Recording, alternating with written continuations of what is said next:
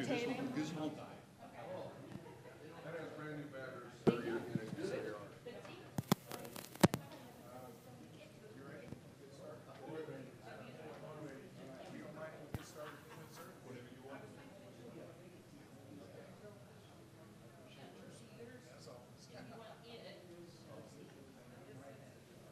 Good morning, everybody. We're going to go ahead and we're going to kick this off maybe a few minutes early. Before we get started, I would like to, yesterday we had a lot of things going on, As General Porter's going to tell you, the Wyoming Military Department is very engaged and very busy. So we had folks kind of scattered all over. And to start off with today, I'd like to have all of our retiree council members stand up and be recognized. So in the back here, we have Lila Howell and Sue Reed. Moving down forward, we've got Dick Simmons. Okay, sorry. The backbone of our organization, Bob Bourne. We have Dick Morrison. Up front here, we have Greg Phipps. And the real workhorse over here is Kenton Franklin, Sergeant Major Franklin. So.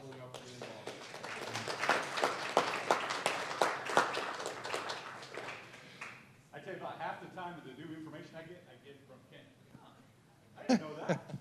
You're doing that? Thanks, Major. Yes, sir. So thank you for all you guys do. We're going to go ahead and with that, I'd like to turn the mic over to Bob Bourne.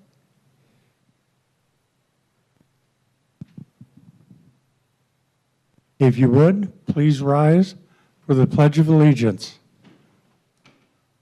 I pledge allegiance to the flag of the United States of America and to the republic for which it stands, one nation under God, indivisible, with liberty and justice for all. Thank you much. Let us pray. Heavenly Father, we thank you for the opportunity to gather together and fellowship, enjoy some wonderful food, and get updated on what it means to be a retiree in the Wyoming Army and Air Guard. We ask that you bless our leadership at the national, state, and most importantly, our Wyoming National Guard. And most of all, sir, we ask that you give us a supersonic day. We ask this in Jesus' name. Amen.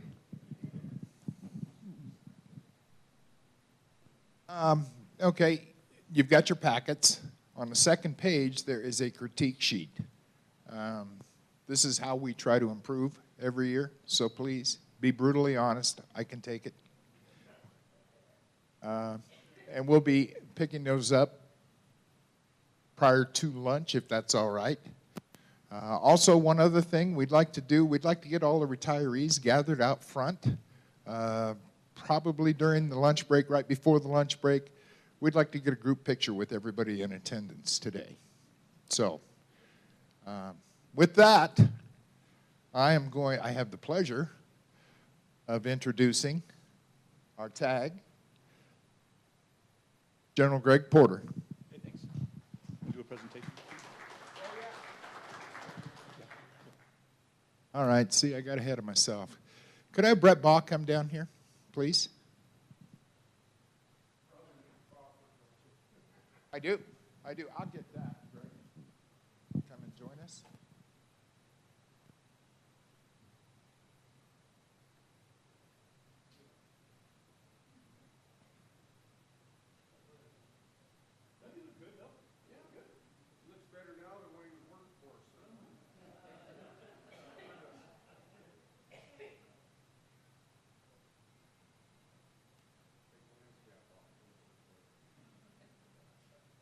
Okay, as when we were going through our list or our vendors yesterday, I mentioned that AARP and Brett Baugh in particular, they have been supporting us forever, it seems like. And so We wanted to recognize their continued support. And with that, General Porter, could you?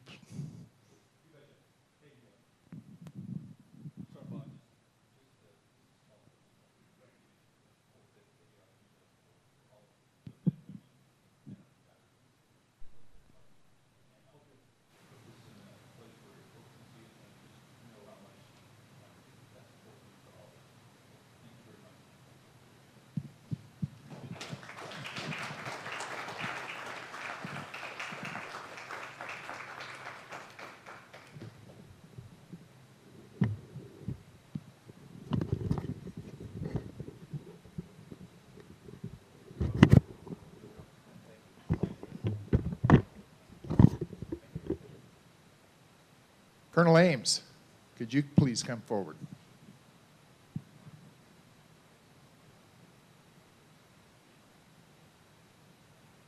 So I don't get in trouble. Doesn't he look good?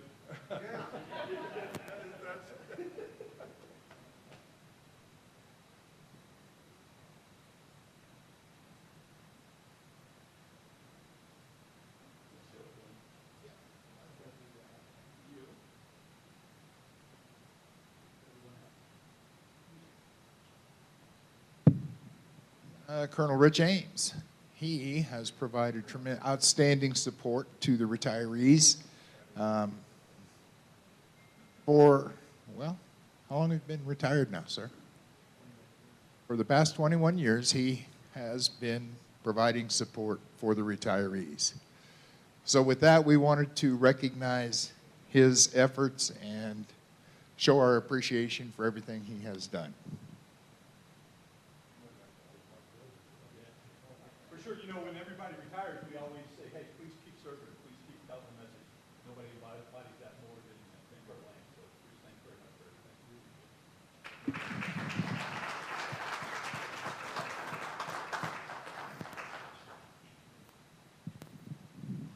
Ready to go? Now it's your team. All right, thank you. Sergeant Marshall's already given me the evil eye. She said, don't put the mic down. You have to talk through this, so I'll do that. Hey, first off, happy birthday to the Air Force. Coming up, we're going to do a little ball tonight. So I got my Air Force mug going today. 76 years, I believe, right? Am I right on that?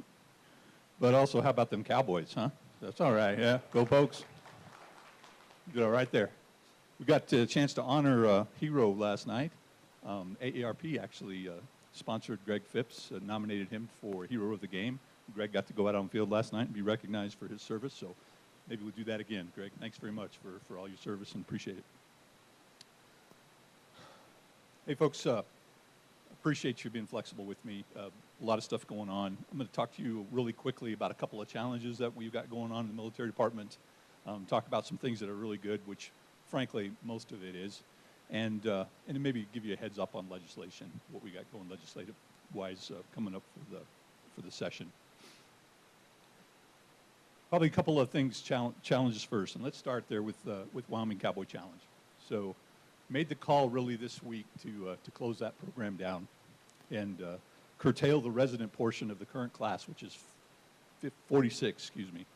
And it was based solely on our inability to have staff there, to keep staff. We had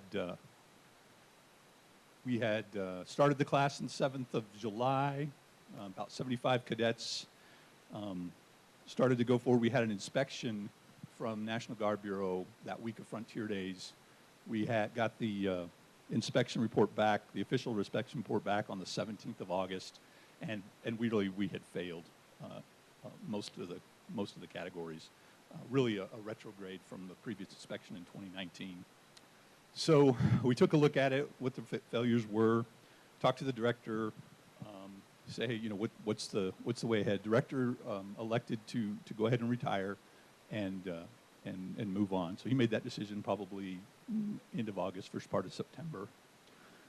So we moved Colonel Holly Schenefeld, the chief of the Joint Staff. A lot of you people know Holly up there as the acting director, and Holly's going to retire in February. So the thought was we'll have Holly go up there and manage the program while we search for a new director and get the place going. When Holly got up there, she really said, hey, listen, I don't have enough staff on the ground to get the program through. So I went to the governor, I briefed him on the inspection results, and I asked for permission to put 7 guardsmen on state active duty to go up there and assist with the program. Governor said, yep, go do that. So that's what we did. We had, I think it was 4 Army, 3 Air, something like that, came up, volunteered to do that, did a great job, got them trained up and going forward.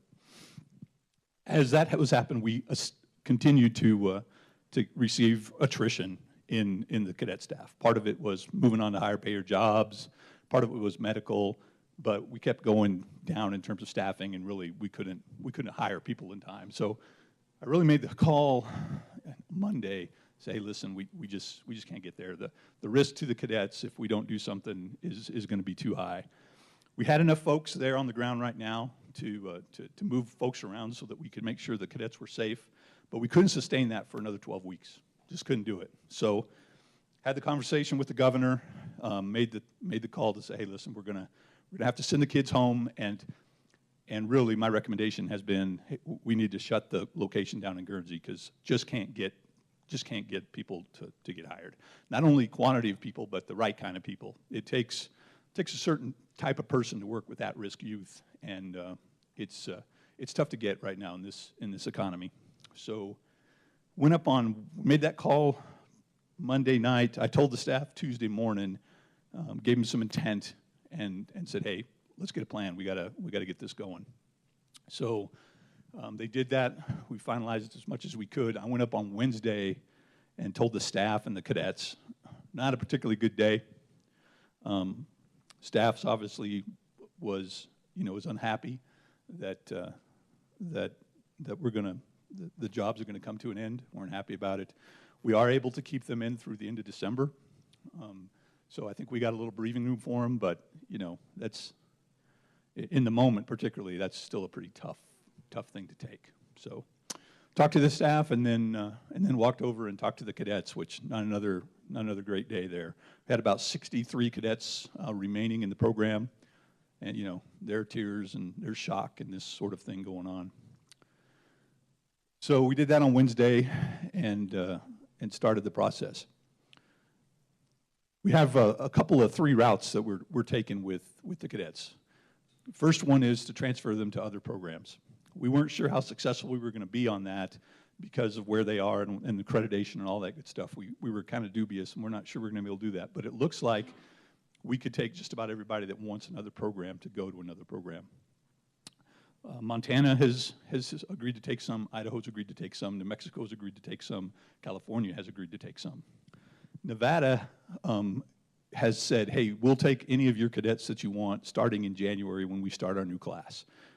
That includes anybody from the follow-on class, class 47, we could send to Nevada as well. Nevada was very kind. They sent up one of their folks. They actually didn't have a class this last fall because they had their own staffing issues, and they didn't start their class. So they had a little bandwidth to share with us. So they sent up a person, Sergeant Secor. Some of you may know him. He used to work for us. Been doing a great job up there these last couple of days.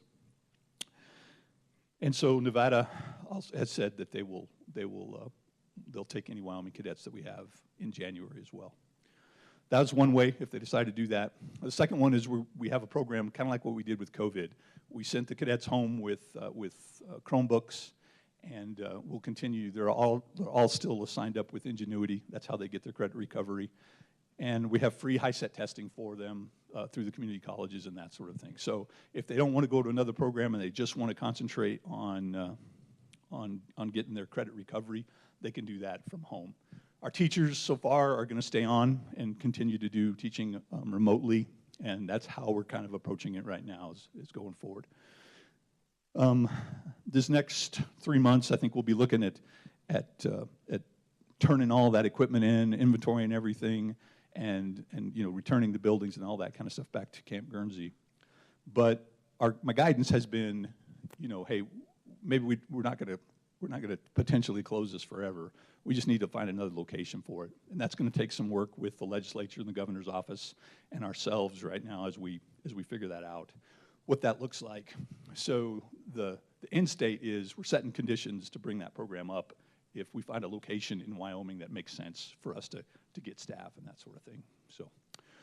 So that's what's been going on.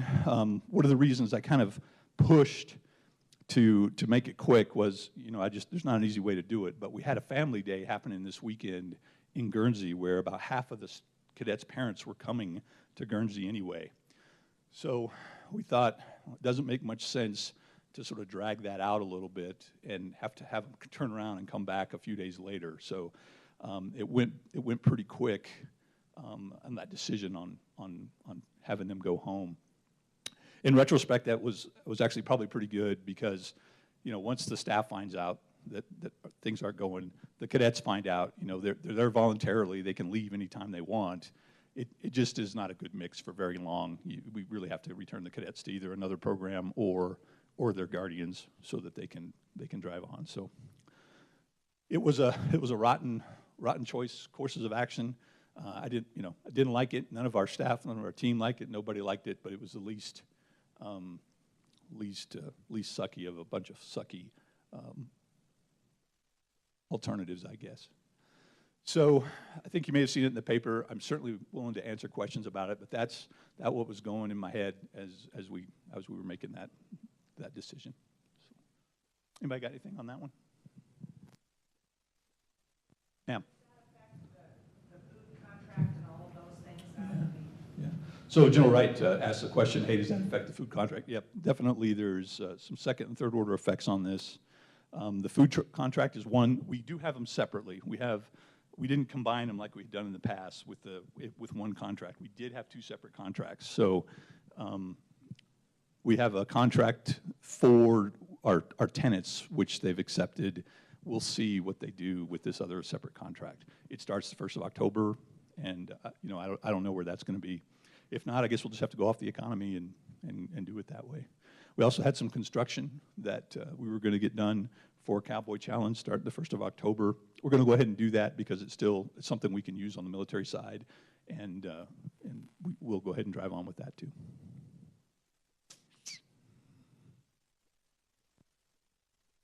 Hi, Ms. Bev. Hi. All right. Anything else? I'm around today too. If you want to have another conversation or separate conversation with me, but that's how that's going on. So, sir. Yes, sir. I think the decision on whether we start another one up again is going to be up to the governor's office, DOD, the legislature. I don't think we can do it back in Guernsey. We've always struggled. When we initially put Cowboy Challenge there, and General Wright, you may know better than I, but it was really, we had facilities at Guernsey, so it was less expensive to stand it up. So that's why we picked Guernsey, because we could stand it up relatively inexpensively. But we've always had an issue with getting enough qualified people there, and now with the economy being the way it is, it's just exacerbated it by 10. So I think if we do it, we have to look at a Cheyenne or a Casper, potentially Laramie, someplace that we can draw more talent from that is really interested in the at-risk youth field. So that's the decision we'll have to make. I don't expect it to be for a couple more years unless something drastically changes with the economy, but most of our employees don't live in Guernsey. They drive in from Torrington, Wheatland, Cheyenne, Casper in some cases. $4 a gallon gas really has put a crimp on them. We can't really pay them enough as a state employee to compete with some of the other folks out there. So it's a knife fight for talent right now.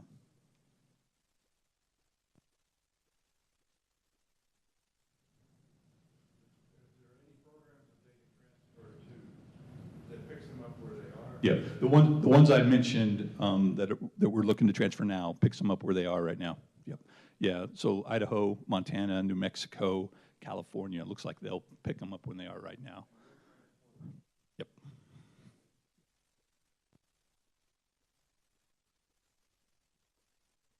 Yeah.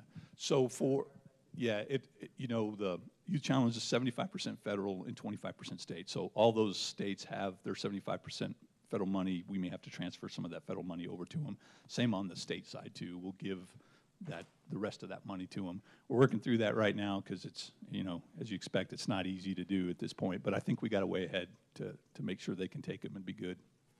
Yeah. Yes, ma'am.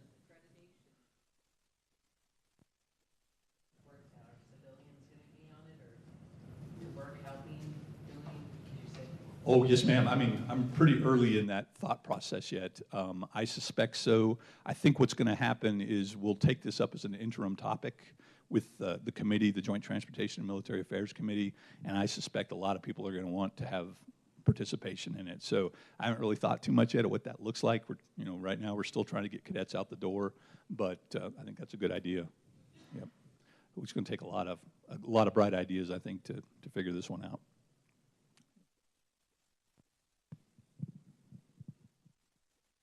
All right. Okay, so let's talk even another happy subject, COVID. So that's a good one, especially here in Wyoming. So just sort of writ large in the strength in Wyoming, we were doing really pretty well in filling our formations. 2020, the Army Guard was just a tick over 100%. That's the first time that the Army Guard, we had come up to hit a strength goal instead of lose force structure and come down to hit a strength goal. They were actually doing very good. They were coming up to hit a strength goal. 2020, the Air was also doing the same thing. They were up to about 94 and change, almost 95%, but they'd had a full year of good 3% growth, which is that's good, steady, healthy growth, and so we were looking forward to that. Then the mandate came out about this time last year, actually in August, and for vaccinations. And shockingly, when you tell Wyoming people that you must do this, they go a little like, I don't think so. We don't really got to do this. So that particularly hit us in Wyoming a little bit harder than other folks, but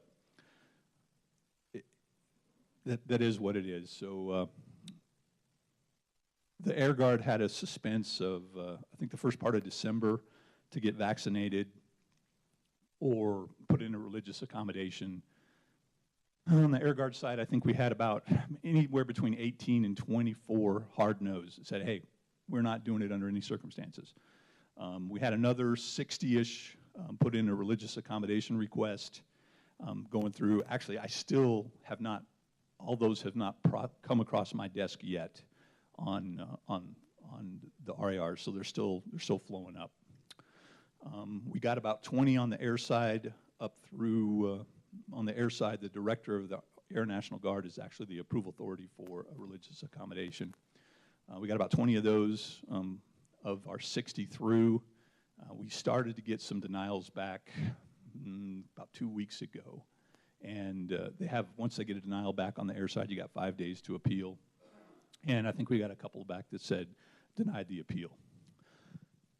The interesting thing on the Air Guard, Air Force side is there's a court case going on right now. So the Air Force is enjoined from doing any negative administrative action based on religious accommodations. So nobody can get discharged, nobody can get disciplined or any of that sort of thing from them. So for those folks on the air side that their appeal has been denied, they come and go to drill, and they do basically it's same. The only thing they can't do right now is deploy. So we'll see where that shakes out and what goes on with them. On the Army side, their suspense was the 30th of June. They had about 60 religious accommodation, but many more hard no's. Had about 150-ish hard no's on that side. So you think that's about 10% of our force. So Novavax has come out. We're probably getting a little traction with that, not a great amount on either side. I think Air, maybe a little bit better per capita. They probably had 9 or 10 airmen take Novavax. Army, probably about 18, I think, right now of that. We'll see where it shakes out as we continue to go. They don't have an enjoinment right now, but the Army hasn't published guidance on what to do yet. They had a meeting, the Secretary of the Army had a meeting this last week. We thought maybe a decision would come out. We haven't seen one yet, so we'll see where that goes. So religious accommodations, we're still process those. I've sent all those up on the Army side. They're all out of the state. Haven't had one come back yet. The Surgeon General on the Army side is actually the one that approves that one. Different process than on the air side. So we'll see where that one goes. And then we're working through the hard nose right now, what that means.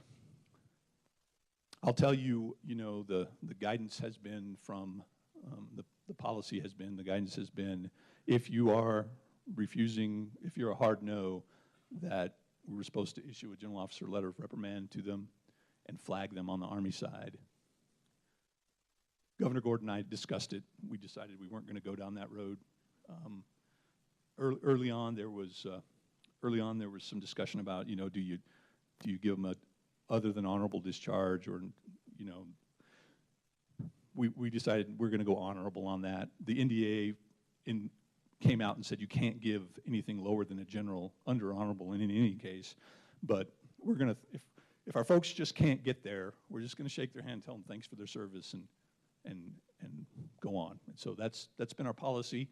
We'll see if the secretaries, see where that goes, but that's been what the governor and I have talked through. So, but it's been an impact. We know of at least 40 airmen in our formation because they don't want to take the shot when coming in, that they've said, I'm not going to join the Wyoming Air Guard. About the same on the Army side. Lots more retirements, lots more ETSs.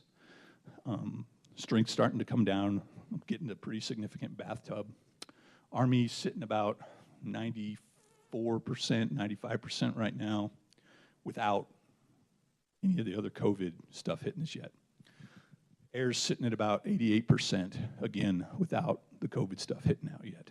So I foresee a pretty big bathtub in strength that we're going to receive, we're going to get to, that probably not going to fix, certainly during my tenure, and it may be a generation before we come out of that unless something significantly changes.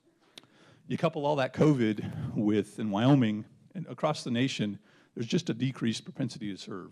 One is they don't see value in the military right now. You can lay, Afghanistan on that. In Wyoming, we're saying, there's a lot, just frankly, between us and I guess the folks on Facebook, unhappiness with the current administration. A lot of parents are telling their kids, hey, I don't want you to join the military right now, which is pretty strange. Wyoming has traditionally been very patriotic and supportive of the military, but not as much. To give you an example, in 2019, Wyoming sent about 575 young men and women to all branches of the military across the state, Army, Navy, Air Force, Marines, all that across there. 2022, just this last one, 240, that's all. If Wyoming Guard had gotten all of those, we still wouldn't have met our strength objectives for what we needed this year. We are doing pretty well. Of that market share, we've got about 40% of the market share. So of the DOD young men and women that are coming out, our guys and girls on both services recruiters are doing well. They're really kicking ass. But there's just not enough of them right now.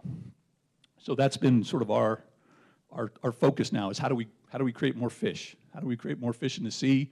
How do we create more fishermen?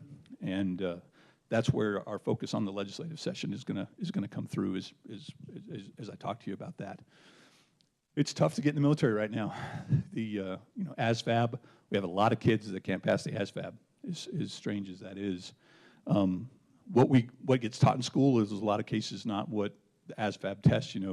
Can't take a calculator into the ASVAB, but you'll be hard pressed to find a math class where kids aren't using calculators out there today. So there's that. We've gone to a new electronic medical system. So basically, we know from the time the kid comes out of the womb until present what kind of medications, what kind of injuries, what kind of that's been on. So it's taken a lot more waivers and time to work through all that medical stuff. So, and frankly, a young kid, if we make it too difficult, you're going to go do something else. If it takes 4 months to get a decision, they're like, hey, I got to move on. And so there's some of that in there too. But that's happening nationwide. Nationwide is no service is going to meet their recruiting goals at all this year. And I think the Guard may be the closest as it gets forward, as we got going forward. So that's sort of the environment on that side. So I'm going to have some good news, though, folks. It's coming. I swear it's coming. But that's the COVID. Yes, ma'am. At one point, it was educational benefits. What is enticing to the younger generation now? Yeah. Is there anything? Yeah, good question, ma'am. Those are still the primary two, service to country and education. It's just in education, we got a lot more competitors in the field now. That we don't, they don't have to be physically fit, they don't have to cut their hair, they don't have to have a commitment to, or worry about being deployed. Starbucks is paying for education, Walmart's paying for education, McDonald's is paying for education. A lot of places out there they're in the education piece. So education is still our number one, but there's just a lot more competitors in there that don't have the same requirements on it that we do. Service, even in Wyoming, that's number two. That's still there, and so I think we have to keep after it.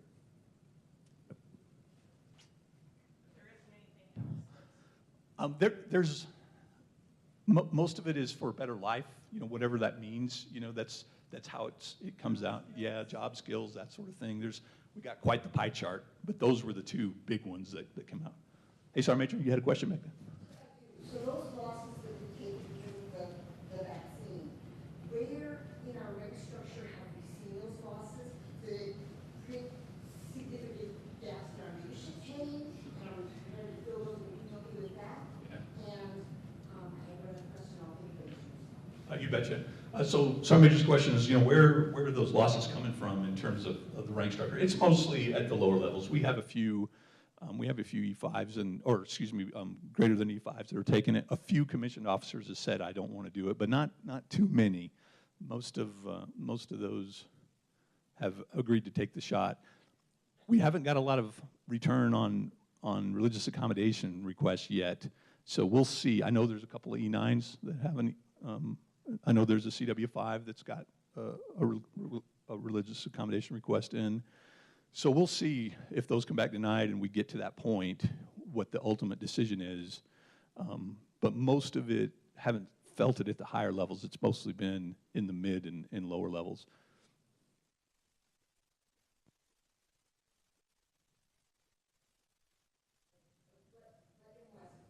Oh.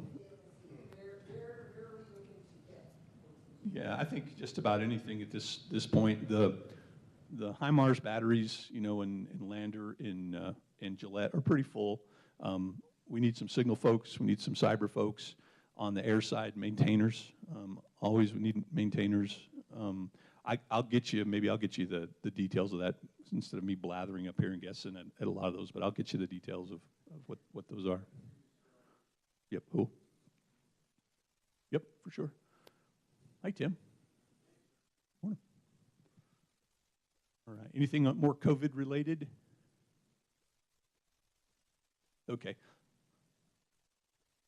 Yeah, let's do legislative because that kind of gets after a couple of the things we're talking about here.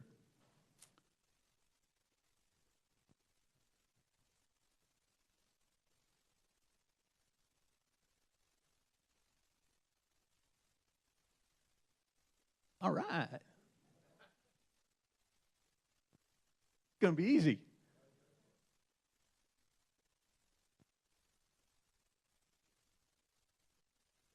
Hey, I can talk it. That's okay.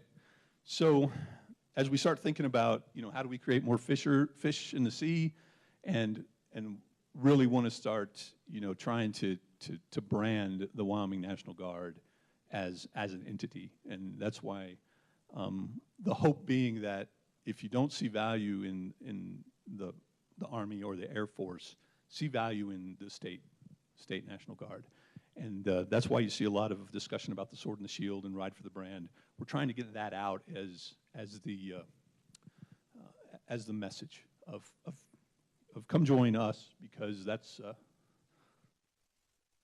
come join us because we get an opportunity to help those within the state. Really started that campaign last night. Those of you, anybody get to make it to the game last night? We had a Black Hawk fly over last night. Yeah, I did see you there last night.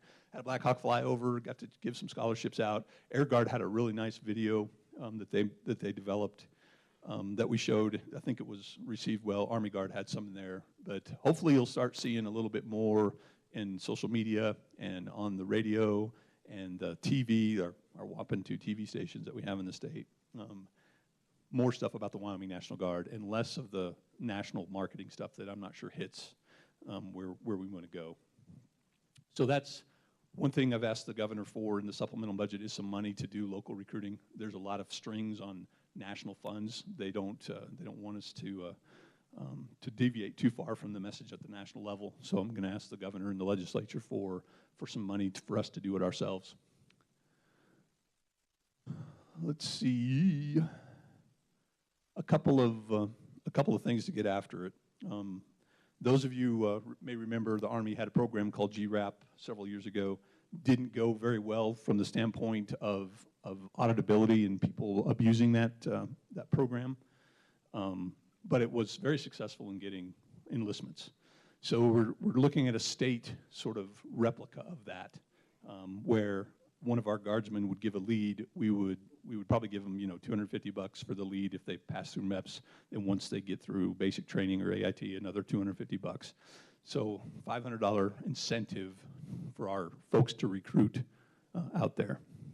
The other thing we've got we want to push is state has been very good to us in terms of educational benefits.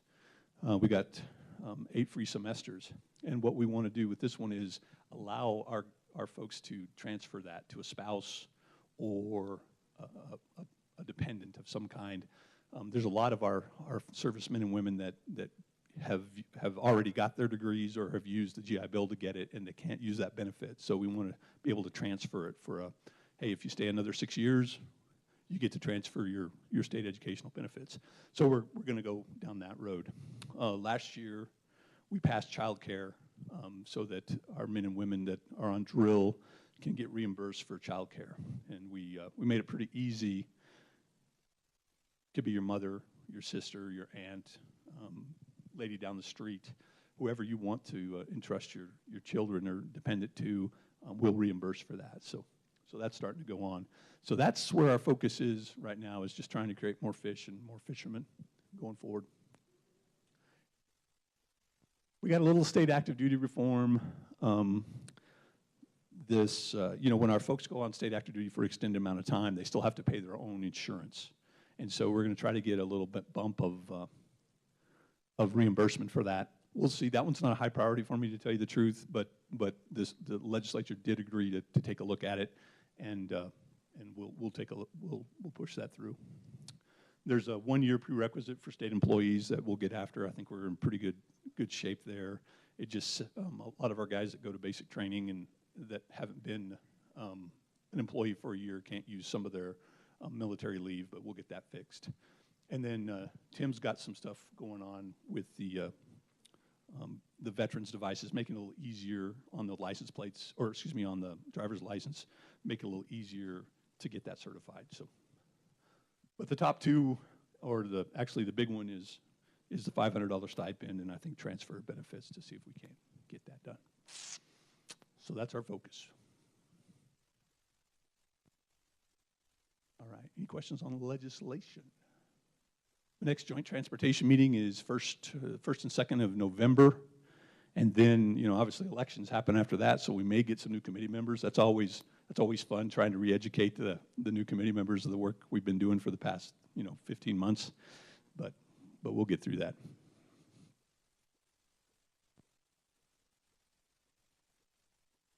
Sure. Yeah, you want to do that in the retiree letter? Is that what you're thinking?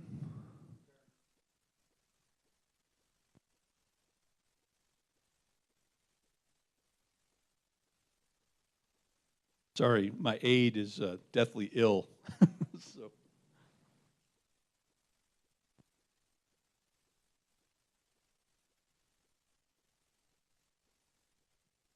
That's all right, we got it. Ooh, a bit more, it's up to you guys. All right, this is a couple of the good things that we got going on. And like I said, most of it's good. You focus, our job up here as senior leaders is to focus on the problems, and that sometimes gets you a little myopic about all the really good things that are going on out there. And there's some, soldiers and airmen, they're doing great stuff. Just yesterday, we had 1,000 high school and junior high students out at the base to do a discovery day, really focused on STEM, science, technology, and had United Airlines up there. They threw in a 737. We had some of our stuff out there. Really a great event. And what we decided was, as we sat and talked about this, our focus on recruiting has always been 17, 18-year-olds. And we got to talking among ourselves and stuff we've seen. It's like most of our decisions are earlier than that. When you think about when we decided we wanted to do this, it was like at 8, 9, and 10 years old. That's when we decided that we wanted to do this. I mean, look at the pilots out there. Hey, Steve, when did you decide you wanted to be a pilot? Yeah, early. Yeah. You never got there, but that's okay.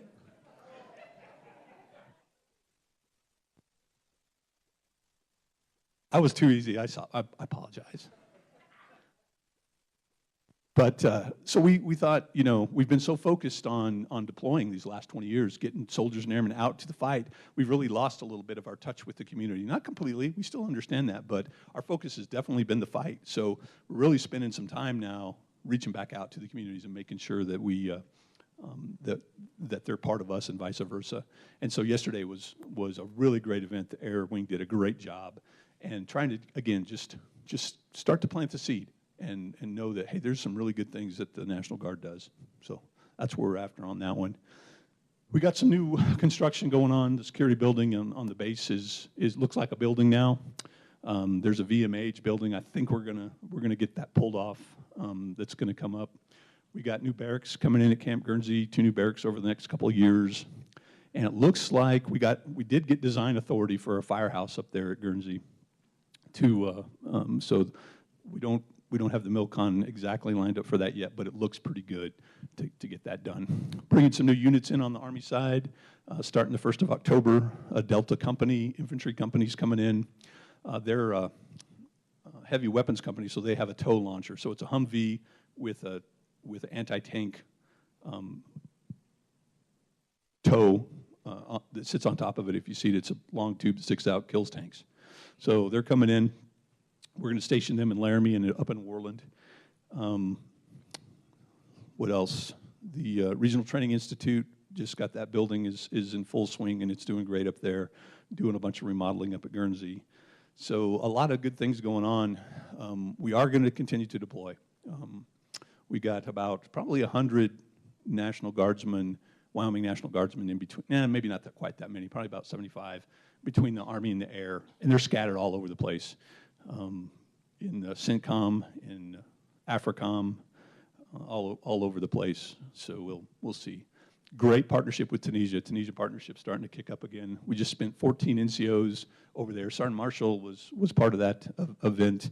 Just got back. I guess they all got sick, right? You all ate the vegetables. Everybody got, yeah. But they had a great time, and it was a great. So that was good. So a great program with them. We're actually going out to an air show in October there in Tunis with those folks. We're sending a C-130 out there and some crew. MAFs, we thought we were going to leave for MAFs yesterday, but they canceled the RFA, the request for aircraft on that. So weather's starting to come back down, so I don't think we'll do too much. We didn't do any MAFs this year. So lots of good stuff going on that side. And I think, soldiers and airmen doing soldier and airmen stuff. It's a good thing. So, all right. Let me answer any questions you got. Miss Bev. Yes, ma'am. Starbase is doing is going great. Yep, they're doing a great job. For those of you that want Starbases, our 5th and 6th graders going over. They spend a week learning STEM. A lot of robotics, rocketry, all that kind of stuff. It's doing great. They're doing a great job over there.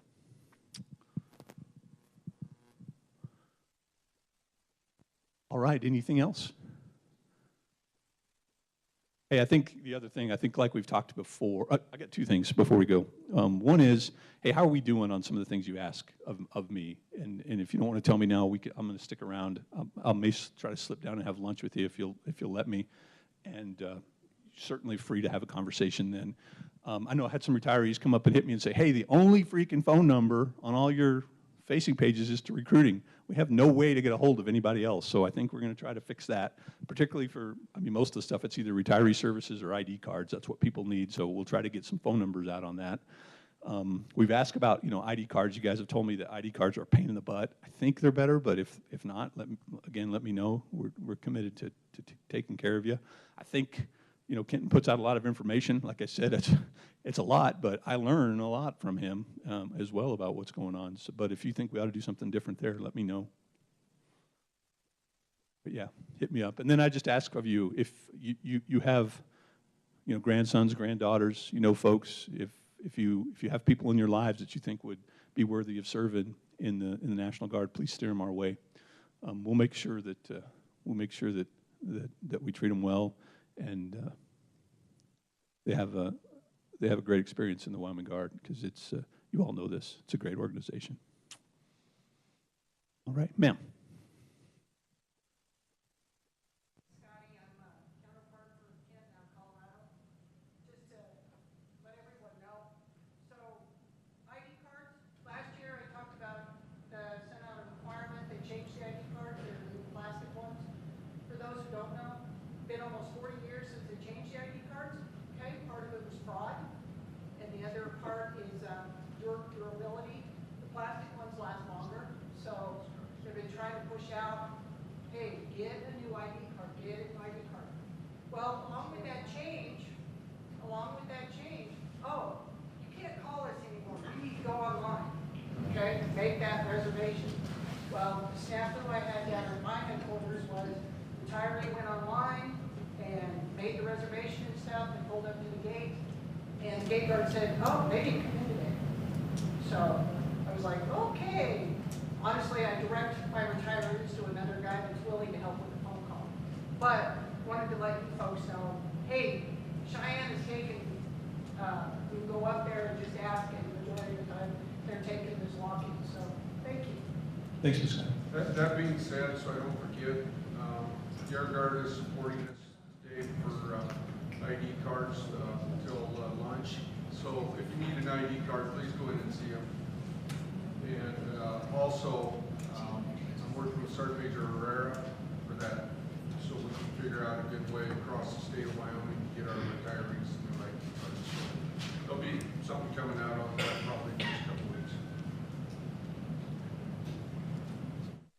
Okay, sir.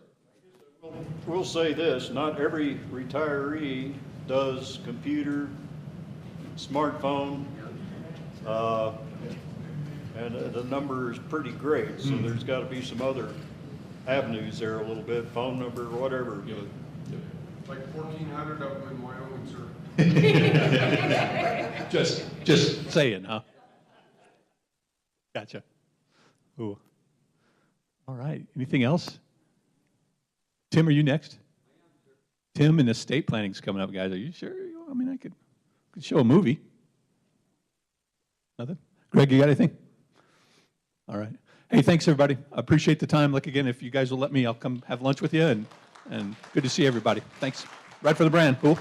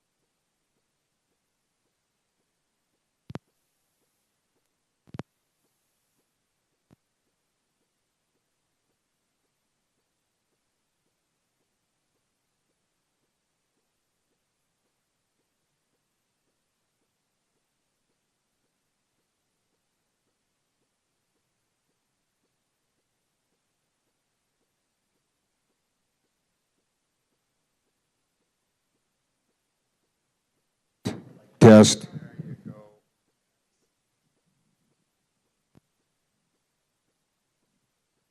All right, thank you, Doug. Good morning, everyone. I see a lot of familiar faces. I see a few that I don't know. So I'll just do a real quick background. I'm Tim Shepard.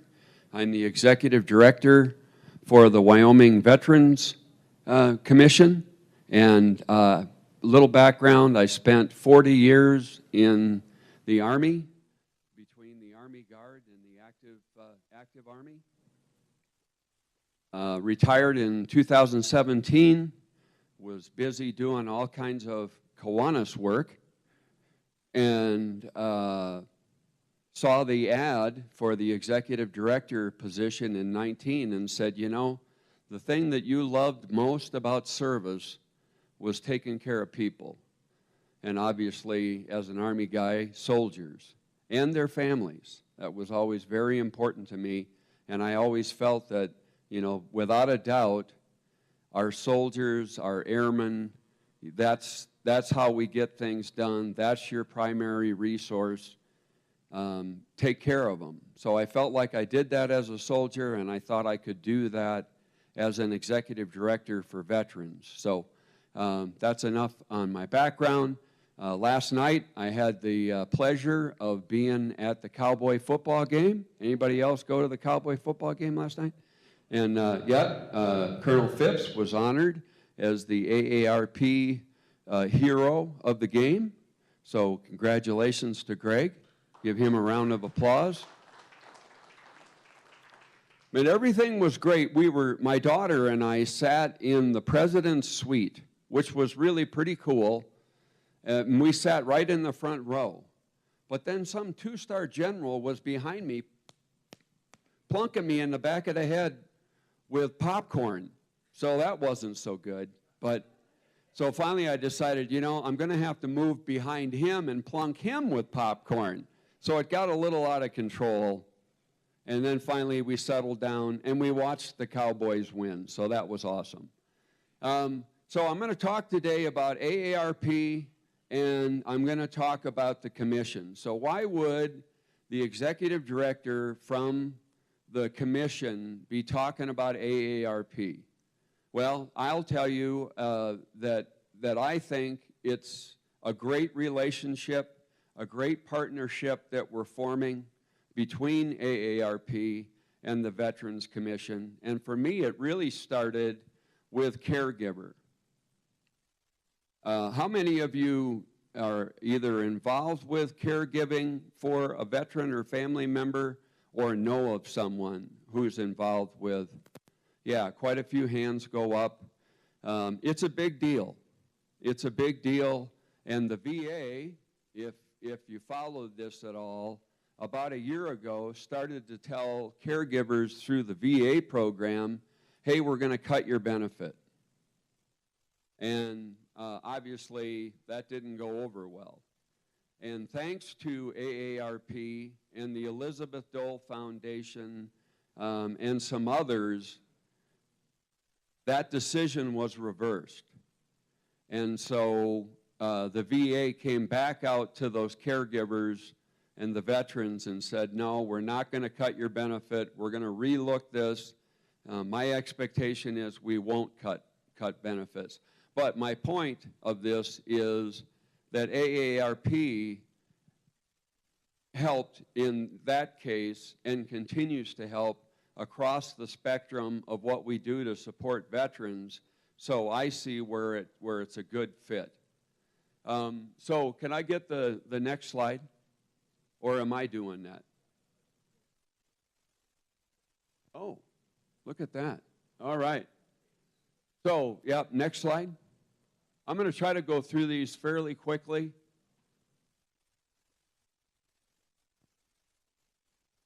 Oh, Jackie's in there. Look at this. You know, we got to do a shout out to Jacqueline. She's doing such a great job doing all that stuff. Let's do another one for Kenton for all his hard work in putting this together. Okay, real brief or quickly, that's the agenda. We'll go through each of those items so we can go to the next slide.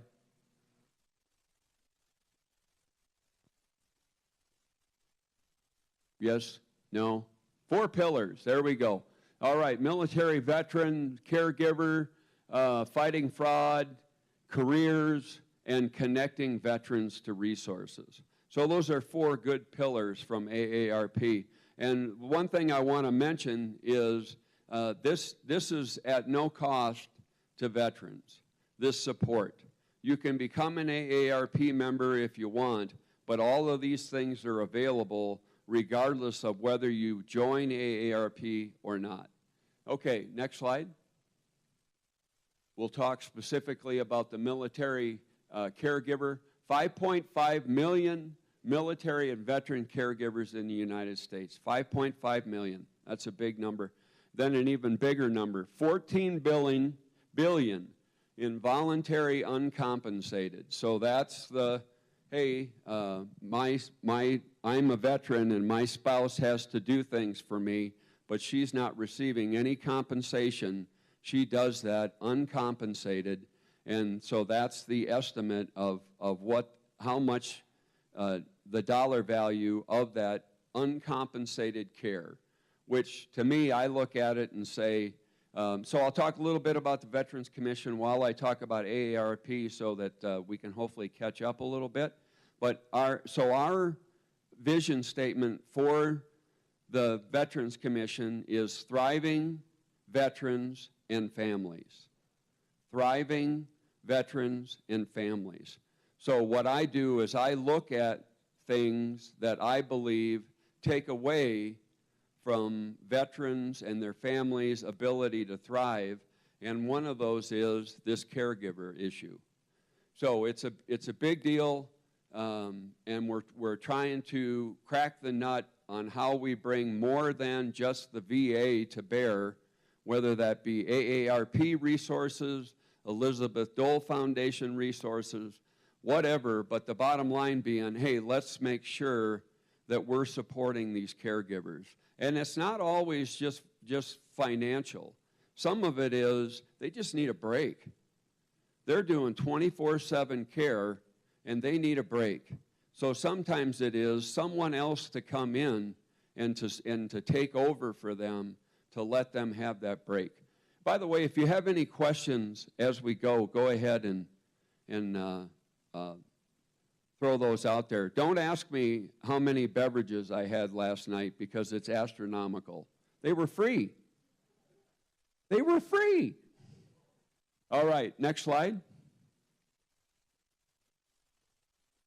More on caregivers. Here's the sites to get more information. You also see down here the other partner I talked about. Excuse me, Elizabeth Dole Foundation. If I were to change this slide, what I would add in there is I would put the VA in there as well, because they are a big part of caregiver and really do put a lot of time and effort into the caregiver program. I don't know how they ended up, and I mean, budget is important, but so somehow they ended up in the school of, gee, maybe we're putting too much money into caregiver, when to me it's quite obvious we need more money into caregiver. Okay, next slide. And Kenton has promised me that all these slides will go out to you, so you'll have all of this information. Fighting fraud. So the population most at risk for fraud is veterans, and specifically elderly veterans. And unfortunately, there are some cues that cause us to think that someone is legitimate. Like if we talk about wounded veterans, we have a tendency to say, oh, well, I'm certainly willing to help wounded veterans, and it turns out it's some kind of a scam. And so we've given money to a scam. The other, what are you doing? Get back up there. Oh, okay, multitasking. Good job. And I think this tip is great. Don't give out personal information over the telephone, online, or your own doorstep. How many of you feel like that has happened to you, where someone who may not be legitimate has asked you for information? Yeah, I get a lot of them. Because part of it is I answer spam calls, which is probably a bad idea. Right, Greg? Bad idea. All right. Next slide.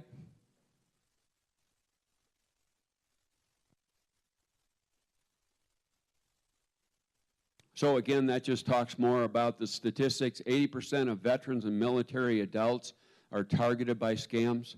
So we need to be very aware of that. All right, next slide. And just more information graphically on what are the leading scams and how it affects veterans. Okay, next slide. And let's go to the next slide.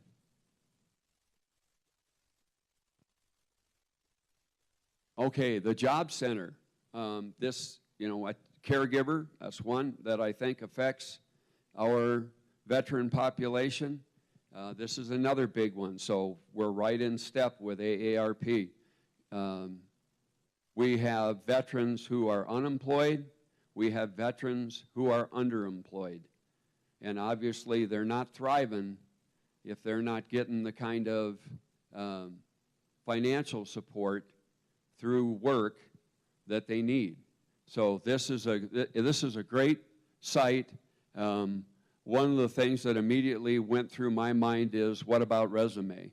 And yep, there is a resume tool in here. So if you could go to the next slide.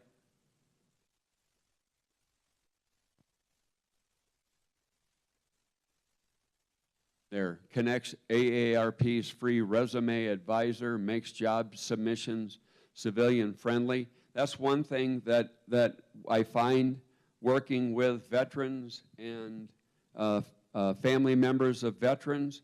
It's almost like we're in a time warp, and we think what was good in 1990 is good in 2022, and it's not really the case. So it's nice to have somebody take that, what you thought was a wonderful resume, and compare it to what the industry thinks today is a good resume, and get it updated. Okay, next slide. All right, and so the last pillar, again, talking about, hey, there's a whole gambit of resources out there. How can AARP help get veterans and non-veterans, but specifically in our context today, to get veterans lined up with the resources that they need in AARP's mind to thrive. So next slide.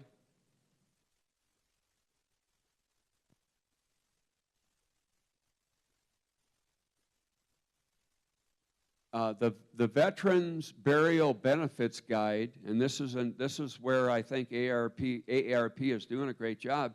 That really comes from the VA. So this just takes you to that. But VA put it together, and it's a great resource for end of life, how you go about that process. It's worth taking a look at. The National Cemetery Administration, a part of VA, really does a pretty good job of managing that end of life program. But if you ever have questions, you can contact us. You know, we have the cemetery up in Evansville, and we have a cemetery director. I'm going to do a little bird walk here. Actually, yesterday morning, I was up. Anybody know where Node is? Node, Wyoming. You do? Where is it? West of Lusk. Northeast. Northeast. Yep, about 8 miles northeast. Oh, yep, you're just turning around, like I always do. Right now, it's a church and a cemetery or a graveyard. And that's all that's there. But why do I bring it up? Because there was a pilot who went missing in action in 1945 in a bombing raid over Tokyo, and he was declared presumed deceased in 1946, but there was never an interment for him. So there was nothing to mark where Major Olds had been, or where he continues to be a part of our legacy. VA, unfortunately, was kind of bureaucratic in this. So my cemetery director got involved, and we were able to get a headstone for Major Olds. And so yesterday, we dedicated that headstone at the cemetery in Node. Pretty cool, pretty moving event. But again, end of life, just trying to make sure the right things happen. Okay, next slide. All right, shameless plug. If you want to join AARP, 30% discount, go up to the upper right-hand corner. All right, next slide. Links and resources. This is a good slide, and again, go online. All of this is available. We'll also give you the slides, so all these resources are there. Next slide. Oh. So here's the other thing I didn't mention up front that I'll mention now because I knew we had this slide. We have put together, through AARP, a Veterans Advisory Council.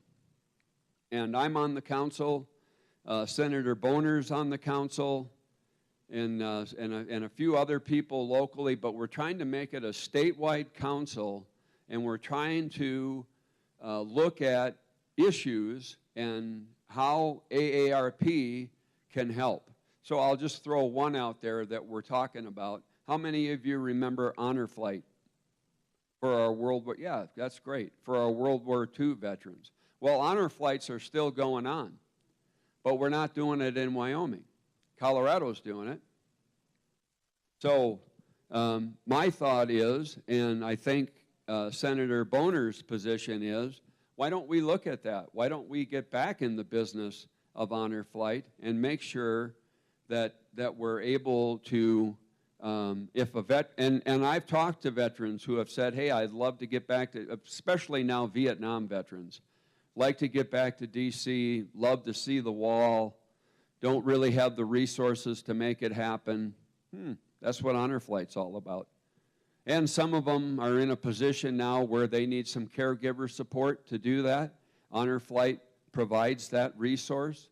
So it's a great program, something we'll look at. I'm not telling you today that we're definitely doing Honor Flight, but this council is going to look at that. And we're going to look at other issues. And I promise you, one of the ones I'm going to want to talk about is this caregiver thing. And employment. You know, two other big things that we see are homelessness and suicide. So obviously, you know, one suicide, one too many, one homeless veteran, one too many. So you always have to keep that on the front burner. Okay, next slide. Great. Anybody have any questions about AARP? Or you can even ask questions about the Veterans Commission. I know we're behind. Is there anything specifically that you'd like me to cover about the Veterans Commission or go back over for AARP? Yeah, okay. And so Gail leaves.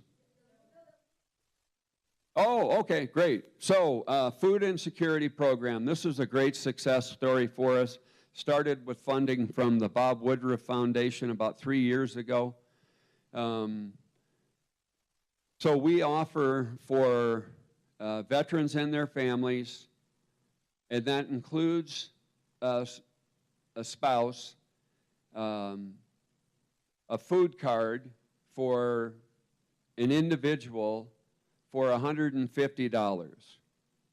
For a veteran with dependents, $250. And all I ask is that you, in whatever way you want to do that, look at their 214, know them from the past, see a VA ID card, whatever it is that makes you say, yep, I believe this person is a veteran, and I believe they're in a position where they could use some help. And all you have to do is contact me. And then I work with our service officers and our commissioners, and we get a food card to the veteran.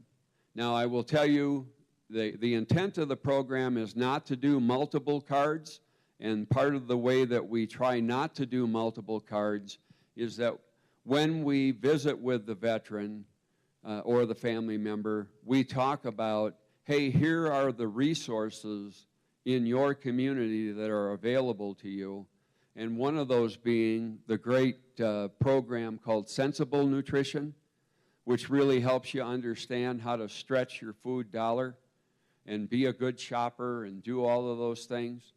We talk about food banks that are available. For Laramie veterans, we talk about, hey, are you taking advantage of the soup kitchen? Because it's a great resource. You know, so whatever it is, we talk about that and try to get them out of. The other thing we do is a lot of times, if they're food insecure, they're financially insecure. So we also talk to them about what's going on there. And is there something within their VA claim that maybe we need to look at to see if maybe we can get their claim, if they have a claim, increased or whatever. But so the point is, we'll help, but we also want to try to get you out of that position. Now, I can tell you, there is a woman in Riverton who we have given 4 cards to. And there are extenuating circumstances to each one of those additional cards that we gave. So I'm not saying we don't do it. We try to get them to a position where we don't need to do it, but if we have to, we will. It's a very flexible, very simple program. All right. Anything else? Okay, Highly Rural Transportation Program has really taken off. It is, basically it forms like a C around the western Wyoming from Carbon County over up to Bighorn. And what that program does is it allows us to provide transportation, excuse me, I need a drink of water.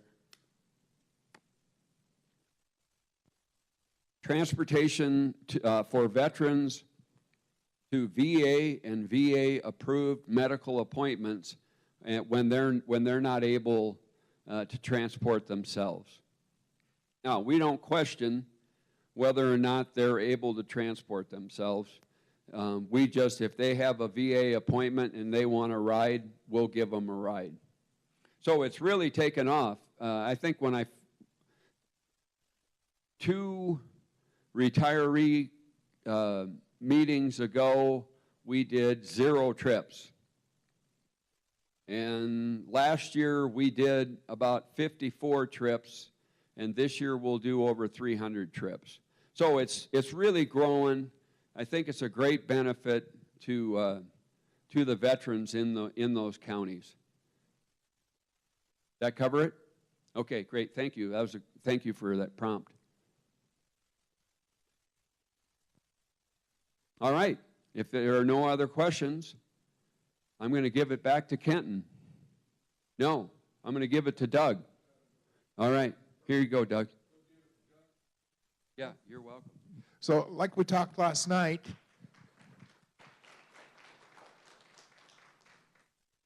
our Veterans Commission is one of the greatest resources we have available to us. So if you have any questions whatsoever, please don't be shy. Give them a call. They can and will help. So we are running a little, good thing we started early because we're running late. That's just the way it goes.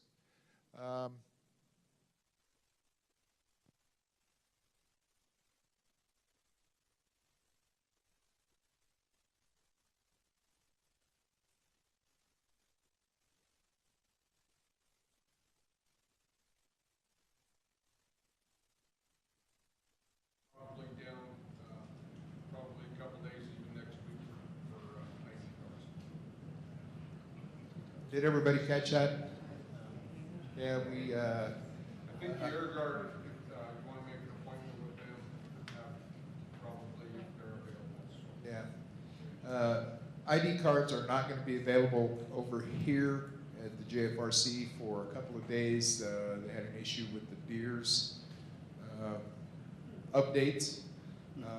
Hopefully, if give the Air Guard a call, they should be able to support any new ID card requirements. So, as we're moving along, Bill Spellman, he retired as a survivor outreach coordinator for the Wyoming Military Department. But the good news is we do have a new coordinator. So I'm going to turn this over to George, and we'll let him do his thing. Thank you.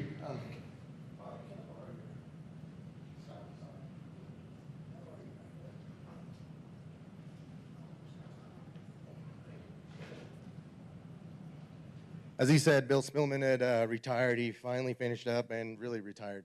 My name is George DeBono. Just to give you some background, I'm also a retiree. I retired in 2019. I did 24 years with the Army, active Army Guard, Field Artillery, Red Leg. Served with the 140th Security Forces out of Buckley, so any Air Force in here, go blue. So I'm part green, part blue. Done a lot of deployments, done a lot of things throughout my career. One of the things I never knew during my time was about this program. I deployed, did all this stuff. The biggest thing that I heard or thought of was I gave my best friend my letter of what to do in case. That was all I knew. Did not know this existed, had no clue. We didn't get the cool information. So when I retired in 19, I'm flapping around like a fish out of water, found this job, and by nature, my professor at L-Trip said, "You're just a natural helper. You like helping people." So I couldn't deny this job to myself, so I took it, and it's been honorable serving others, as I've done for 24 years as well. So it's an honor to serve you guys and everyone else. So with that, let me give you a little bit more. What people expect from me is I'm a subject matter expert on a lot of things. That's false.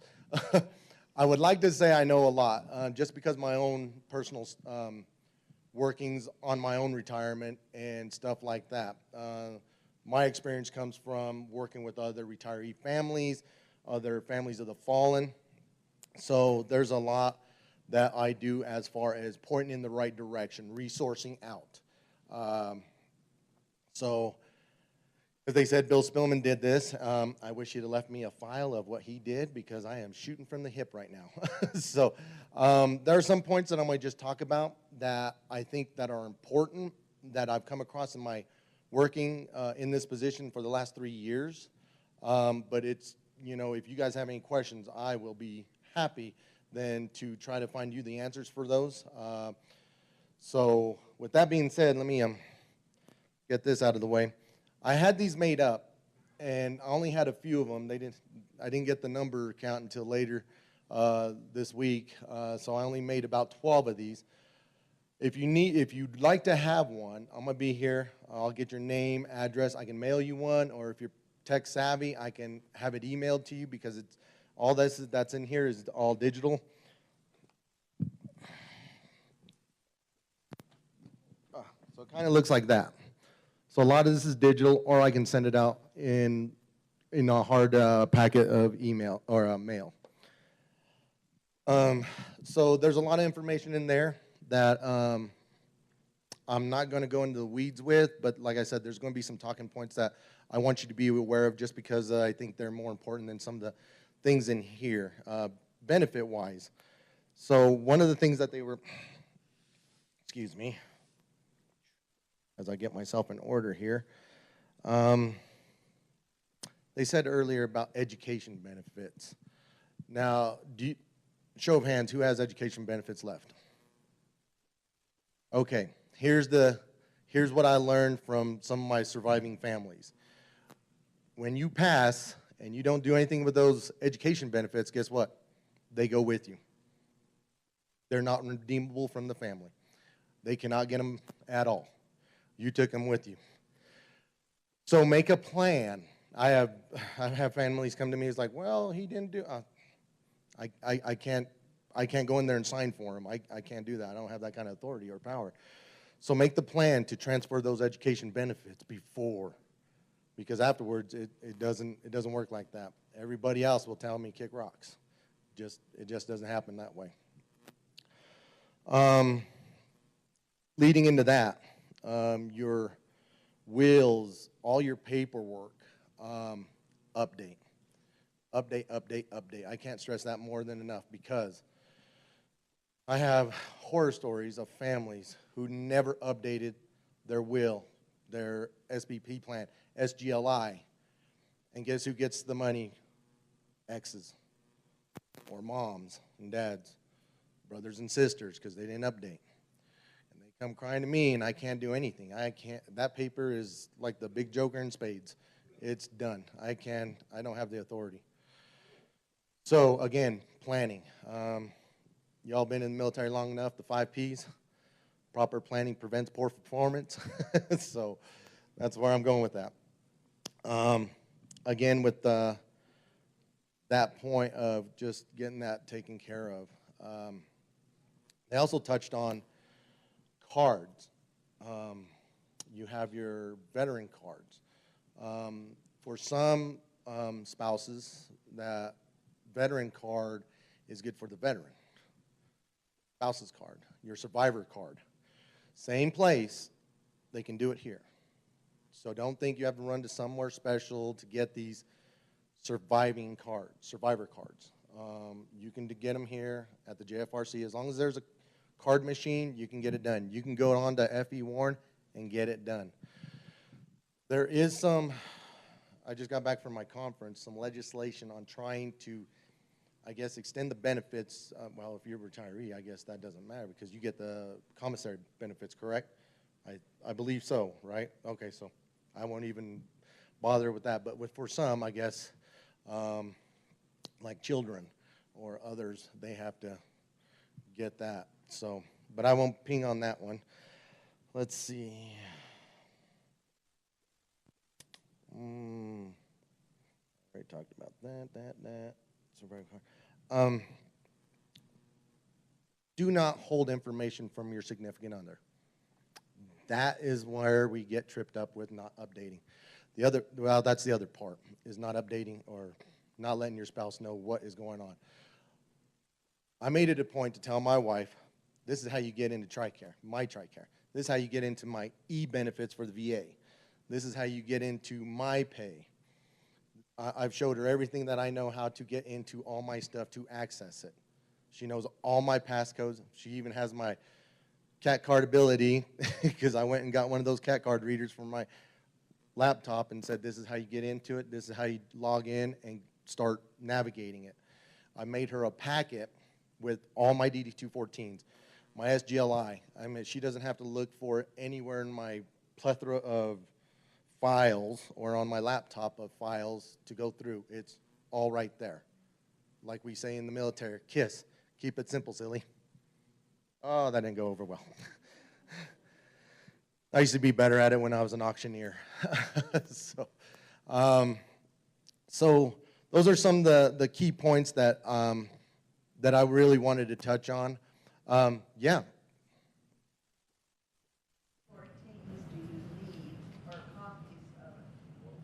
So I've been asked that a few times, and how many DD-214s do you need to have or copies of? So what I have done, I've taken my recent DD-214 that I retired from and made like 5 copies of it. The other thing is you can do with the DD-214, I don't know if anyone's told you this, is take it down to the county courthouse and have it filed. That way they have a record. Or there's an office down here, records. See if you can get them to file it too. I don't know if they can, I'm not sure, but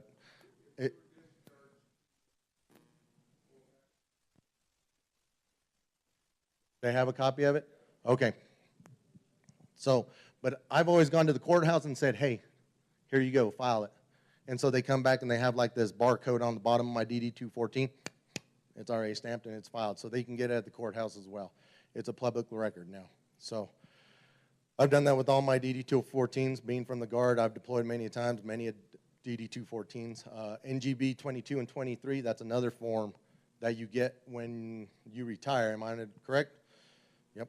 So that's another one you might want to have a copy of as well to go with those DD-214s to show retirement. So, and what else? Sorry, like I said, I wish Bill would have left me some better talking points. I'm shooting from the hip here, but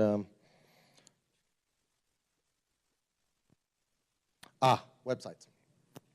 So a plethora of websites. If you guys are not tech savvy to get on there and do any of these websites, that's okay because they're here anyways. We got VA. I mean, you can't miss them. Go in there, talk to any of the DAV, VFW, American Legion. Those guys, I talk to them constantly about what I need to get done. They're the advocates for us. I think I'm stepping on VA toes right now. I hope not, but I use them. They'd be good for you as a resource. Online, I've gone to My Army. I don't know if this is all Army or mixed with Air Force. So sorry, Air Force, if you're in here. I'm Army. But My Army benefits website helps me with understanding a lot of stuff as well. If you're working with the VA, I don't know if they told you to go to the e-benefits and log in there. You can do a DS login just by your name and password or your VA number. So those are some of the places that I've gone to and use and utilize as well for showing my wife my benefit stuff. It helps her get an understanding on what it looks like. SSI, Social Security website. I've gone in there, I've showed my wife the same thing. This is my password, this is my username. Get in there. If something happens, this is how you're going to learn how to file it. Because I think there's a widow pension or survivor pension if you were dependent on your significant other for that financial means to help with mortgage or whatever. So that's one of those other benefits there to know about. Let's see. That's almost it.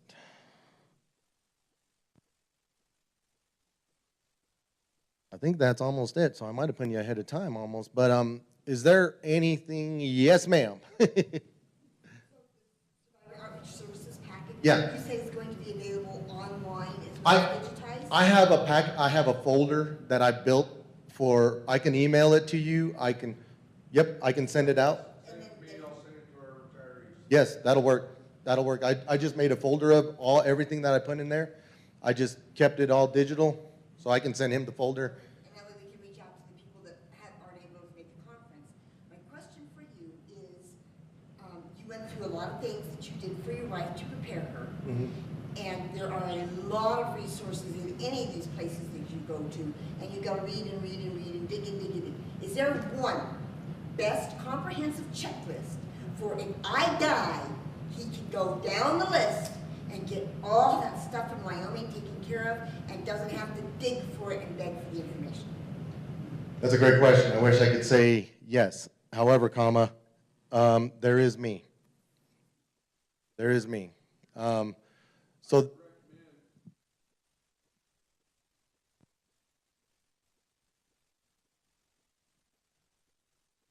But that's where I come into play. Also, we have what's called a CAO rep out here, and me and him work tangibly very well together. So it's a courtesy, and we do work with retirees as best as we can, and we are, I don't want to say subject matter expert, but we do help you go down that checklist, and we go, all right, starting 1, right here, this is where we're going to start with. We need you to fill this paperwork out. Starting 2, we need you to fill this paperwork out. 3, down the row. So, yes, Scotty. So Fort Carson handles a lot of the retiree for Wyoming, Colorado, Utah, the areas, but they've got a checklist, what you should have ready, what you should put together, pre-plan and stuff. So if you don't have it, I do, but that would be something to add on. It's just a simple, when you print it out, you can make it a trifold, but it gives you a list of what to prepare and what to do after. And we provided that last year. Yeah. Okay, So- so there's resources out there. Wow, I didn't even like that. That's okay, good. Sorry. What is this survival veterans card you were talking about? So it's just like your veteran card. It just shows that you're the surviving It's a spouse. regular card you get from the VA? No, you would get it through these guys here, after you get your death certificate, the Is it separate from the dependent card? So at conference, they were trying to figure that out, the dependent card and the survivor card, if it was a different card. And at conference, they're still tossing that up like, well, what is the difference? Well, it doesn't seem like there's any difference, but the look of it, it all works, the functionality of it is all still the same. They're just titled different, but the functionality of it is all the same. So it's like, one's a survivor, one's a dependent. Okay. So Spouse passes away, you need to redo your card because the dependent card is no longer have to go valid. to You need survivor. to get the survivor's Yeah. card. Yep. That's kind of what they were trying to figure out at conference, and I'm lost in the sauce with it. I'm like, well, the question was the same thing. I got you. You're welcome. So yes, after the passing of your spouse, the survivor card will be needed. I think so, because I think it'll replace the dependent card. That's what one of my other SOSCs from Tennessee was saying, so. That's a good one.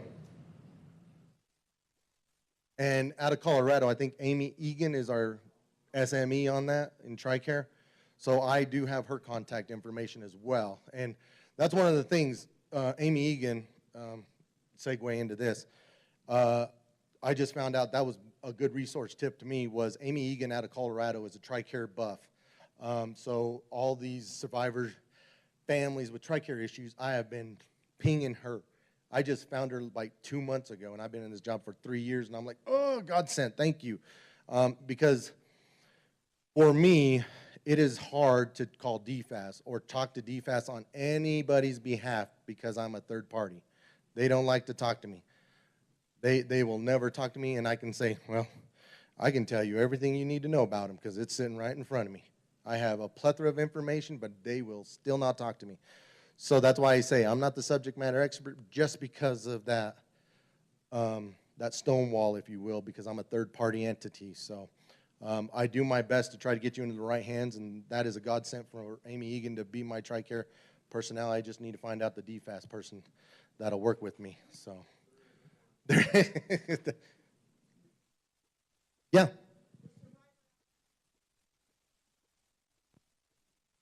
Ooh.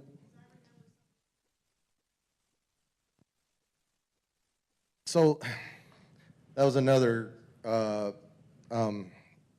conference issue was the labeling of Gold Star. I work with all. It does not matter to me. I work with all. Others might have a different take on that. I don't care. I've served, I'll serve you as well. The thing about that was the labeling of gold stars. What is a gold star? There's various, I don't even know if I should get in the weeds with this.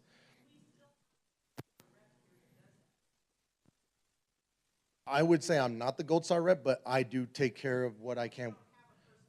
Not that I have ever known, and Bill's never told me if there is or isn't one at all. So I don't know if there is or isn't. Nope. I know Nebraska has been helping us with Gold Star events, and I can't remember for the life of me her name at this moment, but I can put that in the email and shoot it out and see. They were wanting to try to get a Gold Star family rep up here. It just depends on who wants that position. The only thing I can say is we do have a retiree, past national president, Gold Star mother here, Carol Tabor. She was a past national president for Gold Star Mothers, Inc. I wish I can float her name and contacts out, but she's a surviving family as well. So I would have to actually ask her if I could do that one day. I guess the answer would be no. So, but I work with them. I do what I can. Again, those deep in the weeds question with Gold Star, yeah, I don't label anybody who or isn't. That's not my call. That's higher up above me. That's an echelon that's above me. So if there's anything else, those are just some of the points and topics I wanted to hit. Like I said, I'm hip shooting from here. This is actually my first briefing doing this in this position. So if it's okay with you on that sheet of paper for how we're doing, hey, if there's something that's pressing on you that you did not get from me right now, please put it on there. Let me know. I would definitely like to expand on this briefing more than what my knowledge is just right now. I would like to put something, maybe a PowerPoint, and then put something together really good. Just like I said, right now I'm kind of hip shooting. Yes.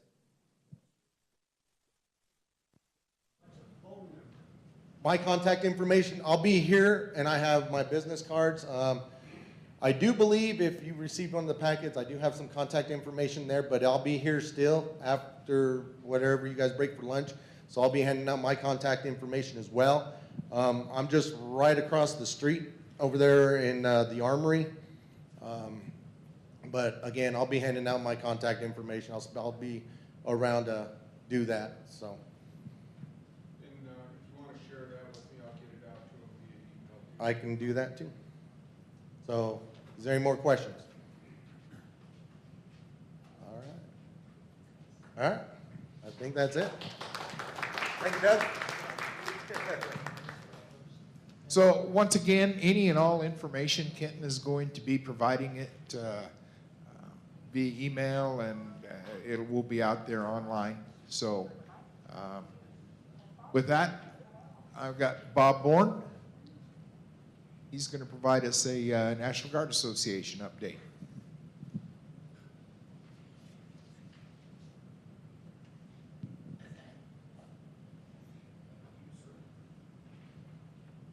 I'm Bob Bourne. I cover multiple hats. This is one of my other ones. First of all, I'd like to introduce our Wyoming National Guard Association President, Denny Grunstead. Okay? With that, in your packet, you have a couple flyers. One is our trifold, and as soon as Kenton brings that up, I go through it. Also, at the back of it is a how-to and the information on the retiree program from Angus. Thanks to Don Wood, myself, John Harris, and Grantham University, we were able to get the trifold built and published. We were only able to get 200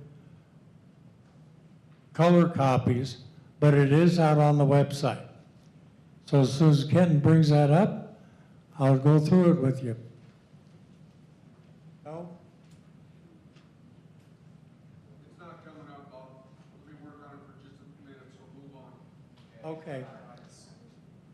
Okay.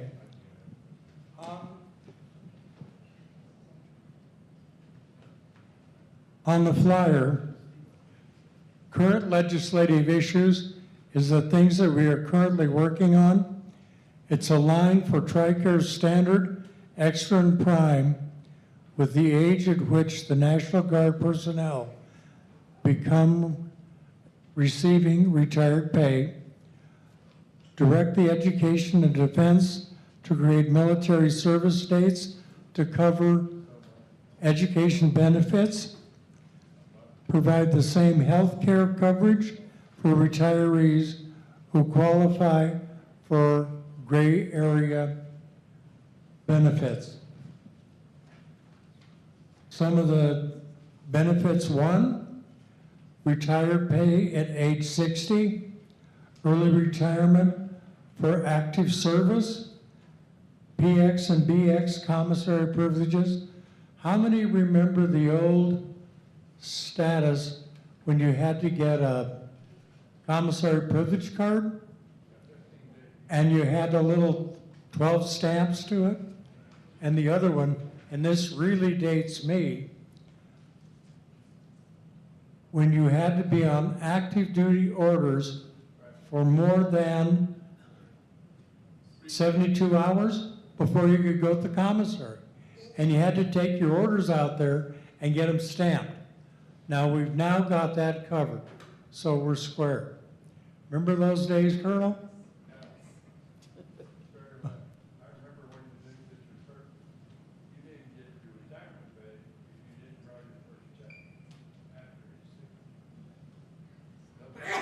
Yeah, I agree with that. The post 9/11 GI Bill, gray area TRICARE benefits, increased eligibility for VA home loan programs. Those are all in your flyer that was in your packet. Okay? Hang on to that and make sure you keep that. Now, Ken, can you bring up the website? Okay.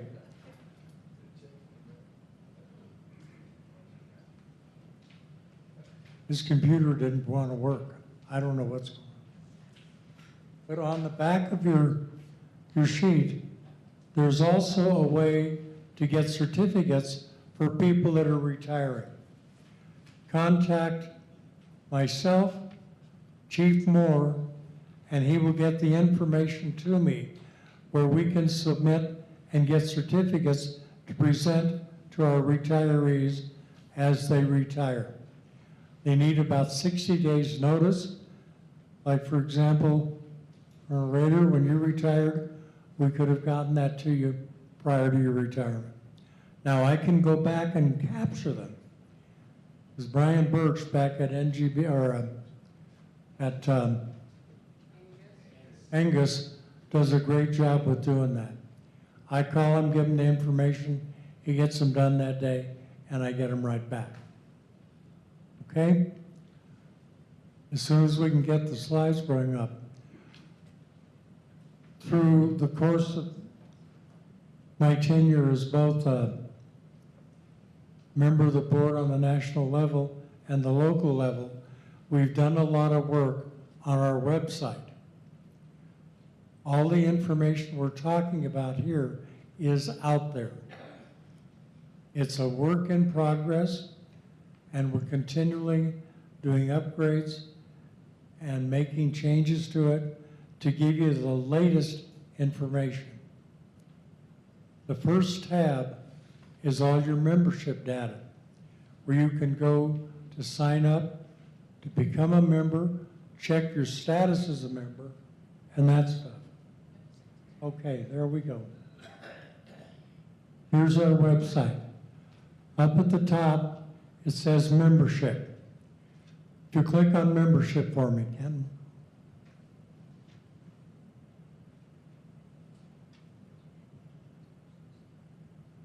That's all the different tabs that we have built in the system. You can become an auxiliary member. Linda Lyon is the Area 6 chairman for the auxiliary. To become an auxiliary life member is $100. And you never have to worry about it again. Okay? You can print your own membership card. Membership directory. If you want to know who all is a member, you click on that, and it's an alphabetical listing. Okay? Go over to resources, Ken.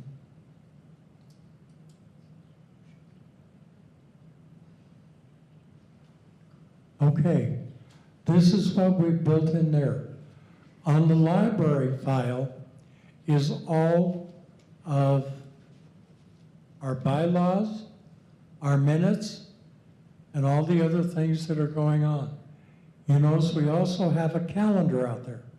If you click on the calendar, it gives you all the important dates that are not only current, but coming up, like the Nagas Convention in 2023 in Reno.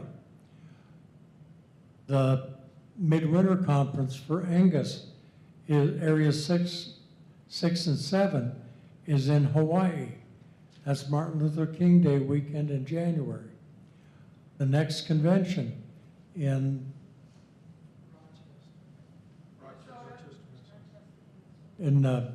where is it?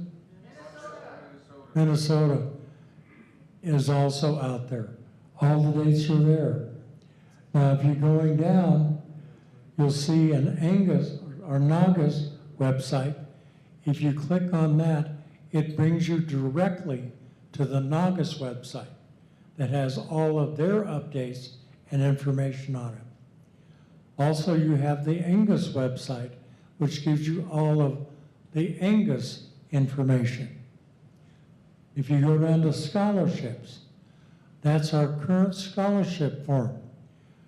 That opens 1 January and closes 1 May. Encourage your folks to go out there. You can either do a hard copy one or an electronic one. And the electronic one, as you're going through it, tells you what you need to scan and put in. And it won't submit until you have all the documents there. We worked very hard to get that one correct. Took about 3 hours to build it. Okay? Now going over to newsroom.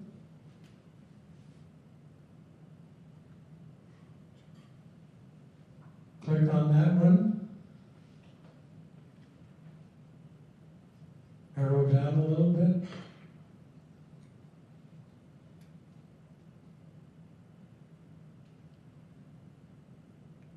Okay, right there, we have the CGO of the year from the state of Wyoming. He was recognized at Nagas. He's an awesome, awesome young man. Okay? If you go, and when you go on down, there's all sorts of different articles and things that are current with both Angus and Nagas. Okay? Gives your call to legislative action, stuff like that. And there's also drill talking points, the biggest things that are coming out that affect your soldiers and airmen. Okay? Go over one more.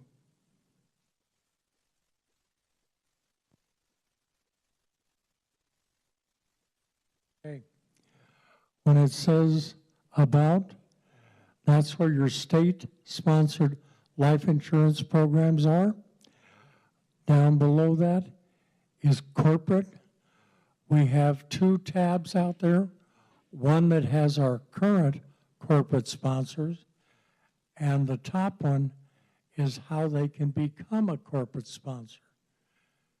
And it also, we built this to where we don't have to accept a hard copy check. They can use their credit card, and it makes it seamless. As soon as they get that built, put it in, it's live on our website. Okay? And then, of course, log in or log out. These are the things that we worked hard to build for our members. If you see things you need added to this or deleted, please let me know. Now, all of your retiree slides and that will be put out here for you to look at. Okay?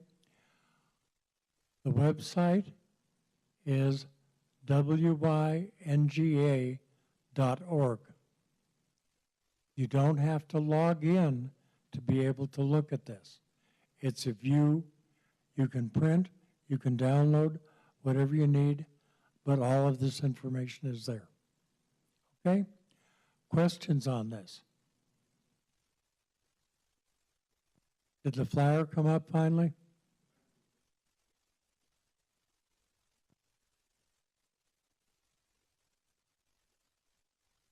What do you think about how this looks?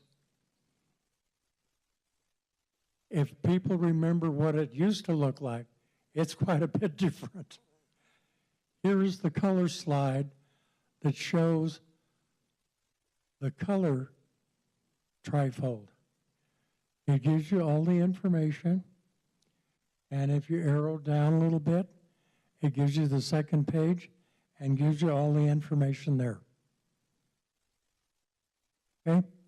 That's what I was talking about. That's in your packet. Now, there's another slide presentation that I will put out, have Kenton put out on the website, and we'll email it to you because it's about 15 slides, and we're running short on time. Any other questions, comments? Colonel Grunstead, do you have anything to add?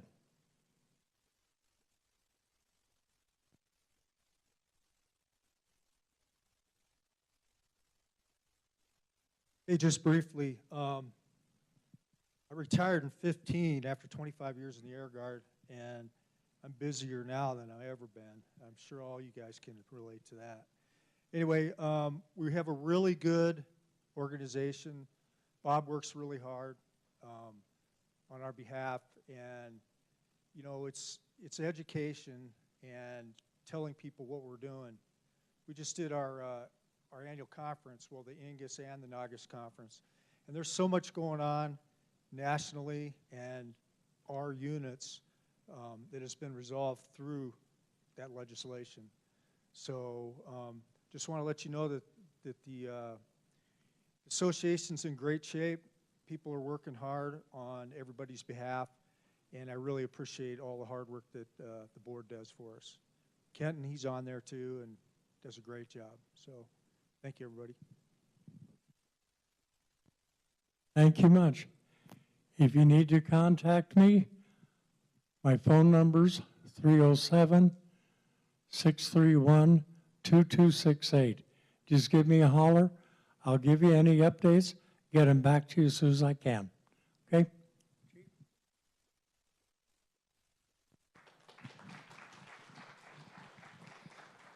Thank you, Bob. I'm going to break from script here just a little bit. We have our state ESGR chair, Kathy Wright, has a few words she'd like to share with us. And I'll be quick so I don't put us more behind. But I appreciate a couple minutes to visit with you today. I'm sure that all of you, through the time that you were a member of the Army or the Air Guard, hopefully you were exposed to employer support of the Guard and Reserve. I have 1 year left on my second term, so in October of 23, we'll be looking for a new state chair. If you are interested or you know someone else who might be interested, please get a hold of me. We also are looking for volunteers in certain parts of the state. We say that it takes about 10 hours a month, and sometimes it doesn't even take that, does it, Doug? Yep. So it isn't a big commitment, but it gives you an opportunity to still interface with the service members. This year, our focus has been on employer outreach. We've partnered with the Army Guard. They're doing briefings to chambers and farm bureaus in different communities. And we've been a part of those presentations where we've been able to talk to the Chamber of Commerce, and we have gotten some statements of support and information. So if you know anybody in the Rock Springs area, in the Douglas area, in the Torrington area, or we always are looking for people in Cheyenne, Torrington, Guernsey, or up in the basin, up around Powell, we'd really appreciate your signing up to be an ESGR volunteer. And that's really all I have. It's a lot of fun, it really is. It is. It is. Brought my card, so if you want one. It's a great way to continue to serve. You know, you get, like General Wright said, you get to maintain contact with all of our guardsmen, both Army and Air. A lot of fun, and you do a tremendous service. So we do not have a scheduled break built in here, but we're all big boys and girls. We know where the facilities are. If you need to step away and stretch your legs, please feel free to do so. I did see Paul Roberts here from the VA. Oh, there he is. Okay. So with that, I'm going to turn it over to the director of the VA, Mr. Paul Roberts. Good seeing you. I'm He's doing great. Hey. All right, how y'all doing today? All right, who? We got some Army in here, right? I retired in 2011 out of Korea and decided to join the VA to keep taking care of troops and families. That's what we did in the Army, at least in the medical department, and wanted to keep serving you all. So that's what brought me to Cheyenne. So it's a pleasure to be here today with you guys. I just came here myself. I didn't bring a team. They've been working hard, and they need to get a little break on Saturday and Sunday. So I figured I'd come in and see you guys and give you kind of an overview of some things that we've been working on that I think you'll be interested in, and then also kind of end it with some updates on this new legislation that just got passed, the PACT Act, and that's for the chemical exposure endeavors that veterans have been fighting for years to get qualified for eligibility and disability related to toxic exposures. And it's been kind of a fight there, and now this law that just got passed on the 10th of August provides a lot of, it opens a lot of doors for care and eligibility that we all didn't maybe have before. So I'll touch on that, and I'm going to leave some handouts in the back, but I got to tell you, there's a lot to it. So you pretty much have to be a lawyer to figure the thing out. So I can answer a few questions, but all the information that you really need to know is in a couple of handouts that I think outline the program really nicely, and it tells you who qualifies, what category, et cetera, et cetera. And I'll give you some points of contact at the end to come over and visit us on campus, and we can point you in the right direction for that personal service, okay? So a couple things that I wanted to let you know about. The last couple years going through COVID, that's been a tough time. It's been a tough time for all of us, and I want to thank you guys and your families and your loved ones who we care for that stuck with us and hung in through that 2-year period. Here in Cheyenne, we had to pretty much lock down the hospital and just take care of folks that had immediate needs. We took care of a lot of COVID patients, a lot of work in those 2 years, and now I'm glad to report we are finally back in the saddle with providing, a full gamut of services just like before COVID. The only thing we still have to do until we're told to cut off is to wear that doggone mask when we come in the hospital. So we still got to do that, but everything else, we have all those other restrictions and things that you guys had to deal with for a couple years. They're all gone except for the mask, okay? But with getting back in the saddle, okay, we use this year really as an opportunity to start getting some services going that I think you all have wanted for a while. I know I have. For example, better access to primary care, okay? And for those of you, who've served, been on active duty, we had sick call, in the military. It was pretty simple. You got injured on the PT field. You didn't have to go to the hospital and get an appointment, wait in line, go through a phone system. You went right over to the troop medical clinic, and you saw a medic, a PA, or a nurse, and they took care of you. They triaged you. They got you moving and going. And if you needed something more, if you needed more care, well, then they hooked you over at the hospital, or they took care of you. They triaged you and got you where you needed to go. Well, for the longest time, we have not had something like that at the hospital here.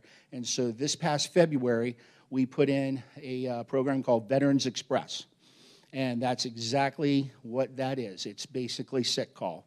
You don't have to have an appointment. You don't have to call through a phone tree. You don't have to, basically no hassle factor. You walk in, we're open Monday through Friday, 10 o'clock in the morning till 6 p.m., So it kind of covers a little time there after hours so folks can get in after work or what have you, and take care of acute minor illness needs. So it's another avenue of getting care quickly without having to get a primary care appointment or without having to go right next door to the emergency room, okay? But you still have those options. You still have those. So now you got, folks have three options. You can get a appointment with your primary care doc, you can walk into Veterans Express, or you can walk into the emergency department. And the Veterans Express works with the emergency department. I mean, they share a waiting room. We built it that way so that if someone in Veterans Express maybe is a little sicker than they think, we can get them right over to the ER. And if someone maybe is in the ER and it's busy and you're not as bad off as somebody else, we can get you in that fast track Veterans Express. Make sense? So, so far, so good. Folks like it, and they appreciate having a fast track. So we put that together in February, and we're going to keep rolling on that. We see between 10 and 20 patients a day. Not a lot, but it's enough to provide that outlet of care that people have been looking for. And we're not going to do away with it either. Okay, not one of those, well, we'll see how it goes and see how people like it if they don't use. No, we're going to keep doing it because it's smart. Makes good sense. So I don't care if we have one veteran in or if we have 30. We're going to keep rolling, okay? So let's see. What else in Cheyenne? You can look forward to a year from now, pretty much. We're going to get a shovel in the ground for two things over at our campus here. One is going to be a renovation of our emergency department, okay? About an $8 million project. Money's been approved for a while. We couldn't really get to it with COVID going on, but now everything's lined up to make that happen. And that'll basically just bring our emergency department into modern day and going forward. Quite frankly, in my opinion, it's a 1970s look emergency department, okay? We do good work, but the flow, it's not set up well for flow. It's not set up as well as it should for mental health patients. And so this renovation is going to fix that, okay? And it's going to get us where we need to be. The next thing, right around the same time, we're going to get a shovel in the ground, and we are going to build 30 new replacement rooms for our veteran residents, okay? So for those of you most know, maybe some don't know, we run a nursing home on our campus. We call it the Community Living Center. It's a residential facility, so it's our veterans' home, and it's home right now. It's about 24 patients. When we were full up before COVID, we had about 42 patients in there. We were full up at 42. So we are building these 30 beds to do a full replacement of the leftover beds. We did 12 replacement beds in 2019. They're beautiful, state-of-the-art. And we're adding 30. So bottom line is, I would say in 2.5 years, all 42 rooms will be full up, state-of-the-art, private rooms. They're beautiful. And they run about $1 million a room, just so you know. But quite frankly, we're worth it. So healthcare is expensive, but hey, we're worth it. And we've been pretty lucky with getting the resourcing and the funding through Congress to get these things built. Okay, let's see. Next thing in Cheyenne. I would say look for improved and expanded mental health services. Okay, every time we turn around, there is a new mental health program being instituted, funded, and rolled out. So I got to be honest, I feel pretty comfortable. We have full capability to take a veteran that's homeless on the street, scoop them up, get them a HUD-VASH voucher, get them in an apartment, get some money flowing, get some food flowing, get them in health care, get them through rehab if they need it. We have a 10-bed residential rehab treatment program right here on campus. We opened that in 2017. It's the only one in the community. Okay, Cheyenne Regional Medical Center can't even touch it. Okay, the closest service like it is in Sheridan, and so we built it here so folks didn't have to drive 5 hours to get to Sheridan. So when we expand that nursing home by those 30 beds. That wing that is currently used, we're going to convert that into more residential rehab treatment beds for veterans that need help with substance abuse and PTSD. So that's what we're doing to expand mental health. So real quick, since we live here in Cheyenne, not Northern Colorado, but Northern Colorado is under my AO, okay? So I take care of Northern Colorado too, okay? And I will tell you, Northern Colorado, as you all know, it's growing by leaps and bounds. And just to put it in perspective, when I joined the VA almost 10 years ago, we had 9,000 veterans enrolled here and 7,000 enrolled in Northern Colorado, okay? Now, we have about 12,000 enrolled here in Cheyenne, and we have 21,000 enrolled in Northern Colorado. That's crazy. So that's why we built that new clinic, which we opened up right before Memorial Day. It's beautiful, 75,000 square feet. It basically is a hospital minus, that's what I call it. It has just about everything a hospital does, but it does not have surgery, and it does not have an emergency department, and it does not have inpatient to where you stay overnight. But everything else, it's going to have, okay? And news. Thanks.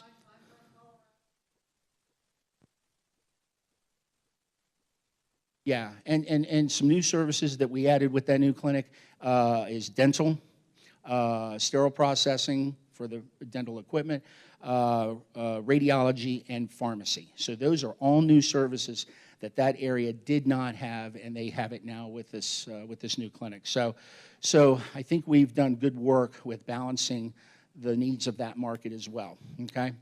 Let's see, what's on the horizon, okay? I think we've got good funding for the next couple years, okay?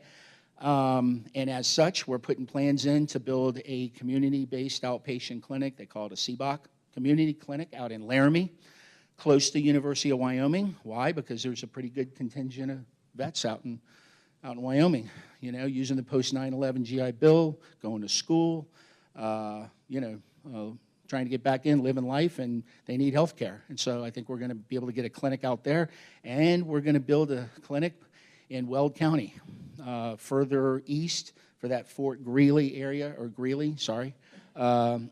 Greeley, good grief, that place used to have 80,000 folks when I got here. It's got 140,000 now. So Greeley's growing like leaps and bounds, so we're going to try to get a clinic out there too. So bottom line is, what I want you to leave here with is I really think we're well positioned, we're well funded, and the funding, I think, is going to be solid for the next several years, okay? I think the VA is finally in a better place than it was in 2014 when I joined up. There's a little bit of a rough place there. But that's what I think it's all about. That's why I like former service members and veterans to join the ranks and continue to serve, because it's a force multiplier. You know, we take better care of ourselves, and quite frankly, it's a good message to the troops. A young lady in the back, she's going to retire someday, or she's going to get a DD-214 and get out of the service piece, and then, you know, we want to have opportunities for her and everybody like her, okay?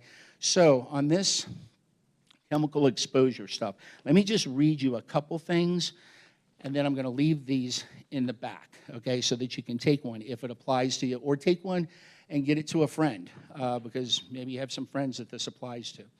And also, if you read through it and it's confusing, you can come in and see us, okay, or you can visit our website. We've got some good information there with good points of contact. But our campus here, our VA campus, we're one of the few in the country that has both health care, the benefits section, the VBA benefits department, and the cemetery department right in our hospital. All three. We have all three branches of the VA right on our campus, and it's rare. I think there's only 6 VAs in the entire country that have all three located together. So we're pretty fortunate there. So you can come and get one-stop shopping, and we can help you out, whether it's your benefits, cemetery needs for your loved ones, or for your health care. So let me read just a couple things to give you an idea, and then I'm going to open it up for any questions you have, and then I'll turn it over to the next speaker, okay? So This is, you hear the term PACT Act. If you hear someone say, hey, the PACT Act just got passed, the PACT Act, what does it stand for? Promise to Address Comprehensive Toxics, PACT, Promise to Address Comprehensive Toxics, okay? And it says here, in these sheets, it gives you the who, what, when, where on all this. It says, what are the PACT Act key components? The Act expands and extends eligibility for VA health care for veterans with toxic exposures and veterans of the Vietnam era, Gulf War era, and post 9/11 era. It says every enrolled veteran will receive an initial toxic exposure screening and a follow-up screening every 5 years. Veterans who are non-enrolled but who are eligible to enroll will have an opportunity to enroll and receive screening. VA healthcare staff and claims processors will receive toxic exposure-related education and training. That's going on right now, okay? The law got signed in August, and we sent folks off regionally for training in Salt Lake City just last week. So basically, what all this means is we're up in the game on comp and pen exams, comp and pen, filing claims, processing healthcare claims, adding this whole segment in to where we weren't allowed to do it before, okay? It also has some pretty good implications for the Guard and Reserve. And it gets into details of where you served, what time frames, if you were on another thing, active duty for training or inactive training are covered under this. Pretty powerful. So there's a lot of good stuff in here, and it's almost encyclopedic. So I don't want to read it to you, but I want you to have access to it. And if you have any questions at all, come over and see us. And I'll give you my personal number if you want to write it down. It's on the website, but it's area code 307-778-7550, and my personal extension is 7090. Okay? And I'll also give you my cell number if you want it. I'll throw it out there. All right? Just don't call me at 2 in the morning. I'll wake up and talk to you, but I'll be a little groggy, okay? Area code first, 941-979-0303. That's my personal cell number. I'm 24/7, just like I was on active duty. No different. All right? So, any questions? Yeah. A monthly phone call that they say is very good. Can you share any information about that? I guess it's multiple people can call in at the same time and they share information and answer questions. Yeah, well, hey, thanks for bringing that up. There's two things we do. One, every month we have what we call a Veteran Service Organization call, VSO call. And on that call, we have veteran service officers from across Nebraska, Wyoming, and northern Colorado. And we also have all the congressional staffers on that call. So all the staffers that work for Senator Barrasso, Senator Lummis, Congresswoman Cheney, all of the northern Colorado congressmen and senators, we have all those staffers on that call. And we go over routine updates, routine business that impact veterans, and we also share information, and we do that because, hey, this is one team, one fight as far as we're concerned with veteran support, veteran care. One team, one fight. It's not all up to the VA. It's not all up to you guys. No. Elected officials, bring them into the fold too. So we get that information to the staffers who get it to the elected official. It works pretty well. So that's monthly. And then every 3 to 4 months, we throw out what we call a virtual town hall meeting. Now, we just had 2 of them last week. We had one on Thursday, and then we had one on Saturday, a week ago from today. And I got to tell you, on those virtual calls, we touch anywhere between 3,500 and 5,000 people on those calls. Folks call in, you get a reminder, of the event. You can dial into it. It's pretty cool. They have a queuing system where the questions come in, and we can look and see questions that are commonalities, that maybe 15 people have the same question, and we'll pick something like that, and we'll answer that question and give feedback. Those are 1-hour sessions, and that's where we try to put out, global information, kind of like what I'm doing here, and with some more specific stuff, like on when the flu vaccines are going to be in, when can you look to come and get your flu shot, what's going on with the latest COVID, booster, when are we going to get that in, when can you come and get your shots, all that kind of stuff. We put that out on these virtual town halls. So I got to be honest, just last week in 2 sessions, we hit almost 7,000 folks. It's pretty outstanding. So that's if you're okay. One, you can visit our website and go into the area called Veteran Experience Office, VEO. We put that together right before COVID started, actually. And I have a team of folks, and we're building it, building it little by little. We got about 8 in there now they're totally focused on outreach and connecting. So the Veteran Experience Office, it has a contact there. You can contact them, and they can get you on the electronic roster. And then once you're on that electronic roster, which, by the way, we have like 32,000 people on this electronic roster. So when this virtual town hall hits and we hit the send button, the message goes to 32,000 emails and cell phones. So whichever one you want to give us, your email address or your cell phone, that's how it'll connect. Thanks.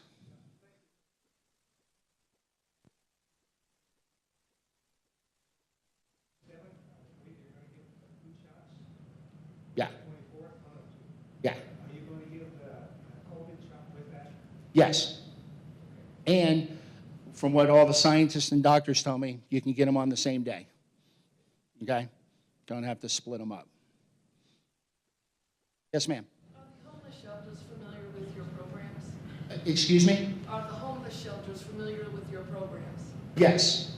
Yeah, the Camilla House for sure. I'm not so sure about Northern Colorado. We're tapping into that market, secondary, but the Camilla House for sure.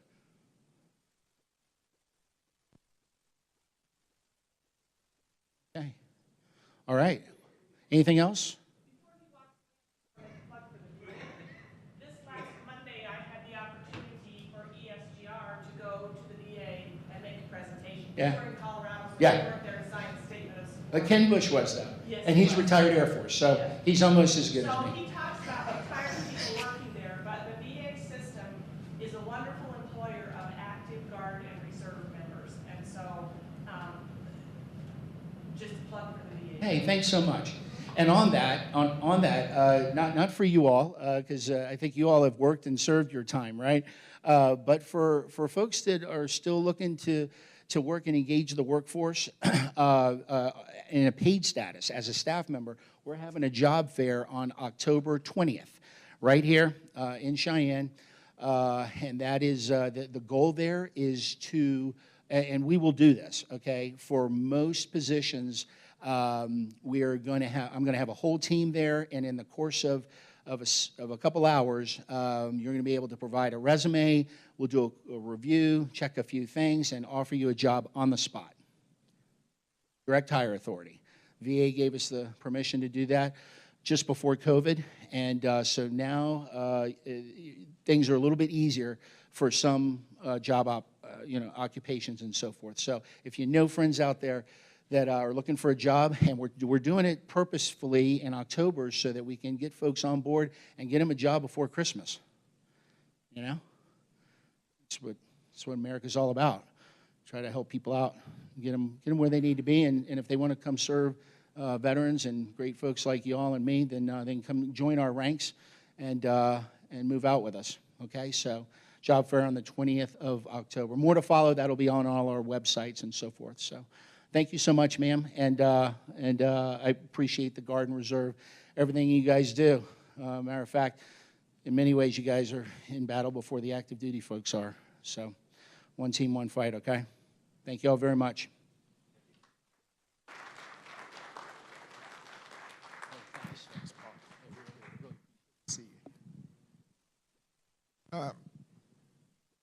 Yeah, it's good to have the VA folks come out and visit with us for a little bit. As Paul was saying, we do have several of our former guardsmen that work out there. I don't know if you remember Sam House or not. He is their PA specialist, or at least he was. He retired? Okay. Well, he... Well, so the VA here in Cheyenne, we are very fortunate. Same with folks up in Sheridan. We don't have many of the issues that several other some you hear about on the news with other VA hospitals. So once again, don't be afraid to give them a call. General Wright brought up a great point on the teletown halls. So we're going to go ahead and Mr. Williams, Ken Williams. Okay, we're going to have the TRICARE brief. These are always popular, so.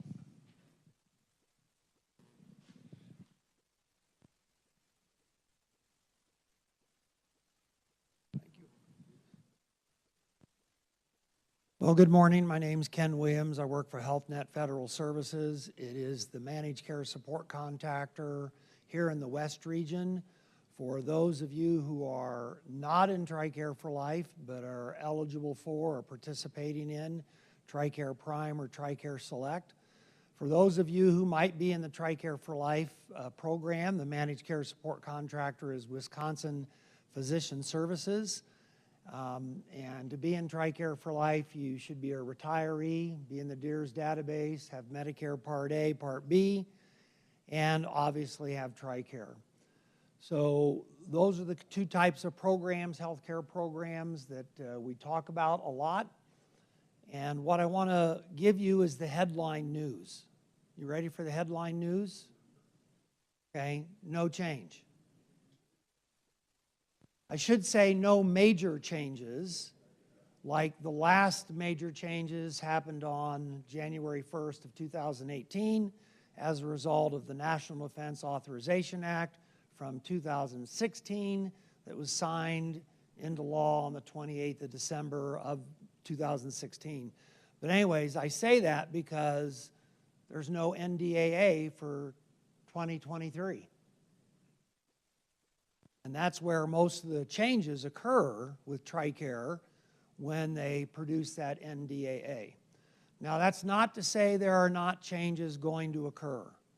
There are some small changes occurring because a lot of the TRICARE benefits, whether it be Prime or Select, or you're in TRICARE for Life, are tied to cost of living. Cost of living changed? Yeah. So there are going to be some changes.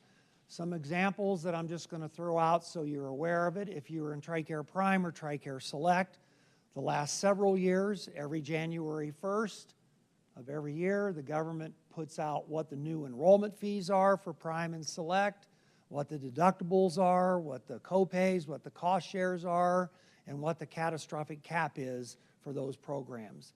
If you're in TRICARE for Life, that's the Medicare program, they adjust all the rates that the providers get paid and what's covered and what's not covered. And because it's tied to the cost of living, those things also change. So from a TRICARE perspective, Prime or Select, you'll probably start hearing grumblings in the local paper, on the radio, starting after October 1st. Because those are all tied to the cost of living, they will start announcing what those new fees are coming January 1st of 2023. Medicare, you'll hear the same thing all the way from October through December about what's changing in the TRICARE for Life program. But again, from an overall perspective, big picture, not many changes. So the PowerPoint that I have basically is just talking about the way TRICARE programs are working today, which you should all be pretty familiar with. Right? All right, let's go to, I'm going to go through these slides pretty quickly. Let's go to the next slide.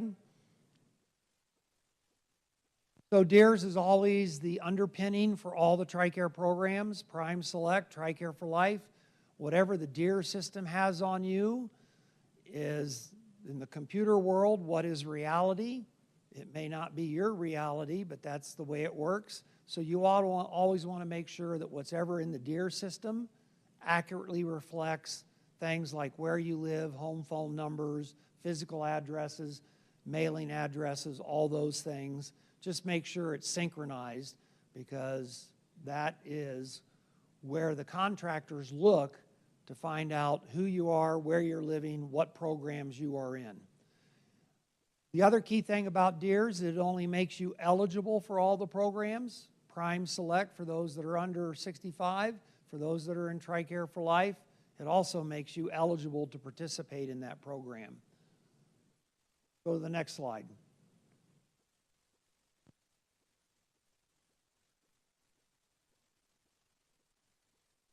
One of the nice things about that Mill Connect for anybody that's in any TRICARE program is there's a place to sign up for email notices.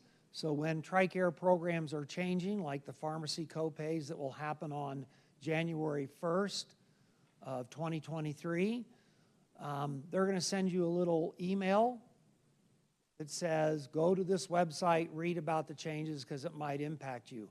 If TRICARE is adding additional benefits, and it impacts you, they'll send you out a little email that says, go here to look at this website to find out what's happening with those benefits. Let's go to the next slide.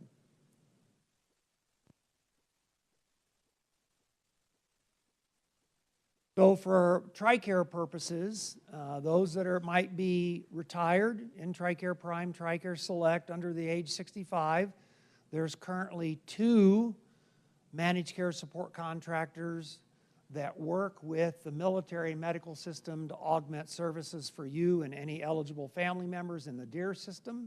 They're depicted up here. So if DEERS says you're living in that teal colored or light blue area, the managed care support contractor is Humana. In the upper right hand corner you have their customer service phone number, the 1-800-444-5445, and their website where you can go out and gather information on the TRICARE Prime or Select programs, and that is tricare-east.com. If you're living in the dark blue area, such as Wyoming, the managed care support contractor is HealthNet Federal Services. Phone number is 844-866-9378, and the website is tricare-west.com. For those of you who are under age 65 participating in TRICARE Prime or Select, and you're retired, if you wanted to go out to that website in the bottom right-hand corner, tricare.mil/changes, you can sign up for email updates to TRICARE. And once you sign up there, they'll push out the latest information to you whenever something is changing. So that is a duplicate effort of what you could do through that Mill Connect dmdcosd.mil website. Let's go to the next slide.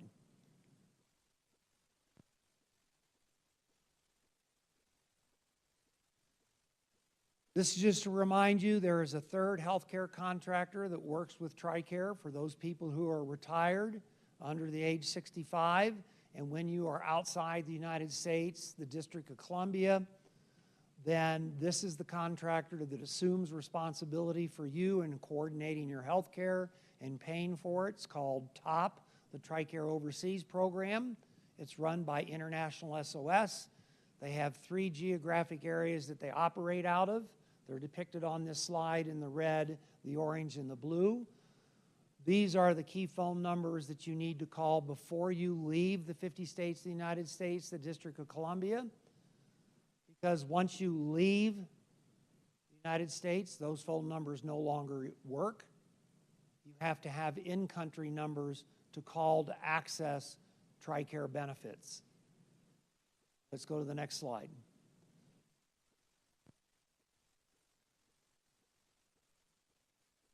All right, for those who are under 65 in TRICARE Prime, TRICARE Select, the biggest change that happened on January 1st, 2018 are these two things, the open enrollment season and the qualifying life event. These still cause problems for retirees. A while back, before January 1st, 2018, if you were eligible for a TRICARE program, you could call the managed care support contractor and say, hey, I want to sign up for TRICARE Prime, or I want to sign up for TRICARE Select. You could call at any time, make changes at any time. The month of September, be effective in October. On January 1st, 2018, that ended. The only two times you can make changes as a retiree to your health care plan for you or any eligible family members are what we call the TRICARE open enrollment season or a qualifying life event. First, the TRICARE open enrollment season happens every calendar year, normally the second Monday, full week Monday in November to the second full week Monday in December. So this year I think it's November 13th through December 14th. You can call the managed care support contractor. For people in Prime or Select, this does not apply to TRICARE for Life, and say, I want to change my health care plan from Prime to Select, Select to Prime, effective January 1st of 2023. Then on that, once January 1st, 2023 gets here, that's the plan you are in for the entire year. You can no longer change unless you have a qualifying life event. QLE. Those are things that happen to retirees, their family members, and when they happen and they get reported to the appropriate source, normally DEERS or the contractor, then that opens a 90-day window post that event where you can make changes retroactive back to the date of that event. So let's go to the next slide, and we'll just stay on the next slide just briefly. A short list of qualifying life events is here. Comprehensive list is at that website, tricare.mil, life events.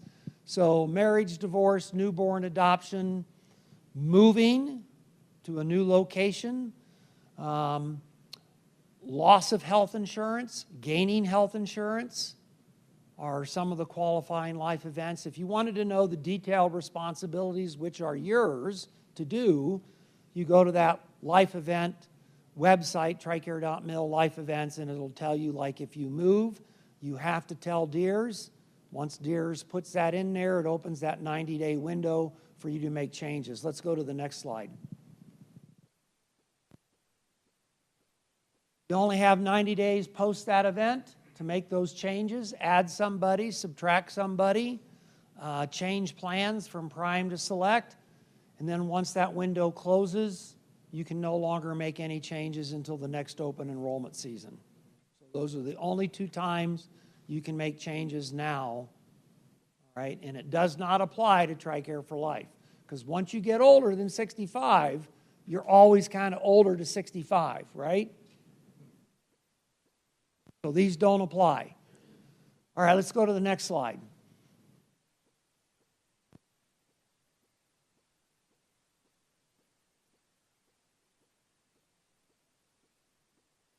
I call this kind of a scatter diagram because it shows all the different TRICARE plans based on the service member's status. Are they active duty?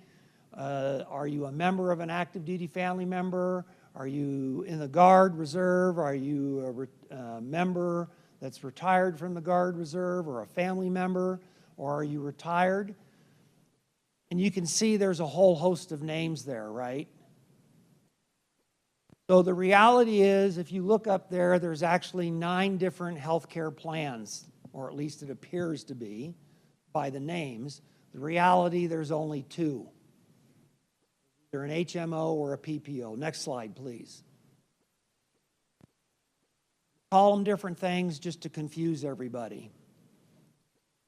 Those are the 2 plans for those that are under age 65, retired, either Prime or Select. So the Prime is an HMO, Health Maintenance Organization. I'll just simply say, whenever you join an HMO, You're giving up your discretionary authority on deciding the who, the how, the why, the where, the when for your health care to that medical institution to help make those decisions for you. And in the military, that's F.E. Warren Air Force Base, or Buckley, or Schriever, or wherever you may be living. And then there's TRICARE Select, which does not use the military healthcare system. That Select is the only one that's available worldwide. If you're in TRICARE Select under age 65, you normally cannot access the military healthcare system except for lab, pharmacy, x-ray, ER, or walk-in urgent care. All those plans, whether it be Prime or Select, now have annual enrollment fees. They will change on January 1st of 2023. The government just hasn't told me what they are because it's tied to cost of living, and there's no NDAA yet for 2023. Go to the next slide.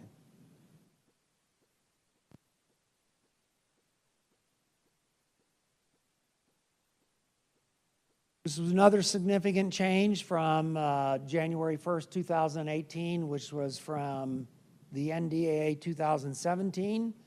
And that is in Prime and Select for those who are 65 or younger. There's two different groups. There's a Group A and a Group B based on the sponsor's date that they did this. They joined the military. So if they did it before January 1st, 2018, sponsor and all DEERS eligible family members are Group A.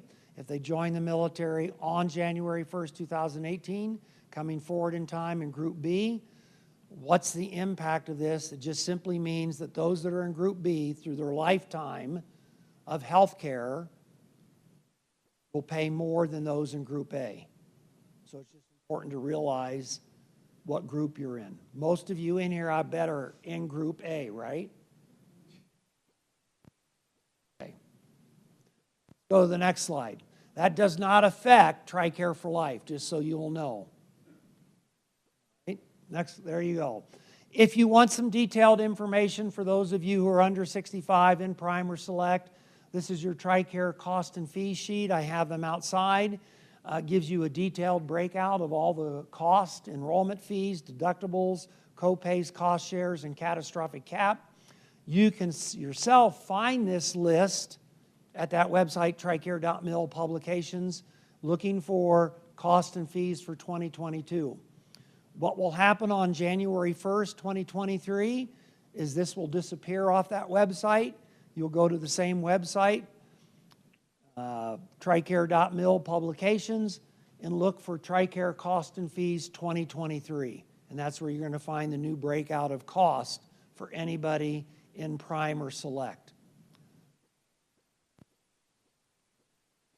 If you're in TRICARE for Life, just real quick, what TRICARE plan do you have as a backup to the Medicare? Because the Medicare is the first payer, correct?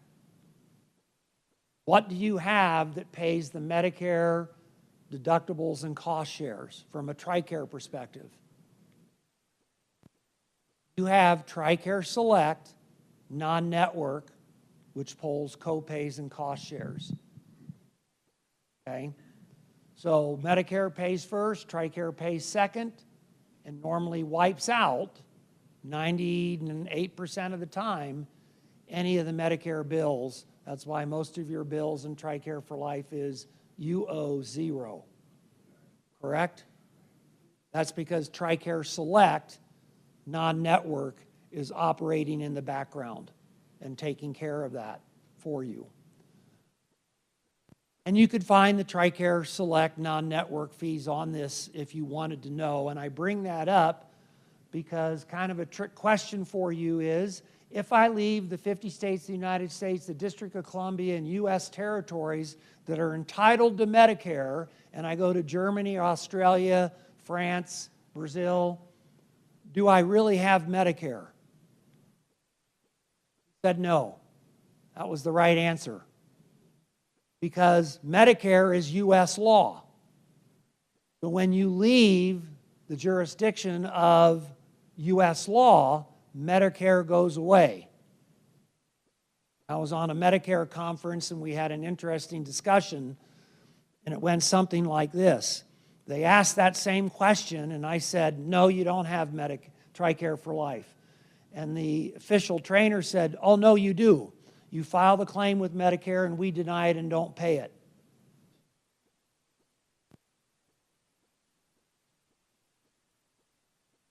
Like, okay, that's your definition. My definition is you don't have it. Okay? But what you would have would be TRICARE Select, non-network. So just kind of a technical point. But they're the experts. So yes, you have Medicare, but they don't pay anything when you go overseas. They deny everything, and then it has to get filed with TRICARE to pay. And TRICARE pays the way TRICARE Select non-network would pay, if that makes any sense to anybody. All right, next slide.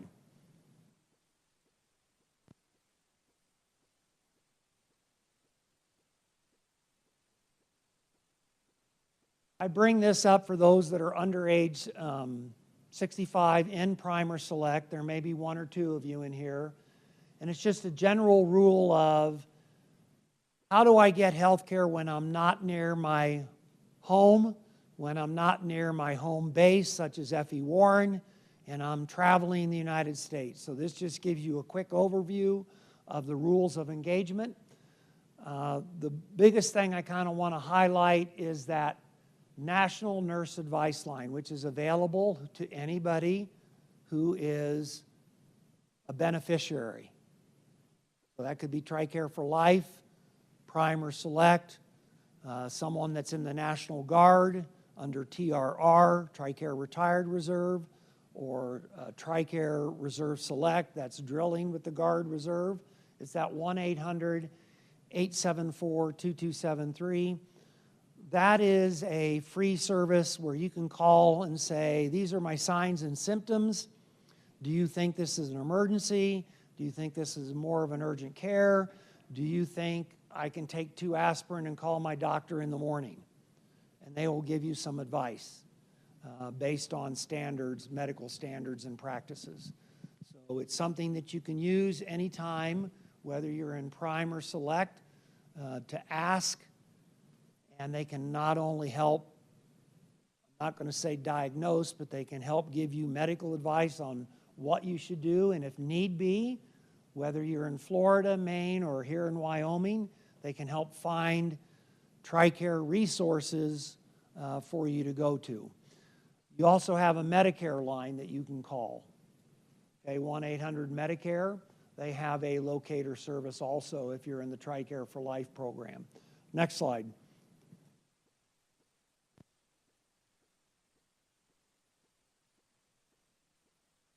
Pharmacy, TRICARE Pharmacy is a free rider on all the TRICARE programs, to include TRICARE for Life. So if you're in TRS, TRICARE Reserve Select, or TRICARE Retired Reserves, or Prime or Select, go one more slide. Yeah, go one. You have 4 access points where you can go get medications. They're listed up here. Top 2 rows, you get a 90-day supply for any military or civilian prescription turned in. Military or civilian prescriptions, you can go to the 3rd row, turn in your medications there, get up to a 30-day supply, and of course you can use the 4th row, non-network. And I mentioned earlier in the MilConnect website, and also that website that was tricare.mil/changes. That's important to sign up to keep up with TRICARE changes. And I'll give you an example. On December 14th, some civilian pharmacies that were considered network were Walmart and Sam's Club. On December 15th, they became non-network. CVS and Target on December 14th of 2021 was non-network. On December 15th, they became network. So they switched them. Government switched them. Walgreens is network. Sorry, I just forgot it. network pharmacies today are CVS, Target, Walgreens, Kroger's, Albertsons, King Soopers, Safeway, City Mart, many others. How did you find out about this?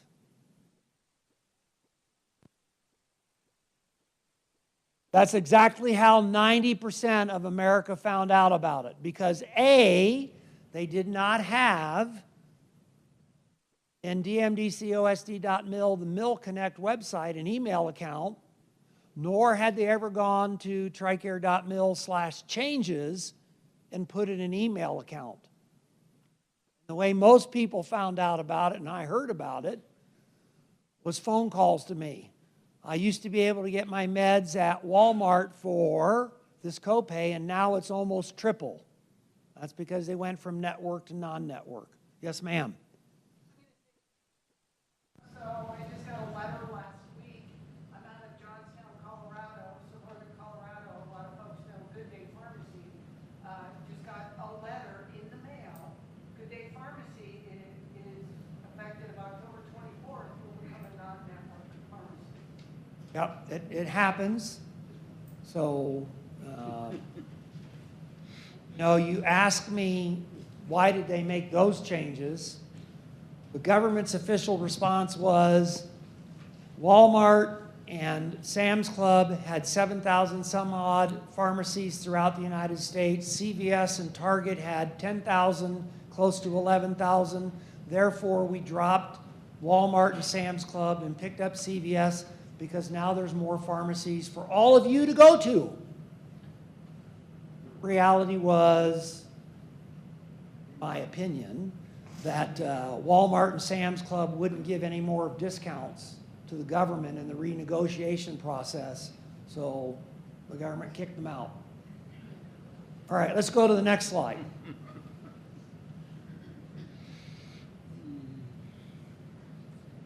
These are the current copay structures for TRICARE beneficiaries, depending on where you go. The first three are listed up here. The Military Treatment Facility Pharmacy, if they're carrying their medications or it's in stock at the MTF. The mail order program, they will deliver it anywhere in the United States for the copays that you see, even if it has to be refrigerated. They ice pack the meds. And you get a 90-day supply. Third is the network pharmacies. These are fixed until January 1st, actually December 31st of 2022. They are going to change on January 1st. I don't know what they're going to be. Let's go to the next slide. Non-network. I'm just going to encourage you to avoid using them, but it is an option, but it's the most expensive option. And one of the best sites you can go to always check which pharmacies are network or non-network, because they do either from a business perspective of the pharmacy company, maybe Rexall or someone, or so maybe the business owner makes the decision, or maybe it's the government that makes the decision. Is that website tricare.mil pharmacy, or call that toll-free number, that 877-363-1303, and just give them your zip code. They'll be able to give you the most current location where TRICARE for Life people can go get their medications. Go to the next slide.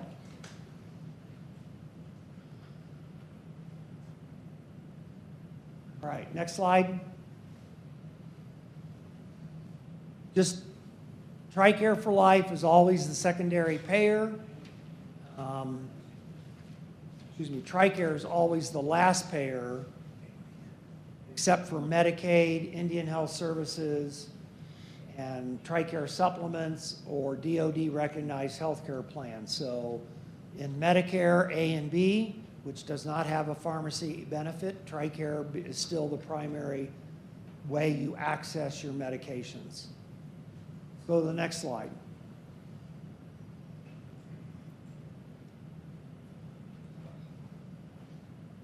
All the contact information, so if you wanted a quick picture of all the TRICARE contractors, you got the TRICARE Overseas contractor, you even have the TRICARE for Life contractor in the upper right-hand corner, at 866-730404.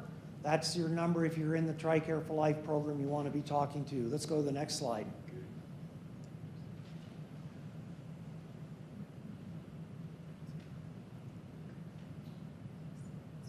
All right, let's stay with FEDVIP, Federal Employees Dental Vision Insurance Program.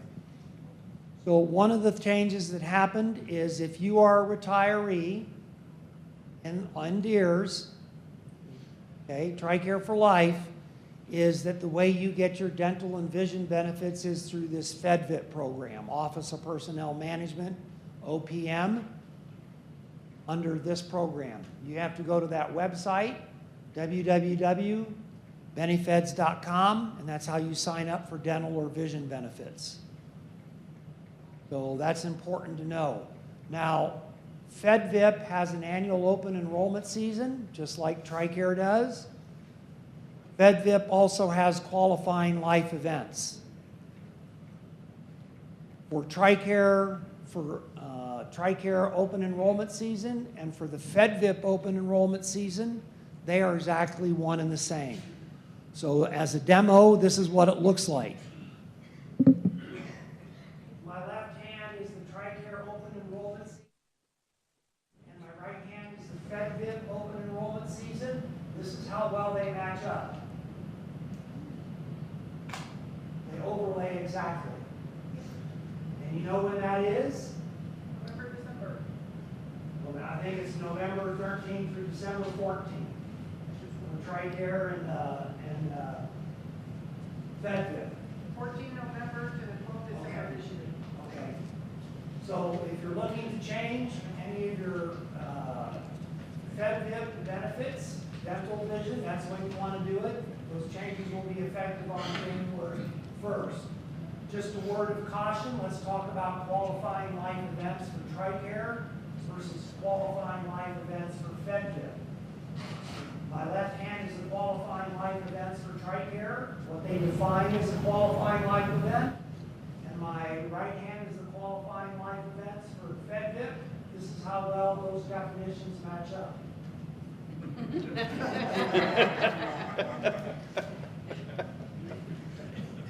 Okay? I do that only to draw your attention to that TRICARE and the FEDVIP definitions of qualifying life events are different. So you have to go look at them, see if you qualify to change your TRICARE benefits or your FEDVIP benefits. Okay? I just mentioned that real quick because that confuses people. All right, next slide.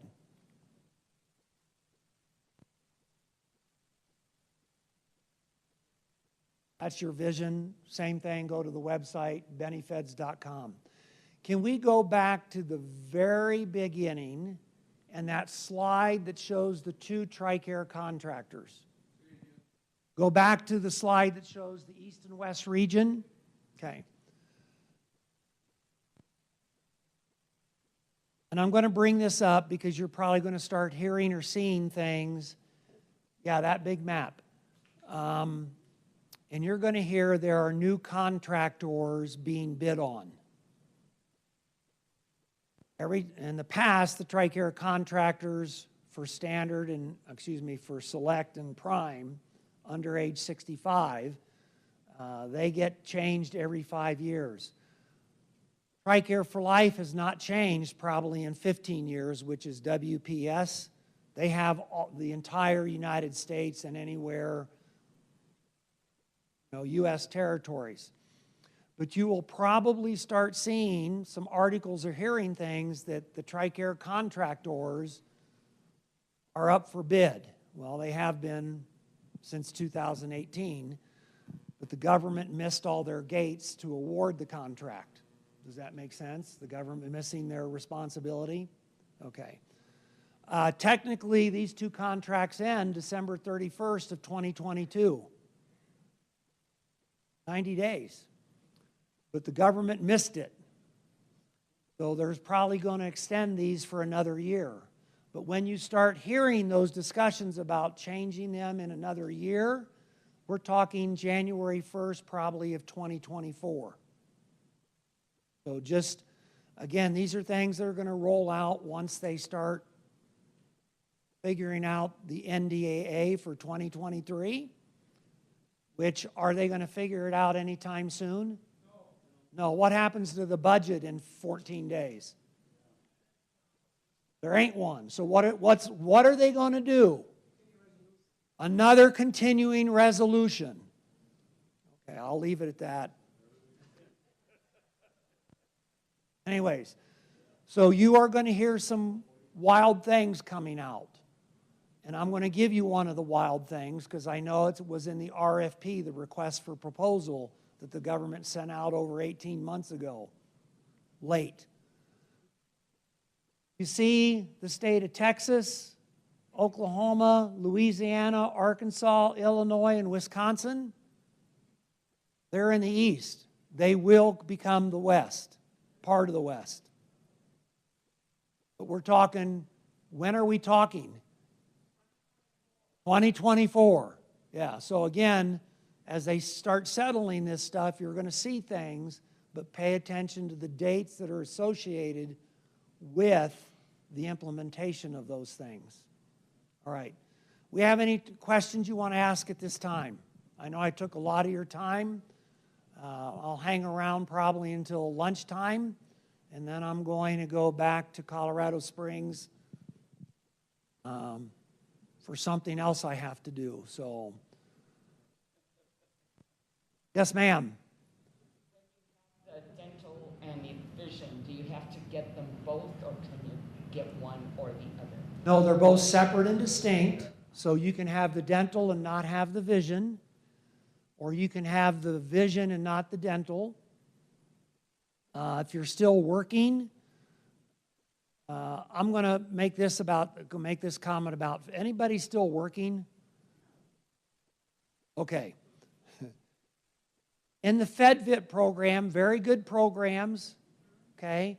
However, in most cases, if you are still working and your employer provides you dental or vision benefits, your employer's cost to you is normally cheaper.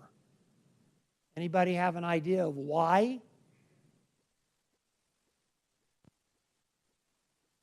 Because when your employer's paying for your benefit, he cost shares it with you. Let's say it's $100 a month for your dental care.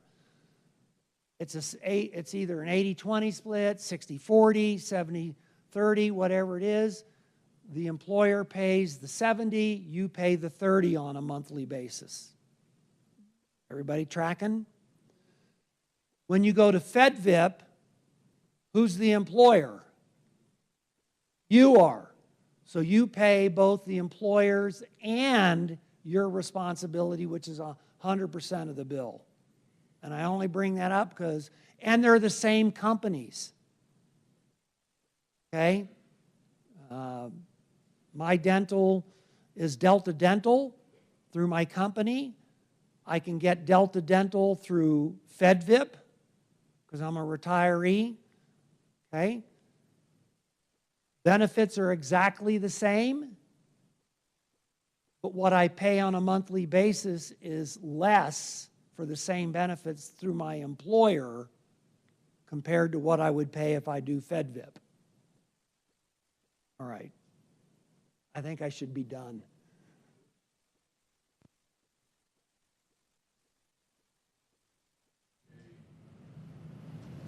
Survivor, ID card,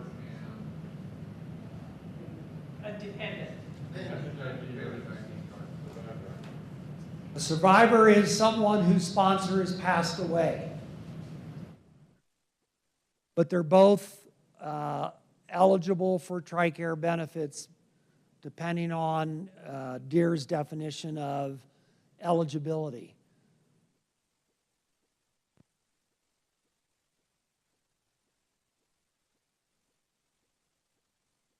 Dependent ID card still works as long as it doesn't expire in DEER's.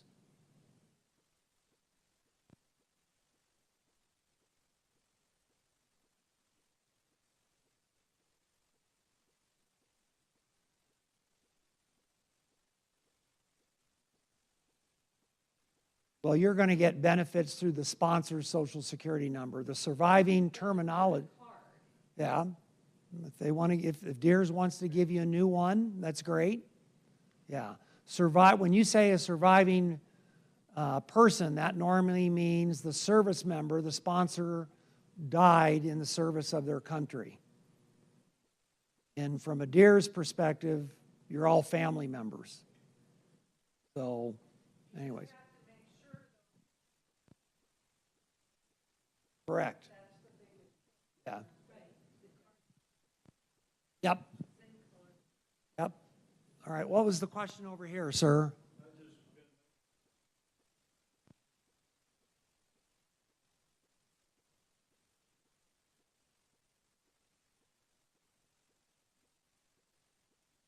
Participates in those plans.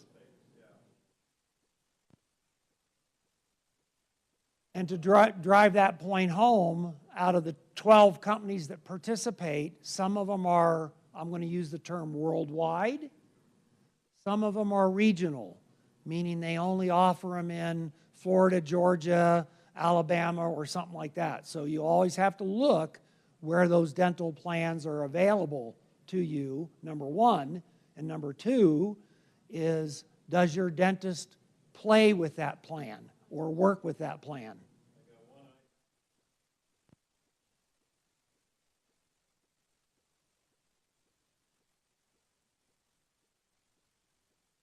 Yep. Any other last minute questions?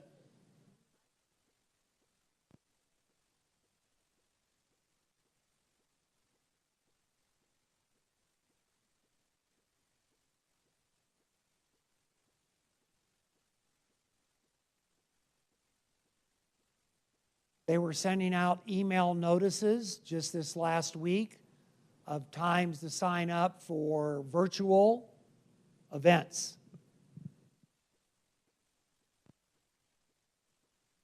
If he got the email, I'm sure he could. All right. Any other last minute questions? Not, thank you very much for your time. Yeah. Yep.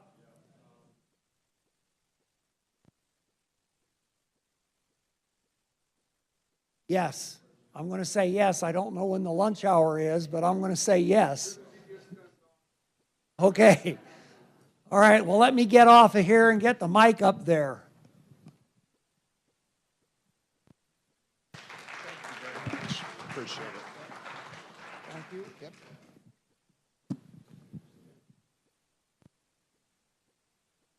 Colonel Smith, where did you go?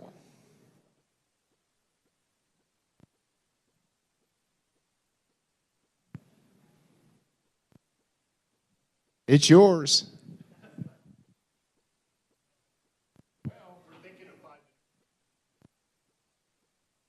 Okay.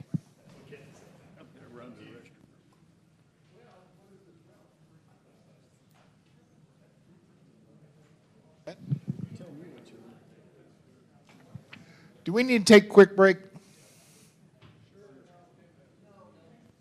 Okay. Okay, 10-minute break. We're 10 minutes ahead.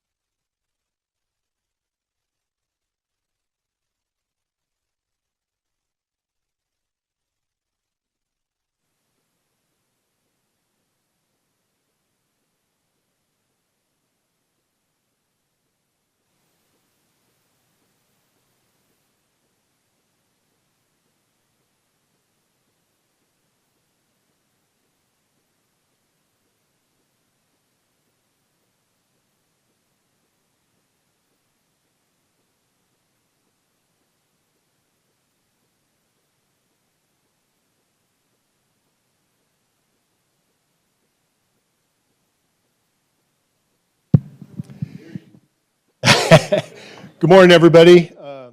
For those of you who don't know my name, I'm Chris Smith. I'm the senior counsel for the Wyoming Military Department. Yes, I don't know how to retire. I get that a lot.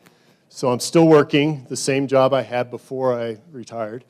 So we're going to do some estate planning. This brief is really in detail because I just wanted to give you kind of a little bit of kind of just an exposure to the kind of stuff that's out there. I will say at the beginning, I'm a little more radical than some of my attorney brethren because I don't believe that everybody needs to spend thousands of dollars to create a trust. I don't believe that everybody has to go into complex estate planning, but some people do. And we're going to talk about the times that it's good to do that. So if any time you have questions, just raise your hand. I'll be glad to answer questions because I talk all the time. Some of you have endured my briefs for the last 20 years, so I apologize ahead of time for making you listen through them again. I usually tell attorney jokes, and I went and looked for some more. I don't have any new material. So one of my briefing things is if you have an attorney joke that's clean, remember they're recording this. Please feel free to tell me an attorney joke when you start to nod off or something, and I'll appreciate that. I have a couple of examples sort of in here. Might have a couple of cartoons that I flagrantly violated copyright to put up here on the screen, and so don't turn me in. People on video, don't turn me in. So we'll get started. Any questions before we start? All right, next slide. Or do I have that? I don't. Okay, so again, this is kind of the disclaimer because I'm an attorney. Don't rely on anything I say ever. No, wait, that's not quite how I meant to say that. But this is a very fluid area of law. You know, it seems like every month the IRS puts out a new opinion. Certainly Congress all the time changes the tax laws.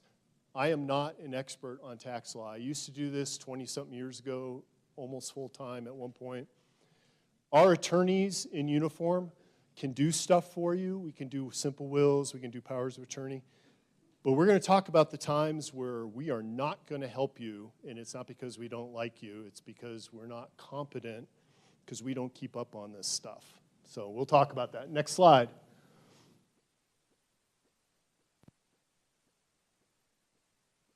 Do we have a clicker? Because I don't mind. So anyway, why do we do estate planning? The bottom line is ensuring your wishes for your stuff is carried out. The second purpose is to ensure the government and IRS don't get one more dollar than they're entitled to. There was a time I did a lot of estate planning because it pissed me off that some people paid the IRS way too much money because we all know what the government does with your cash, right? Next slide. I'm going to go through these pretty quick. Sorry, Kenton. Okay, so we're going to talk about who needs it, what are the applicable taxes and rates, and what techniques are out there, and we'll go from there. Do we have a clicker? I really don't mind advancing my own slides if I could. All right, fair enough.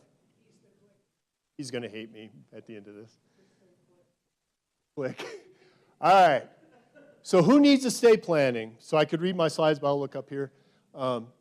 When I was doing this full time, you could only give $1.4 million to somebody, not your spouse. Now it's $12.06 million. So look among yourselves. Tell me who has an estate worth $12 million. No, don't tell me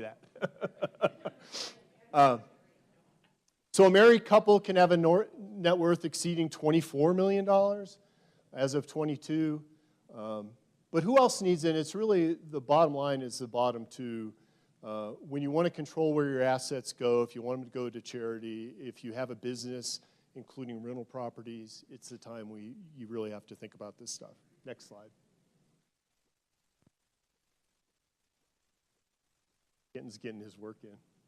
All right, so this is a little hard to see, but it really just talks about there's a lot of taxes, right? They tax everything.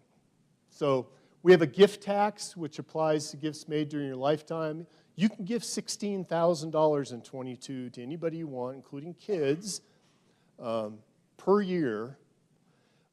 without it being a gift tax problem.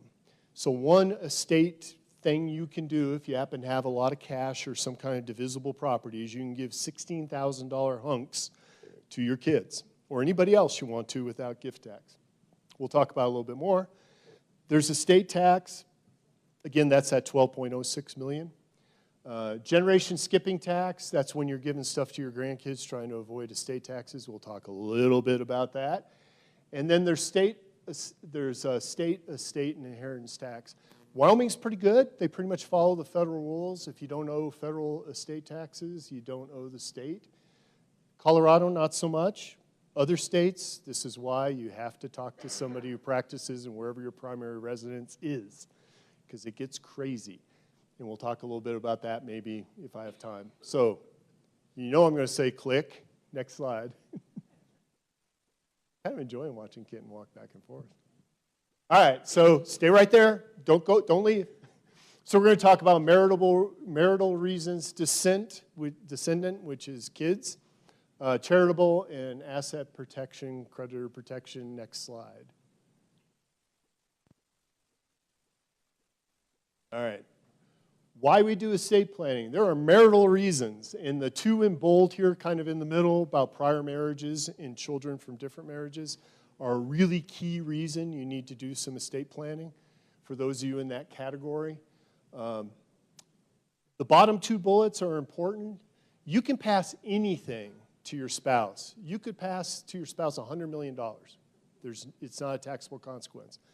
The problem is if you don't plan ahead, while you can do that, the surviving spouse, when they pass away, if they don't spend it all, and we'll talk about that, they may have a huge tax consequence that you could have changed if you had done stuff while you were still alive.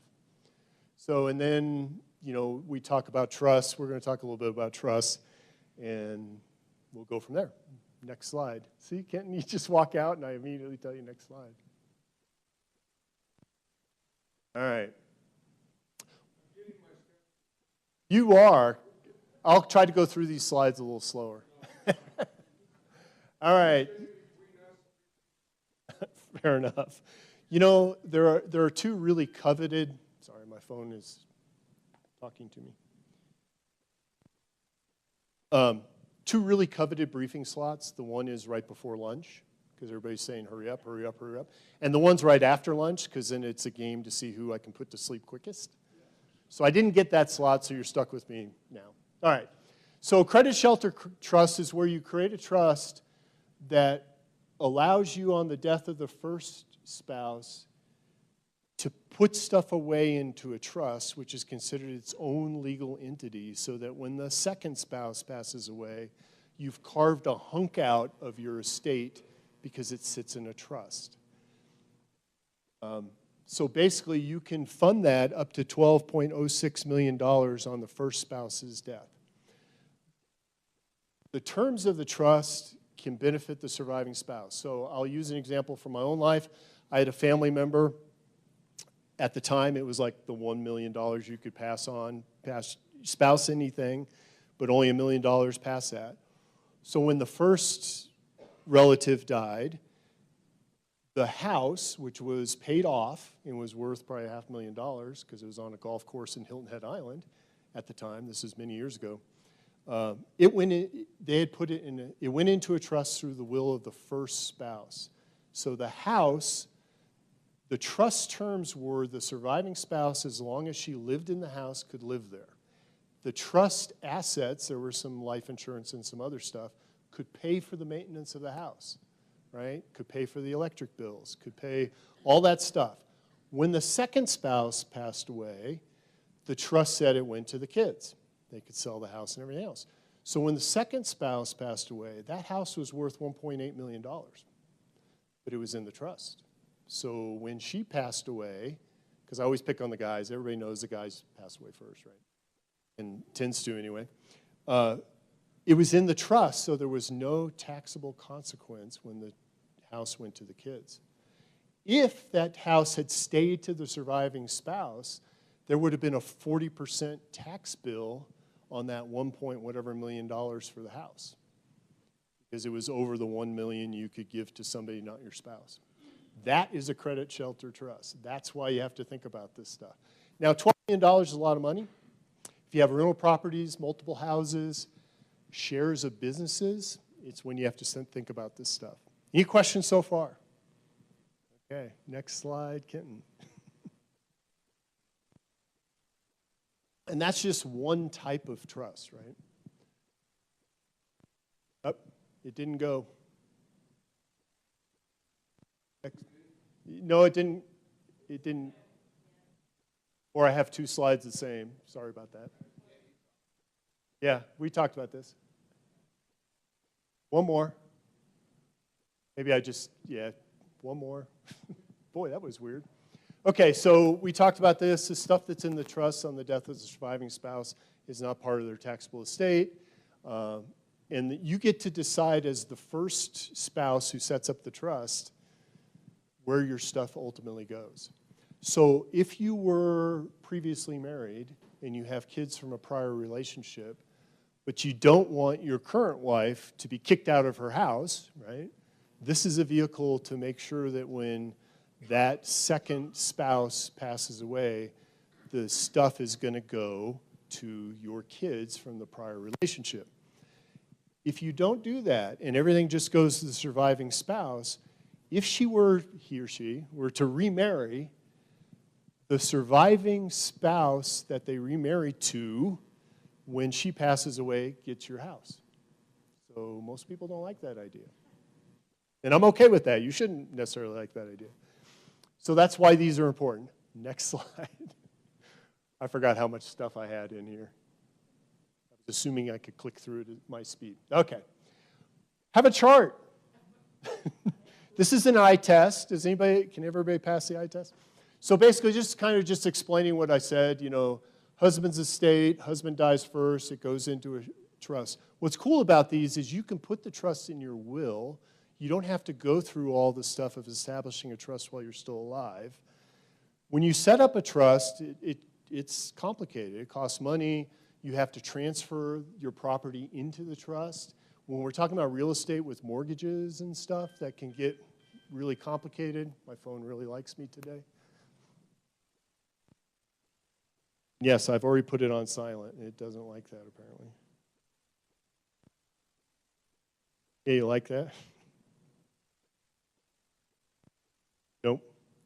All right, we'll try again. So anyway, this kind of explains that. You get the idea. The surviving spouse, if you don't have a trust or some other vehicle, is going to control where your stuff goes. If you don't care about that, that's okay. Next slide.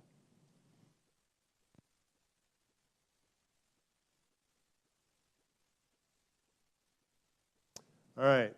Another type of trust. So I'm really hitting you up with some of these things just to tell you there's a lot of stuff out there. I don't expect you to understand them all.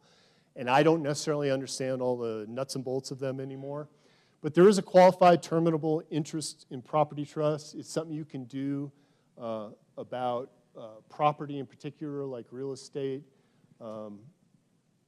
It gets complicated. It just allows you to do a little bit more. The bottom line with these things, so this is called a Q-tip. There's a credit shelter trust, and there's a whole bunch more I'm just going to touch on. The real key of this is with this kind of trust, you protect the surviving spouse's creditors can sometimes go against a trust where they have an interest in the property.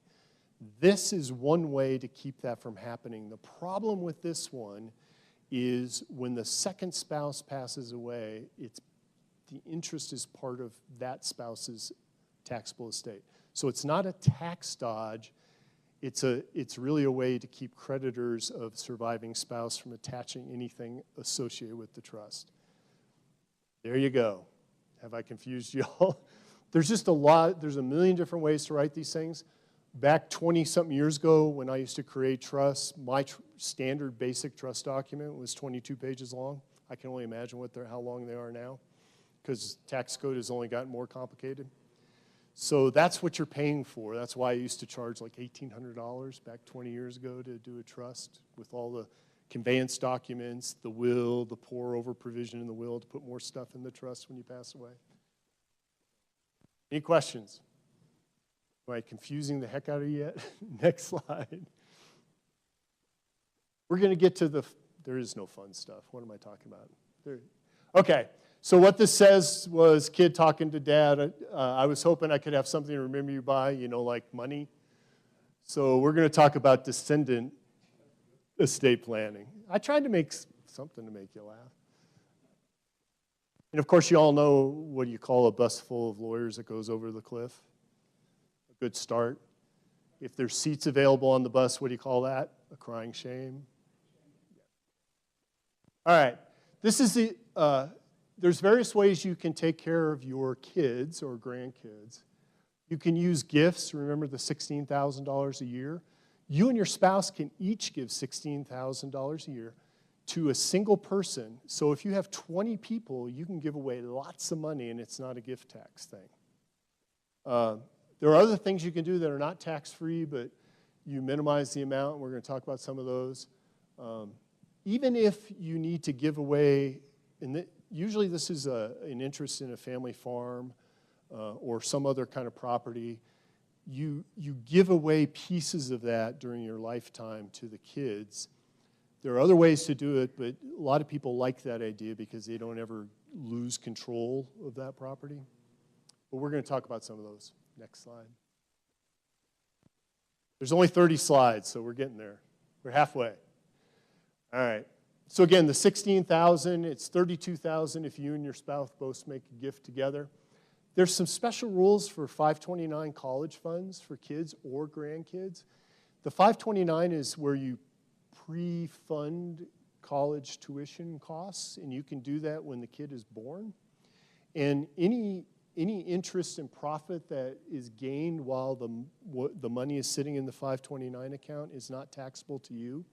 You can't touch it, you can't remove it, it's for that kid.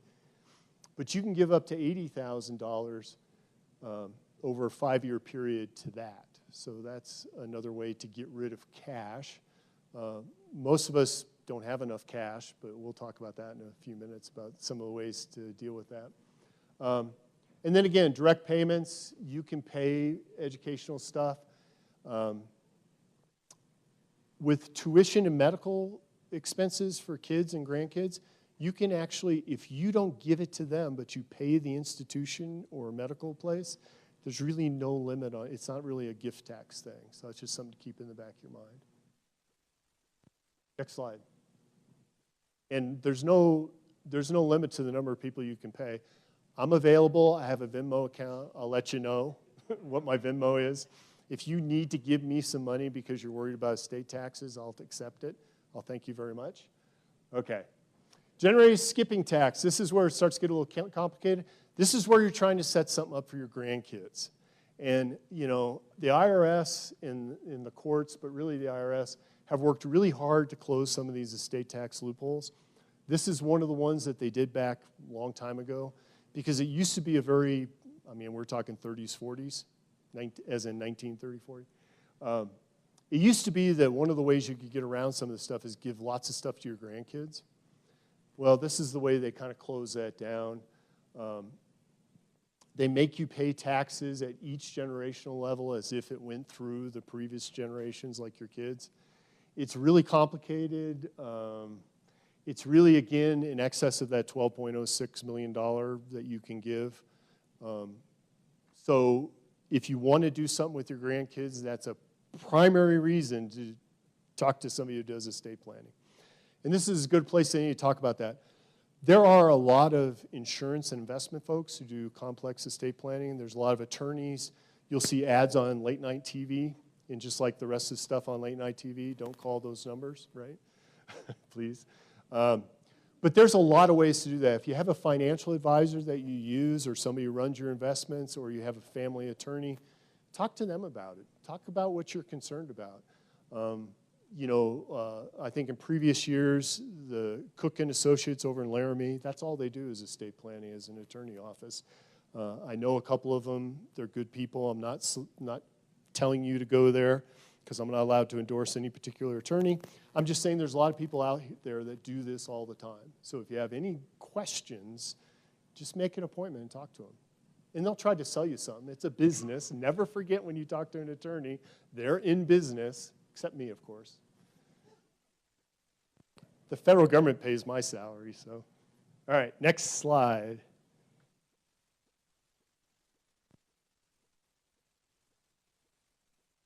All right, some more stuff on the generation skipping tax. If you do this right, you can preserve wealth for several generations because the estate taxes are not assessed each time the property passes through.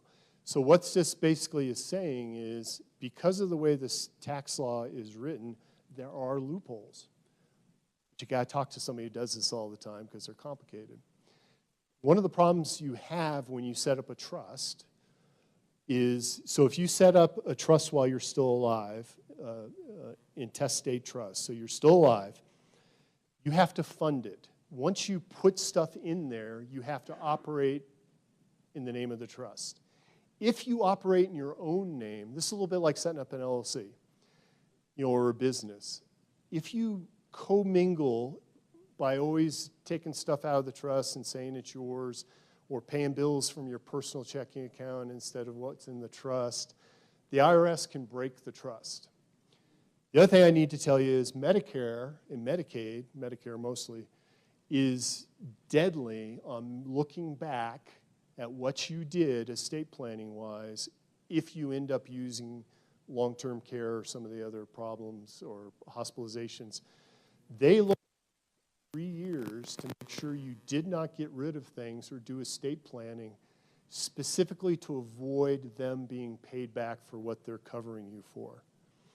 So this is my foot stomp on doing estate planning now, as soon as possible, and not when you suddenly get that horrible diagnosis or something, because it's really too late, because Medicare they're just death on trying to unwind things. You know, if you try to give away all your assets because you just got a bad diagnosis, they don't always, but when they do, they will come after you and unwind those things and look at your kids and say, give us back that money because the person who gave it to you was within 3 years of now being in hospice care, for example. It's bad. I've walked some people through that in my time in the military as a legal assistance attorney, and there are no good answers. It's ugly because they just want their money. So that's my foot stomp on doing something estate planning-wise. All right, next slide. Hoping I'm about to get out of the really ugly stuff. All right. I don't know why I put that. So irrevocable life insurance trust, ILITs. I mean, there's a whole bunch more. This is just another way you do a trust. You buy single payment life insurance to pay your estate when you pass away as a way to pay the estate tax if you can't figure out a way to avoid it. If somebody suggests to you you need a life insurance trust, you have way too much stuff. You need to go on way more vacations. You need to go on lots of around-the-world cruises because this is a really complicated thing, and we're going to go to the next slide. Any questions so far? Anybody have any good lawyer jokes? You guys are hanging in there. I'm going to get you done early. Well, we'll see. I shouldn't promise things. Okay, qualified personal residence trust. Really, I put this stuff up here to show you that there's just a bazillion things you can do. And attorneys and financial planners are very creative, and the IRS, I always feel like the IRS is like the person living in a tenement somewhere, and they turn on the light and all the roaches scatter, and they're trying to step on as many roaches as possible. I'm not saying attorneys are roaches. Maybe I did. But you get the idea that they're always trying to close the loopholes as fast as they can, but the attorneys are trying to figure out new loopholes.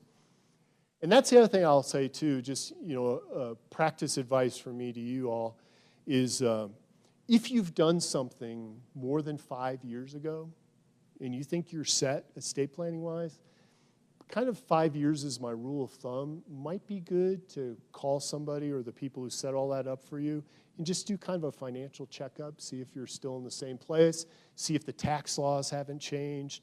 A lot of attorneys, if they're really good about it, they've done estate planning for you, will contact you periodically for that kind of review, mainly because they want to bill you for more time, because that's what attorneys do. But it is a really good idea. 5 years is kind of my rule of thumb just to make sure you're still in the same place, still doing the same stuff.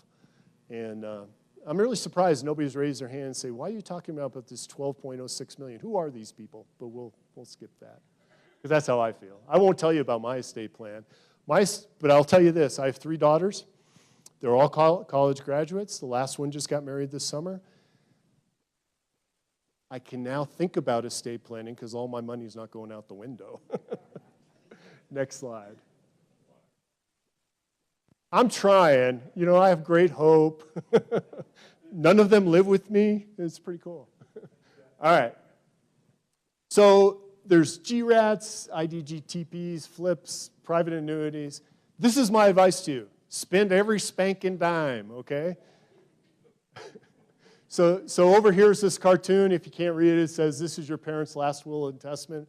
It's a card from a tropical place where they're having a cool beverage. A lot of people really want to leave their kids stuff, and I've sat across the table from them and talked through it. You've supported your kids as they've grown up, you know, go live a little. That's just me. I've told my kids, if you get anything when I pass away, I've screwed up somehow. Next slide. Hey, I put them through college, or tried. All right, charitable. Another purpose for doing estate planning is if you want to deal with or leave something for a charity. I think this is by far the greatest reason to do estate planning if you're so inclined. It is a great way to fund your favorite charity or things that you wish you could have done more of when you were younger. So if it is a true 501c, whatever type IRS code charity, so it's a nonprofit charitable organization with that wonderful little certificate from the IRS says, yep, you're a charity, you can give them anything when you pass away. There's no gift tax, there's no inheritance tax, you can give them anything. Gifts while you're still alive are also, of course, usually deductible from your income tax. But there are some ways to do some planning techniques because you don't know what you're going to want that money for, right? So you might want to hold on to it. But if, unlike me, who plans to spend every dime, you might have a dime left when you pass away, and maybe you want it to go to a charity, there are some ways to do that, and we're going to talk about that. Next slide. By the way, I laugh a lot and tell jokes because we're talking about people dying, and it's not a very nice topic, so I got to keep it light. But I don't mean to make light because it is serious stuff. Because there's one thing, what are the 2 things we're all assured of, right? Death and taxes. We're talking about death and taxes. You know? All right, donor advised funds. This is just another mechanism where you make a gift to a foundation. You get a deduction on your income tax for that year. You can actually set it up so you can advise what they use the money for. It's pretty simple to establish. It's basically like an agreement between you and the charity. You can't, this last one, this is the IRS, right? You can't use it to satisfy personal charitable pledges. So get this. There's actually an IRS case, or 4, that somebody said, what was the name of the charity? It was basically for homeless folks in an urban area, if I remember right. And somebody pledged $1 million to this charity. Then they went to the attorney estate planner and said, I've pledged $1 million to this charity. And they said, we're going to set up a donor advised fund so you can decide to approve what they use that money for. So they're not just going to give out $100 bills on the street. You can actually tell them, you know, build facilities, have training programs, whatever you want. Well, you know, time goes by, the person passes away, and the IRS says, this donor advised fund was fraudulent because you pledged that $1 million before you set it up. This is the IRS. Welcome to the wonderful world of tax law. So kind of crazy, right? They said you could do it. He did it. But he had pledged. And I was like, who knew he had pledged? Well, it was on the society pages of the newspaper. Oops. Next slide. Any questions so far? Still no attorney jokes. You guys are being really easy on me. Can you tell it in public? Certainly. Okay. What's the difference between a catfish and an attorney? I know that. bottom dwelling mudsucker, and the other one's a fish. A fishing aid. That's really good blackened, by the way. All right. So I'm not going to really spend much time on this. You can set up a private foundation. You've heard about rich people. I always think of Batman, Bruce Wayne. There was the Wayne Foundation.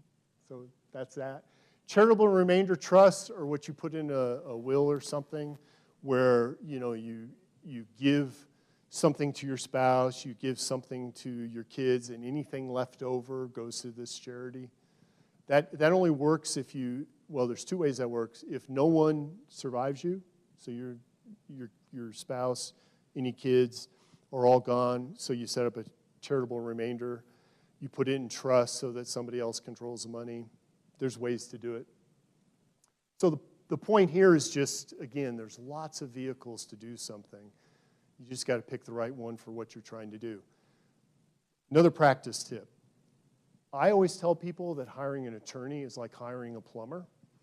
If a plumber comes to your house and you know, gets mud on the floor and, you know, cracks your countertop working on your kitchen sink, fire him and find another one.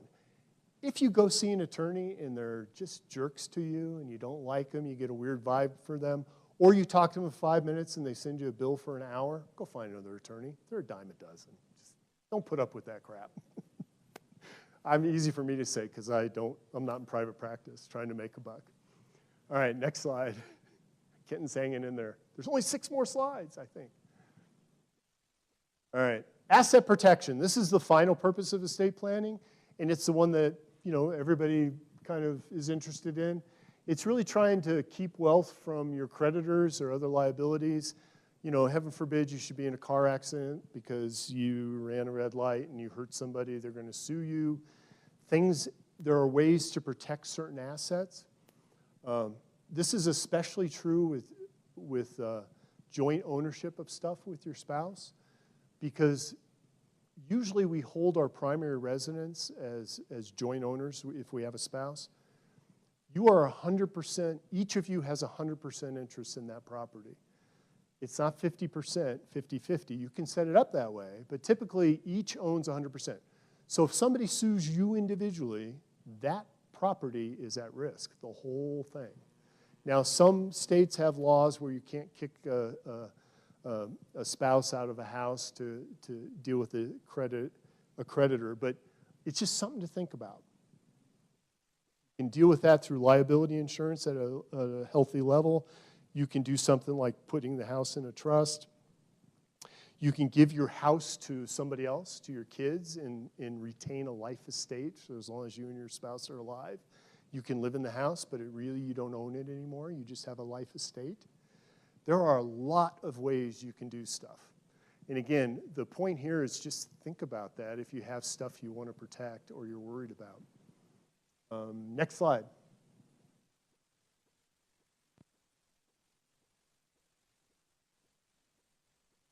All right.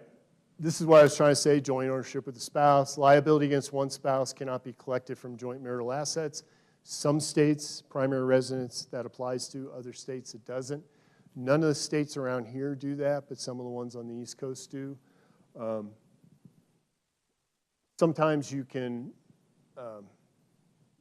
set things up, like I said, a life estate and all, but you can't do that if somebody's suing you, right? It's just like the Medicaid thing. If you get a bad diagnosis, you can't start giving away all your stuff or they're going to come after you to get it back. Same thing here. If you try to do something when somebody is going to sue you, they'll unwind it. The courts will order you to unwind whatever you're trying to do. So once more, you got to do it before you need it, right? Next slide. I personally don't worry about litigation except to the point of having general liability insurance at a healthy level. So if somebody slips and falls on my front porch, I'm not generally worried about it in terms of losing anything.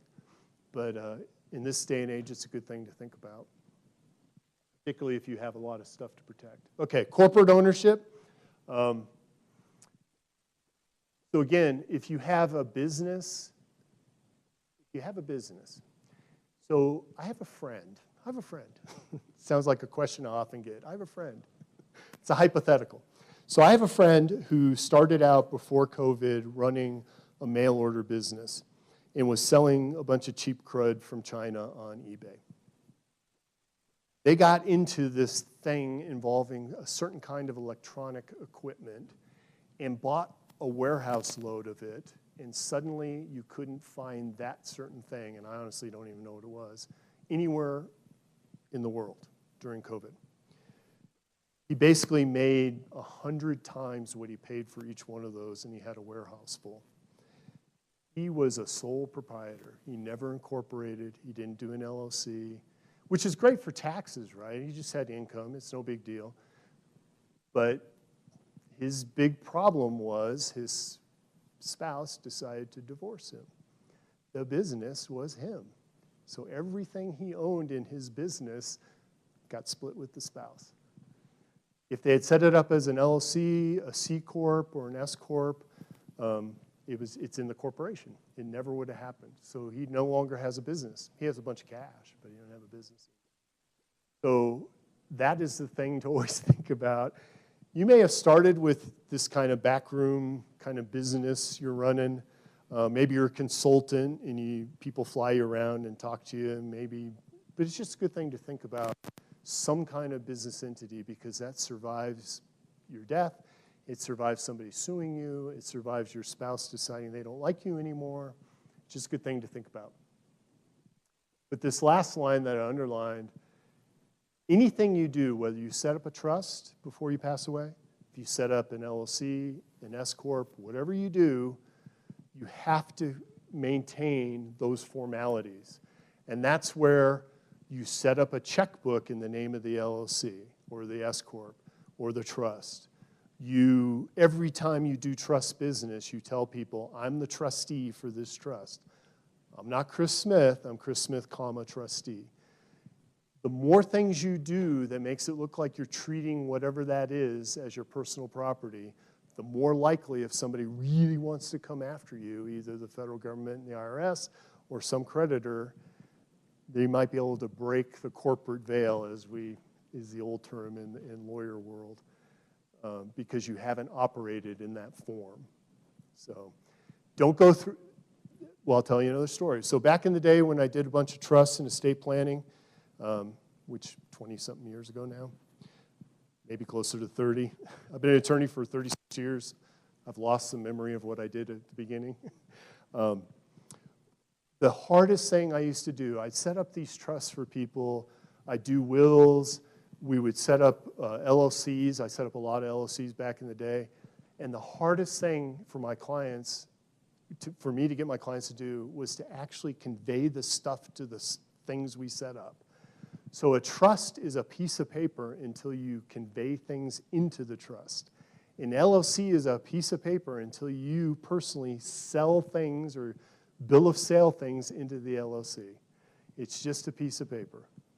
So I actually had 2 daughters of a guy who had a bunch of rental properties. Their dad swore up and down that they put them all into an LLC. He, of course, passed away. They had another sibling, I want to say a son, a brother, it might have been another sister, who was into other things that were not good. And dang it, wouldn't you know, the LLC was supposed to all go to the 2 daughters who were involved in the business of running the rental properties and stuff. No LLC. And if they did, they never put the stuff in the LLC. So the 3rd daughter, who might have been a drug addict, got a third of everything, which was not the intent of the father. Anyway, next slide. We're close. Any questions? I see I'm putting you all to sleep. I love it. All right, so what do you do? So we are very close to the end. I got basically a question slide and a comic to show you next. So what do you do? This is my advice to everybody, right? At a minimum, you have to have a will. I don't care if it's just going to go to your spouse, and if not your spouse, then your kids. By setting up a will, it just is one less thing to worry about. If your kids find your will, they don't worry about whether you have a will that says something else, right? Because they have it. If you do a will and you redo the will, please get rid of all the old versions of the will. If you do a will, you can make copies and give them to your kids or whoever your executor or personal representative is, But if you redo the will, make them tear those up. I can tell you stories about families who have gone through incredible pain because they found an old will and not the new will. Now, for me, I've been married 32 years. I have 3 kids, no grandkids. If they couldn't find my will, probably not that big a deal. However, in our Guard community, there was a time where one of our folks sadly had retired, not lived very long thereafter. This is a few years ago, and had never updated their will. Everything went to a former spouse. They were now married to somebody else, but the will was still existent. Really? He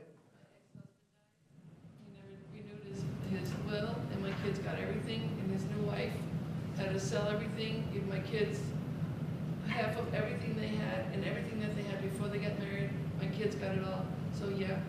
Well, there you go. I was very happy about it. But well, and I appreciate you sharing that, but it is But a yeah, it does catastrophe. happen. And that's the other thing down here, third, fourth bullet down. Regularly check your account and insurance beneficiaries.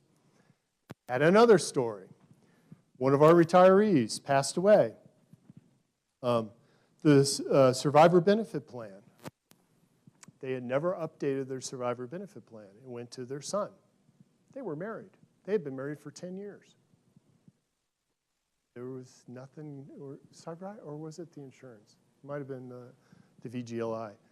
But the new spouse, and not new, I mean 10 years worth of marriage, got lost out on that because they just didn't update their beneficiaries. So anyway, so at least have a will, do what we call a durable power of attorney. So there's a lot of power of attorneys out there. I can give General Rader a power of attorney to sell my 68 Mustang convertible. I don't have it anymore. My sister has it. I already sold it, sorry. But I give it to you to sell for me, limited duration, doesn't survive. If I get in an accident and I'm in a coma, I no longer have the ability personally to sell that car. That power of attorney I gave him is no good anymore unless it's durable. If it's durable, it has language that says it survives the power I'm giving, survives the incompetence. I'm no longer an incompetent person because I'm in a coma of that person. When you're dealing with parents, even older siblings, you really want them to do some durable stuff so that if something happens to them and they're no longer able to take care of their financial stuff, their property, a business, you need durable power of attorneys for both financial and health care so somebody can do it for them. I looked at a power of attorney just recently for a Guard friend, and he said, hey, I did this a bunch of years ago. The attorney said it was durable. It wasn't. It didn't have the right language in it. It's not magic language, but it's got to be in there, so we redid it for them. They're good. The last bullet here, there's lots of stories about this out in the media. You can Google it if you want. Ensure someone not in your house has access to passwords, safe combinations, asset locations, any prepaid plans. Many years ago, again, somebody passed away, and I had one of our Guard members came to me, and they had the unfortunate job of being the executor for an estate. Has anybody here been an executor for an estate? It's like the worst job, right? It sucks.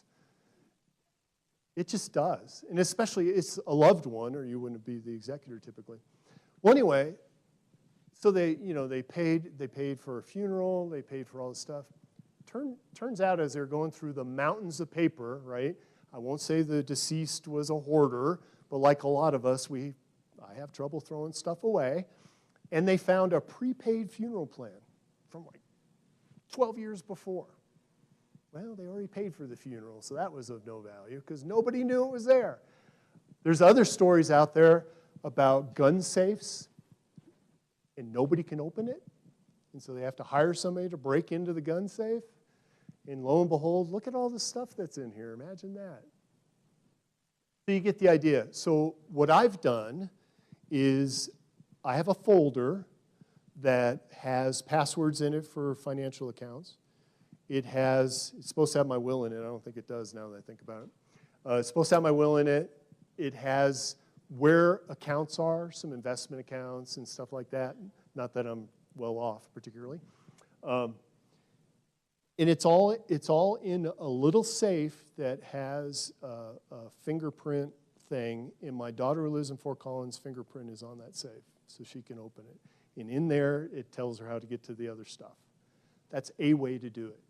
Another way to do it is if you have a kid or a younger sibling, you can put that together, put it in an envelope, seal it up if you want. If they have a safe or a safety deposit box, give it to them, telling you, do not open except if I pass away, kind of thing. Because it's really important, because people don't, like nobody would know that I have a little bit of money in a startup company that wasn't through my normal investment account at Schwab. Nobody would know that unless I told them that. I have the paperwork, it's buried in my email, but unless I told them, they wouldn't know that. So those are the kind of things you got to know. Another story. Somebody had a fractional interest in the old homestead kind of ranch up north. I want to say it was outside Sheridan. And we're talking a couple of generations later.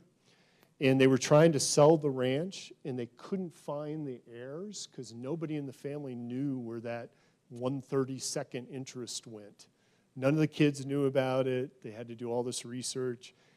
You can usually work through that stuff, but it's just a nightmare. So it's just good to list all your stuff and make sure somebody knows. Yes? In a what? A will and estate plan. So a will is part of estate plan. So a will is this simple document that says, I have passed away, here's where I want stuff to go. It can establish a trust. It'll establish the order that you want people to take stuff.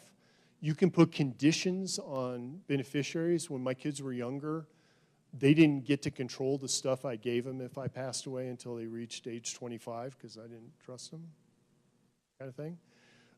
So the will is kind of the basic document. If you do estate planning, if you have trusts, if you've done all this stuff, you set up LLCs for your businesses, you should still have a will.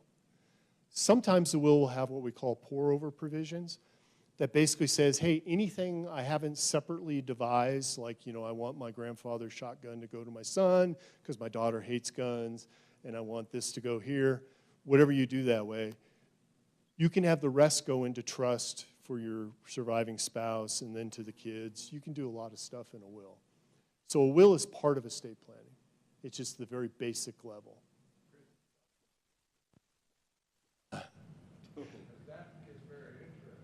Well, and here's the thing I'll tell you. Probate is very interesting. So attorneys will scare you about the cost of probate. Attorneys will say if you put stuff into trust, you can avoid probate. The reality is, unless every single thing you own is in a trust, you're going to go through probate. So probate is a process that the court gets involved to divide up your stuff. The real interest, what we call the public interest in doing that, is really to make sure that you pay your last creditors, right? So the electric bill that's due, this guy, you owed $5,000 to. The credit card company, there's a $1,000 balance. That's really what probate's about, is to gather your assets, pay off your creditors, and then split it the way your will, or if you don't have a will, the state will tell you where your stuff goes. In Wyoming and most states, there is an order of succession in the statute. So don't let anybody tell you the government will take your stuff. The government will take your stuff if you have to pay estate taxes.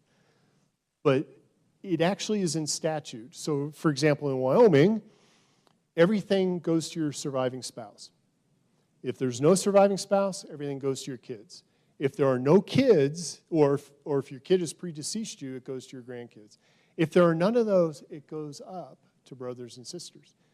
If there's none of those, it goes up to surviving parents. It's a whole chain. If they can't find any blood relative, then I guess the state might get it after all. The problem with probate is it does cost money. You usually have to talk to an attorney. In Wyoming, if your estate is small enough, in other words, I think it's 80, I'm going to get it wrong now. Used to be $80,000. So if the stuff in your estate was less than $80,000, you basically write a letter to the court and said, this person died, here's the death certificate. You write a second letter saying, here's who I gave the stuff to. It's really pretty simple. Anything beyond that, and you're going to go through probate. Now, with the way real estate prices have gone, I can safely say anybody who owns a house is going to go through probate, unless you put the house into a trust. What else? Do you have a story to tell about how wonderful probate is? We had to work it all out to where you could avoid it. Right. And you can. It's just really hard if you don't put everything into something else. And that's hard to do. Perfect example is cars. Cars are a pain in the butt when you're doing estate planning. So let's say right now you own a nice car, you know, a 2022, you know, Lincoln. Costs you $60,000. You put that into a trust. Time goes by. You trade it in on another car.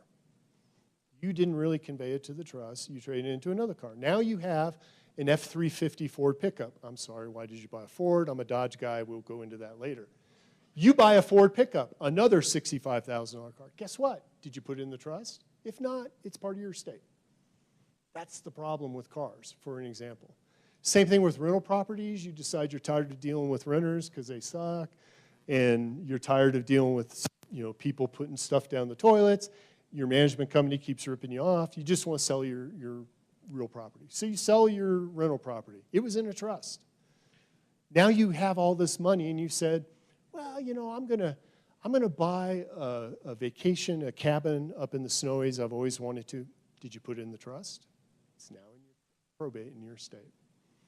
This is the hard part, and that's why I say every 5 years or so, review what you got, because it's time to redo. General Wright. If you have a trust, I heard you say you should still have a will. I know that the JAGs do basic wills for retirees as well as active service members. Do they do a will with a force closet that will put all of your assets into the trust that exists? Usually not. And the reason for that is we will do a will for you. We do legal assistance on both the Army and the Air side. Glad to do wills, glad to do powers of attorney. If you have a trust, the rules are so complicated, I won't let our attorneys, I don't feel competent doing it. Because by doing something like that, we could be screwing something up. And without reviewing all your financials and understanding what the attorney or financial planner who helped you set up the trust did, we could really screw it up. So we're just not competent to do that. But if you just want a will that says, you know, I have a second spouse. We do this all the time. So I'm on my second spouse. My previous spouse, let's say, passed away. I have 2 kids from my previous relationship. I want to take care of my 2 kids. I don't want to leave my current spouse high and dry. I also don't want to give her everything to control because I want to give something to my kids. Lots of ways to do it, right? You can buy an insurance policy and have the beneficiary be your kids or your spouse. You can set up a will. We do this all the time, where some things go to the spouse, like the current residence, maybe some money or investments, and everything else goes to the kid. Or we can set up, when you die, a trust where everything goes into the trust when you pass away. Current spouse gets the income and the benefit of everything you put in the trust, but she doesn't, I always blame, the guys are always the one who die first, so I always laugh about that because I'm a guy. She doesn't control it. So when she passes away, the trust says it goes to the kids. She's had the benefit of it her entire life, and as long you can put in there, as long as she doesn't remarry, as long as she lives in the primary residence and doesn't, you know, leave it for a certain number of months, you can do a lot of stuff. If you don't have a spouse and you have kids, we can set up a trust where the stuff goes into trust for the benefit of the kids, but they don't get it till age 30. They don't get it till they graduate from college. They don't get it until they're married. They don't get it until they have their first kid. And you can name somebody else to control the money. And that's all stuff we can do in a will. But if you have a lot of money, a lot of property, a family interest in a huge farm back in Iowa, you really got to go to a financial planner. We're just not competent to do that. Yes? There's a man and a lady, they were married, it's both their Sunday marriages. And they go and do a will. When he dies, everything goes to her. So they went to an attorney together. So her will reads, okay, she inherits his stuff, but when she dies, everything goes to her kids and his kids. There's 4 kids. Know where you're going. He goes and he says, okay, if she dies, it goes to him, but then when he dies, it goes to the 4 kids too. No, so did not happen. She died first. He went and changed his will. He left her 2 kids out. Yep. And that's where you put stuff in trust for those kids. You buy insurance, you do something else. Because that's the thing about wills, right? We do wills for spouses. So we'll do it for the military member or the retiree plus their spouse. Usually sit and talk to you separately because you may not have the same interests. When the first, and you may have 2 wills like that situation that are mirror examples, right? They all go to all 4 of our kids, both of them agree, first spouse dies, the next day they can go in and change their will. They can go to completely somebody else. If you set up a trust or you do something else, they don't have that power to do that. So that's when you have a blended family or you have kids from prior relationships or you have an ex-spouse out there somewhere, you really need to do a little estate planning if you really care about where that stuff goes. There are lots of stories about kids from a prior relationship being disinherited by the surviving spouse. Probably people in this room who know some stories about that. And I've had some interesting conversations with folks. Doesn't happen very much anymore because I do other stuff mostly, but where their parents, they basically screwed each other. That's just the only way to look at it. It happens. So, all right, next slide. You're close. All right. So this is my idea briefing. You can't really read this. The Arnolds feigned death until the Wagners, sensing the sudden awkwardness, are compelled to leave. We're done. Any questions? This is one of my favorite things. This is a Far Side. There was a Far Side version that talked about the Smiths, so my wife and I talk about this all the time. We laugh about this. All right, so the last thing is a lot of the material I used I got off the internet because I don't like to create briefing slides out of nothing. It's all copyrighted by all those people. If you want to know where I got it from, I'll be glad to tell you. For educational purposes, there's a copyright exception because I knew you were probably worried about me as an attorney doing that. I consider this an educational setting. Questions for me? Because it is 12:30. Yes, ma'am. I went to the bank and got Bob's name taken off of the bank account with a death certificate. I went to another bank and closed the account with a death certificate. I called the county treasurer's office to get Bob's name off of the property, the house. Death certificate isn't sufficient. I have to have an affidavit from an attorney. Can you explain? Yeah, that's, it's an affidavit of survivorship. Somebody's been through this. It can be part of the probate process where you as the person doing the personal representative can do a document to tell them that that person has passed away. I don't really know a lot about that anymore, the nitnoidy of it. But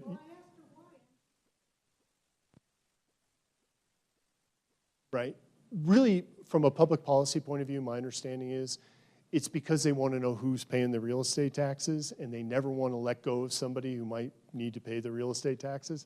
So they make you go through an extra step to say, hey, this person's not around anymore, because they don't want you pulling a fast one and just trying to remove them from the name because it's somebody they could go after. Child support decrees are like that. You have to jump through an extra step if somebody's passed away. There's a lot of stories about that. So, yeah, I believe it. Every single government thing you try to do in this area, it's always complicated. They don't ever make it. So I'm sorry you had to go through that. It's a pain. So the best I can tell you is, yes, it's a pain. What? No, it is a pain, and I don't have any great answer for you. You're probably just going to have to consult with an attorney and have them draft up the affidavit. That's the other thing I will tell you. I can't do it because the other thing I will tell you in Wyoming, unlike some states, well, I don't know if they know how to do it, but we could give it a shot. We can look at the law and figure it out. One of the things that's hard about practicing law in Wyoming, there's not a lot of self-help stuff out there, unlike some states, and there's not a lot of law. You know, right? We have one Supreme Court after the district court level. There's no court of appeals in the middle. They put out maybe 30 cases, opinions in a year. So one of the fun things about being a Wyoming attorney and practicing in Wyoming is you get to guess a lot as to what the law is because there's no case law about it. Ma'am.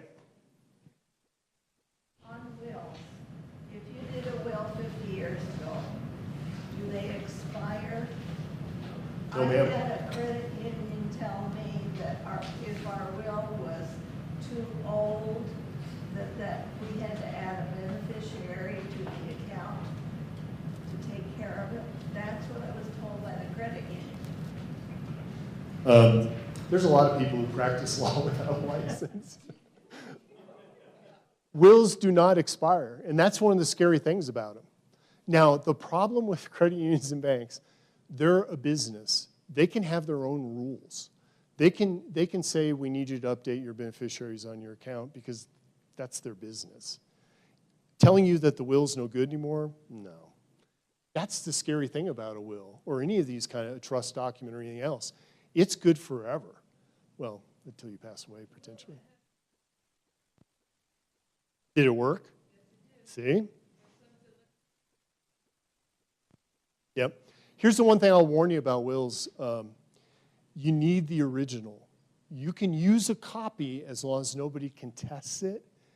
And depending if it's a really weird thing and you're using a copy, the court may not want to use it. So you always want to hold on to that original. Always, always, always. And what do you do if you can't find your original will? Do a new one, right? Private attorneys who do estate planning for you almost always keep the documents on file. Military attorneys, we never keep the original. We don't want it. We give it to you. We don't keep a copy. We'll have an electronic version unsigned because we just don't have the store room for it, and we don't want to be responsible for housing your will. Another question? Nope? All right, I am over now. If you have any questions, please ask. No question? No? Okay, I'm done. Thanks again. You're done, but you're not finished.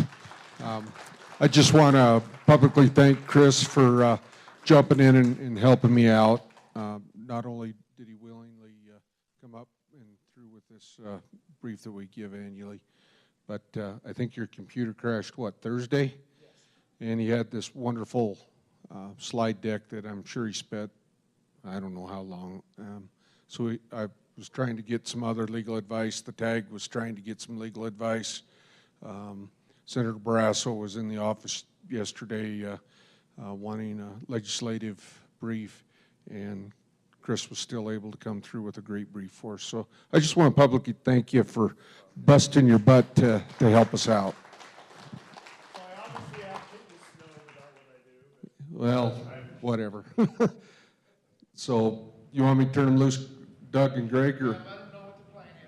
So the plan is, let's go to lunch now. It should be ready out there. Help me remember what time Mike is on. 13:15, so we'll herd you back in here.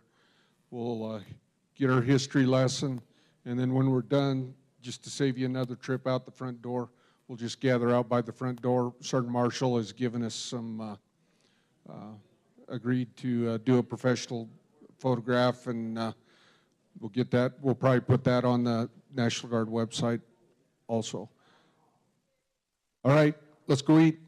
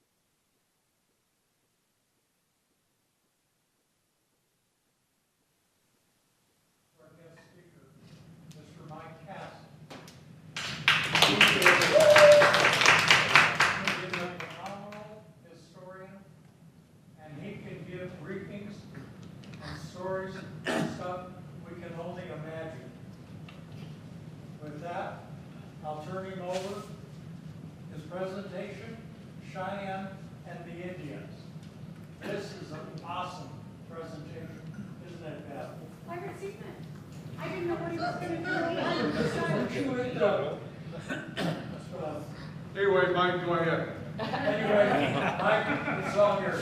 Go for it. Thank you very much, Bobby. Can everybody hear me all right? Yes. Very good. Okay. You'll have to tell me, I can't see from the screen, whether or not this thing advances. I'm right on the very edge of technology up here, so hopefully this will work out all right. First, I thank you very much, Bobby, for that very wonderful introduction. Thank you. I hope to make you proud for that. As it is, it's always a pleasure to come back and talk to you. It's just marvelous to come back and join the veterans of the Wyoming National Guard. The Veterans Association is important to us at Cheyenne Frontier Days, and it's very important to me as well. Thank you. The presentation I'm going to be doing this afternoon is rather interesting, and it can be somewhat controversial to think about that we have a very good relationship with Native Americans in the United States today. And Cheyenne Frontier Days has an extremely good relationship with the many peoples that have come to entertain the crowds here at CFD, and we don't know if we would ever have a good CFD without the participation of the various tribes that have come and participated. We're so far removed from what happened in our ancient past, we can sometimes forget that this has not always been the relationship we've always had. Cheyenne has had a very interesting and difficult relationship with Native Americans, at least in its early history, and that's what I would like to talk about this morning. Since it's this afternoon, it's probably a good thing. All right. Well, anyway, to begin with, I have to do this for my students because a lot of people don't understand the context and the attitudes that people had that pervaded their mindset during the course of the early 19th century and the time that Cheyenne was founded. For the most part, there are two idyllic ways. There's positive idyllic and there's negative idyllic. The positive idyllic way that a lot of people, especially in the 20th century or in the 1950s in particular, like looking at the relationship between us and the Native Americans, or the white man and the Native Americans rather, was something like this. I want to make sure that this is up. All right. But anyway, this is a picture that I remember seeing as a kid. When I was growing up and going to school, this was the way that we were taught to look at Native Americans. People that were willing to help the pilgrims to go ahead and survive in a harsh countryside and a harsh land. It was very idyllic. The people who were living during the time that this image represents, however, had a very different image of Native Americans almost altogether. This other image that you see here is what they would usually see. This is about the attack during the Powhatan Wars in 1621. This is a lithograph that was created, or a woodblock that was sent back to England to people that were coming to the New World, or at least people who wanted to know what was going on. Because of the attacks between the Powhatans and the people down in Jamestown, this was and became the pervasive idea that most European settlers, particularly the British, had about who Native Americans were. They fought very hard against Native Americans, wanted to convert them, basically take the land that they thought the Native Americans weren't using effectively, and for some reason, the Native Americans became hostile and violent when that started to happen. Unfortunately, of all the conflicts that we had in the early part of American history with Native Americans, this is the attitude that stuck in most imaginations of Americans when we start getting into the mid-19th century. It's the idea that the Native Americans were savage, were barbaric, didn't have the ability to be trusted. The reality of what was actually happening, instead of this public perception amongst the masses about what Native Americans were, was somewhat different. Of course, the people that would be able to explain that it was a little bit different would be Lewis and Clark. Their experience was very much more in what people on average had with Native Americans when they met them.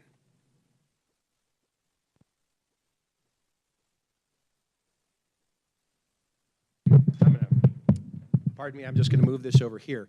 This is the lithograph I was meaning to show you guys about what people in the European colonies were beginning to perceive Native Americans as. If you compare that and contrast that to that idyllic Thanksgiving scene, you can see this is not going to make things better between the races. Again, this depicts, again, the Powhatan attacks by that tribe when they decided to try and push the white man out of Jamestown. Like I said, this is kind of the very pervasive image that begins to stick in the European mind. All right. Now, moving a little bit further forward and catching up, this is actually what most transactions were like. For the most part, Native Americans were curious about the white man when they began to see them come into their territory, especially out here on the high plains. The first white men that they came across were the French, who were more interested in trade and possibly taking wives, and basically also exploring out in the countryside, but not taking anything for themselves for the most part. The relationships were relatively easy and transactional. For the most part, the people out here on the Great Plains, this is the way that they saw the white man, as somebody that would occasionally come through and would want furs, pelts, or information. Unfortunately, this began to change with the arrival of Americans from further back east, the people that didn't have any experience with the people of the High Plains. They were bringing the baggage of everything they had been taught about race relations between Native Americans and themselves as they started moving west on the Oregon Trail. The biggest fear that they had while traveling across the Oregon Trail was the fear of being attacked by Indians and killed or scalped or any other bad thing that would happen. For the most part, the Native Americans who were out here in the Great Plains left them alone.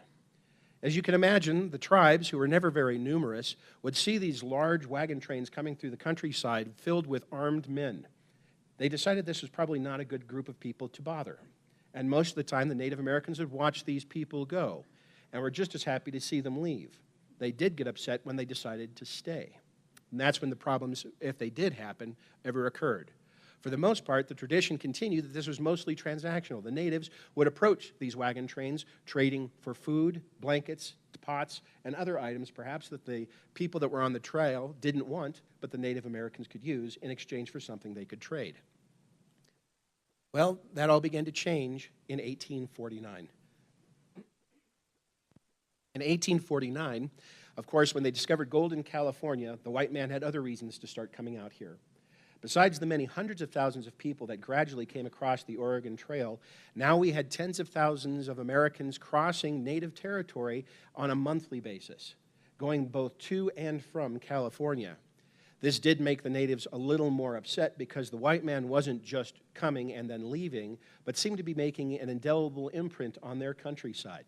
And the Oregon Trail and the road, or known as the Great Platte River Road, became very indelible, and its scar began to cross a lot of different territories. Realizing that there might be problems, the United States government decided in 1849 to take some matters into its own hands. In 1849, they bought Fort Laramie, bought it from the original traders there, and Mr. Sublette and his partners, and basically wanted to turn this into a military outpost for the protection of American citizens while transiting this great open and unclaimed territory. Realizing that just having a fort out here was not going to be enough. And so in 1851, the Interior Department sent negotiators out to Fort Laramie, and they sent an invitation to every tribe they could possibly find.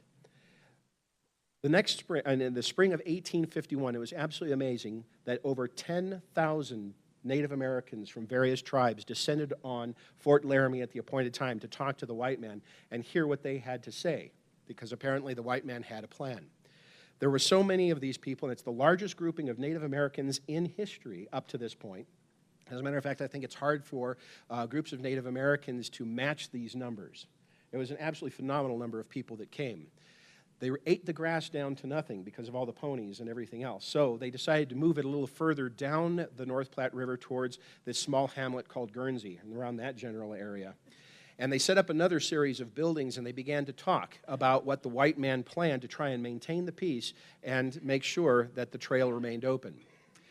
The idea was this, very simply: the Fort Laramie Treaty of 1851 got all the signatory tribes who were present at that time to promise not to go to war with each other, and also to promise not to harm the white man as long as he did not stray from the Oregon Trail. This is a map of what they were planning on doing. Okay, so this is a color map of how they were going to divide up the American West between each one of these tribes. If I can get my laser to go, I don't know if you can see it, but right there, that is the main route of the Oregon Trail. All right? Let's see, do I have it right? Yes, I do. Okay, and so it's going to come up through this area up into Wyoming and all the way through.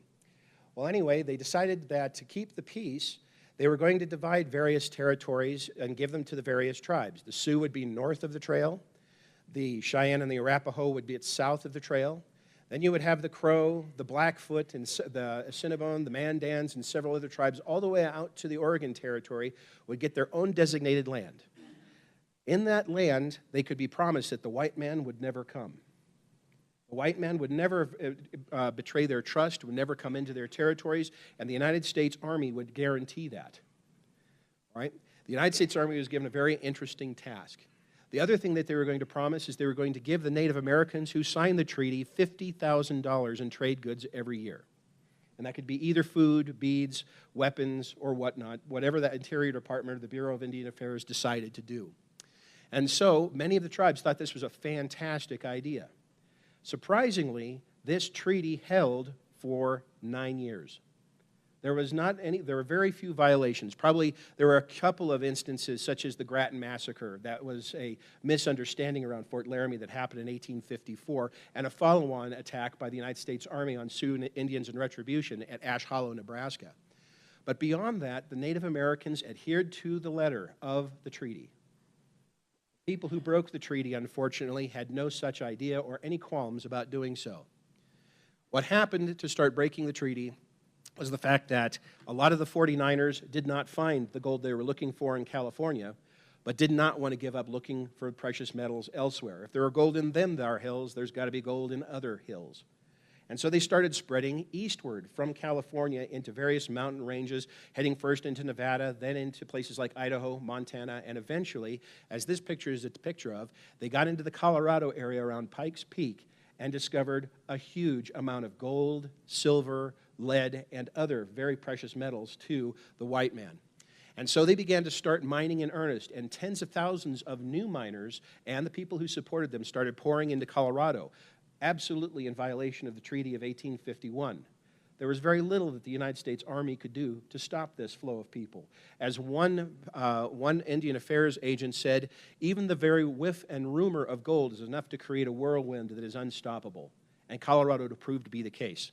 As a matter of fact, in mid-1859, shortly after gold was discovered, this very tiny hamlet called Denver, Colorado, was established on the banks of Cherry Creek to support all of these mining industries that are now happening in the state. Again, keep in mind, this is a complete violation of the Treaty of 1851. So what were the Native Americans to do, particularly the Arapaho and the Cheyenne? The ones who signed the treaty were basically wanting to keep the peace and wanted to find out if there was some way they could get the government to get these people out. Unfortunately, while the chiefs were talking, the young men decided to take matters into their own hands. Beginning in 1860 and with increasing ferocity during the course of the next few years, the summertime in Colorado became a very dangerous time. Warriors from the various tribes would attack things like the overland stage that was starting to come through. They would attack white settlements. They would attack ranches, farms, raid ranch houses, kill their occupants. This, of course, incensed the white man who was in the area, and they demanded protection. What made them even more upset is that because of the Indian way of war, when winter fell, everybody went home. And instead, the elders and the members of the tribes would approach the forts, as they had always done, to ask the government to supply them the needs and demands that the tribe had because of the treaties. This only made the people of Colorado that much angrier. After one horrific event where a family was mutilated outside of Denver, Colorado, and the bodies were brought into the city and put on public display for the citizens of the city, the governor of Colorado Territory, Governor Evans, decided enough was enough. He decided that all tribes that were going to be peaceful had to report to local forts and pronounce their peaceful intentions and stay nearby by a certain day, or they would be in violation and would be declared enemies. There were several troops in the at this time, and I did mention this is 1864, so we're right in the middle of the American Civil War. This unit, a unit of Colorado volunteers led by this man, Colonel Shivington, had been fighting the Confederates in Texas and not doing very well. They had become a laughingstock, and so they decided to reclaim their glory by going ahead and putting down the Indian problem, as it were. And so we have, in 1864, a perfect storm that now the white man is willing to move, and eventually Shivington and his men caught the settlement of Black Kettle on the banks of Sand Creek. Let me back that up. That's not inappropriate. Franklin, will you go ahead and advance me back a little bit, I think? I think this has finally given up the ghost. Nope, there it is. Okay. The Battle of Sand Creek was a bellwether moment in Western history. All right, let me go a little bit further. Let me go back up here. I think I got it. Okay, good. The massacre at Sand Creek killed 600 men, women, and children. Most of the men were old. Most of the women and children were not able to escape. The men that the soldiers were after, the young warriors, were actually out hunting, and so they were not caught. The result, however, is that the poor people of Black Kettle's band fled, or those survivors, up to their friends in Wyoming territory. They took all the stories of the horrific treatment they had received by the Colorado soldiers up there and told that to the Sioux, who are also very angry about things that had happened back in Minnesota to the fellow members of their tribe as well. So all of a sudden, the entire plains was now erupting into internecine tribal warfare and fights between the U.S. soldiers, U.S. Army, and the Sioux, Arapaho, and Cheyenne. The bloodiest of the places in Wyoming during this time period are rather famous amongst people that start studying Wyoming history, and my students learn about these. Just taught them about this last Wednesday. They have the attack at the Platte River Station where Lieutenant Casper Collins is killed. They have the entire several different expeditions by U.S. Army soldiers up the Bozeman Trail to try and maintain and retain the Sioux. Then you also have the battles around Fort Phil Kearny and Fort Reno. Bloody affairs that are happening almost constantly during the course and the rest of the time period during the Civil War and just afterwards. To make things even more interesting, while these battles are taking place and people are reading about what's happening in the news, this seems to be something that everybody that is in America basically takes as a matter of course. This picture that I have for you right here depicts Progress. That's her name. And there is, since the 1840s, this growing sentiment amongst the people of the United States that there is this thing called manifest destiny. Manifest destiny and progress basically means that in the face of such wonderful technology as the telegraph, the brand new railroad, the pioneers and the soldiers all moving west to claim the land for their own, the people that live out here, the Sioux, the Cheyenne, or any other native, like this group right here, who they've depicted living in shadow, must step aside.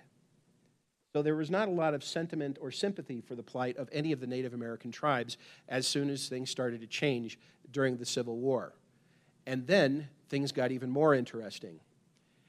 I apologize, all of this is preamble before we start talking about Cheyenne and the Indians, but I think it's kind of important to know where everybody stands and is coming from before I get into the details.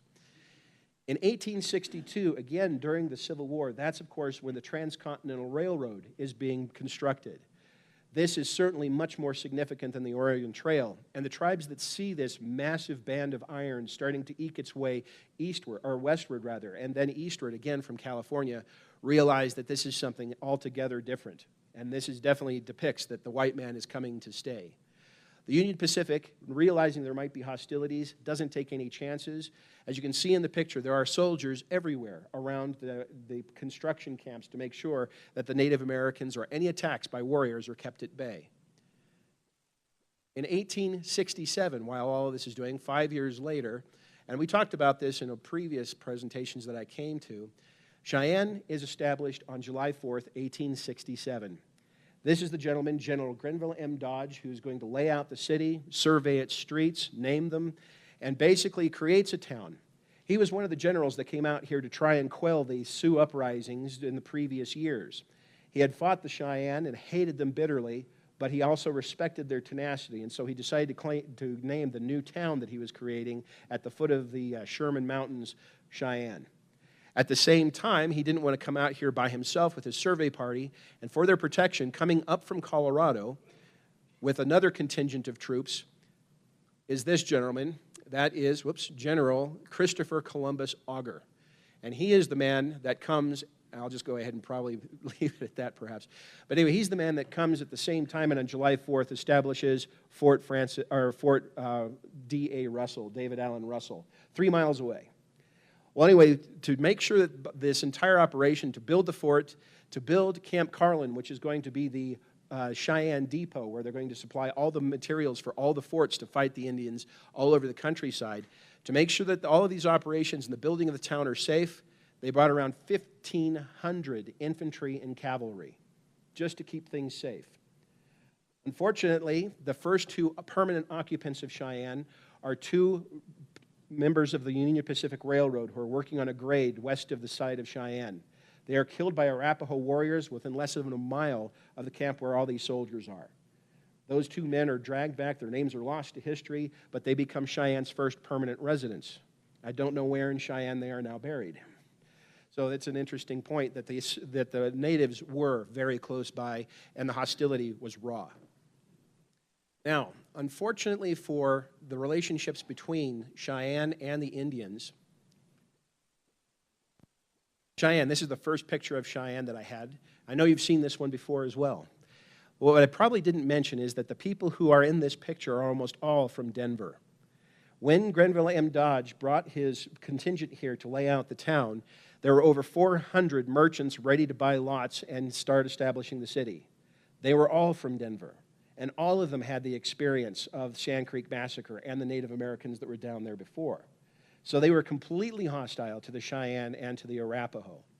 As the city began to progress, they certainly were not having a very decent time with Native Americans. As a matter of fact, Native Americans were everywhere. I love this particular picture. This picture is a wonderful shot of Almeida Castle, no relation to me. But this is shot in 1922. She is one of the oldest residents of Cheyenne in 1922, 100 years ago. And she remembers at the age of 12 that her father brought her to the brand new city of Cheyenne, who had been established only a month before. She remembers the very first night that she was staying in Cheyenne, there was a band of Pawnee that were camping very close by on Crow Creek where her family had pitched their tent. They weren't worried about that because the Pawnee were allies to the white man, and so they actually kind of felt safe. Unfortunately, over the next couple of days, an Arapaho band came in nearby and started picking a fight with the Pawnee. And she remembers one night where her family came out of the tent and sat outside and watched the Pawnee and the Arapaho have a battle on the far side of Crow Creek. Well, of course, if you know how big Crow Creek is, I don't think I'd feel safe anywhere around that area. But anyway, she said she watched it, and the Pawnee were successful, took many scalps of the Arapaho, and they came back and celebrated with her and her family and other members of people of Cheyenne. So we had some interesting times in the early portion of our history, and the fighting between our allies and the natives that were our enemies were very close. All right. To go a little further, by the time that the railroad finally got, Franklin, I think there we go. Oh yeah, I should also mention that this right here also happens when Cheyenne is brand new. There's this magnificent fight where Red Cloud thinks that he's going to give a serious blow to the white man up near Fort Phil Kearny. And he catches a wood train that's out very far from the fort, up on top of a wooded knoll. These men are gathering wood, and hundreds, if not thousands, of Sioux warriors descend upon them to try and wipe out this wood-cutting party. The commander of the party gets the wagon boxes off the wheels of the wagons, sets them down, creates a small fort, and the Battle of the Wagon Box is taking place in August of 1867. The people in Cheyenne are reading their new newspapers about this battle, and that's not that far away. So again, the hostility is certainly there, and the war is very, very close in the early days for Cheyenne. As Cheyenne becomes more sophisticated, and in October of 1868, has become certainly a little better than it was before, but it's here that the people of Cheyenne began to celebrate their good fortune. Everything seems to be going smoothly, and I love this. Mayor Hook, our first mayor, decides at the celebration to make a statement and toast his brand new town. He says, "Here's to the city of Cheyenne. May she ever prosper, and the tribe of Indians after whom she is named be completely exterminated." All right. The Cheyenne Leader, the newspaper at the time, said this sentiment was met with resounding applause by the attendees.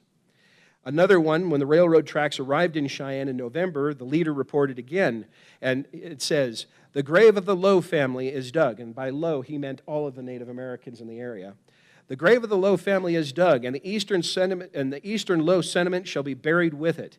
And the poisonous arrow, the treacherous tomahawk, shall henceforth be harmlessly shelved in the alcoves of a museum." So they knew that this was the arrival of the railroad was the portent of massive change. T.A. Larson, the historian that I study quite a bit that talks about the history of Wyoming, basically says that the city of Cheyenne received no trouble whatsoever from the Indians in its entire history. The city itself was never attacked, but the citizens, many of whom were from Colorado, despised them anyway. It was pretty blatant and pretty solid. There was an uneasy peace, of course, that began to start breaking out in 1868. The United States Army realized that the Bozeman Trail was almost impossible to defend because of Red Cloud and his warriors. There we go. And so they decided to start negotiating peace. Unfortunately, the people of Cheyenne's attitude towards Native Americans was so well understood by the people back in Washington, D.C., that when they sent the first delegation to begin negotiations for peace, they never even came into the city. They stopped in Hillsdale and then went north to Fort Laramie instead of stopping off in the town. Unfortunately, a few months later, in April of 1868, General Phil Sheridan, famous from the Civil War, General C.C. Augur, who helped establish the fort, and several other dignitaries did come into Cheyenne on their way up to finalize the peace. The people of Cheyenne greeted these people with hoots of derision and war whoops as they got off the train and treated them roughly as these people went first into the hotel, kept them up all night, and then eagerly hustled them out of the town the next day on their way to do whatever bad thing they thought they were going to have happen.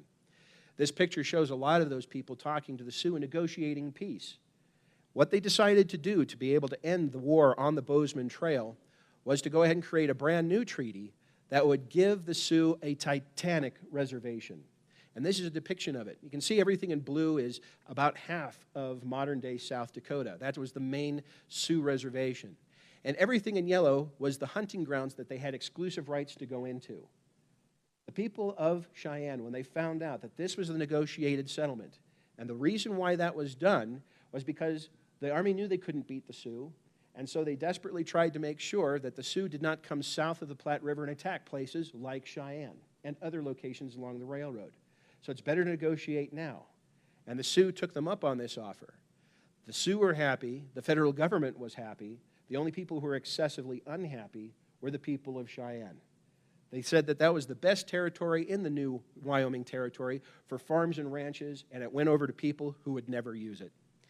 The relationship continued to be bad between the people of Wyoming and the people even back east who had different ideas about what was going on. Then things got worse. In 1874, the Black Hills finally became so apparently important because people started reporting that there was gold in the Black Hills, which is incredibly bad because this is also the sacred land of the Sioux. This is their homeland. This is their Garden of Eden. They think they came onto the earth, the scene of the surface of the earth from a cave in the Black Hills.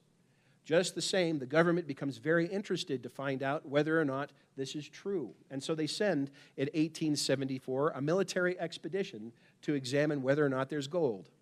And where they find gold, unfortunately, is just about everywhere.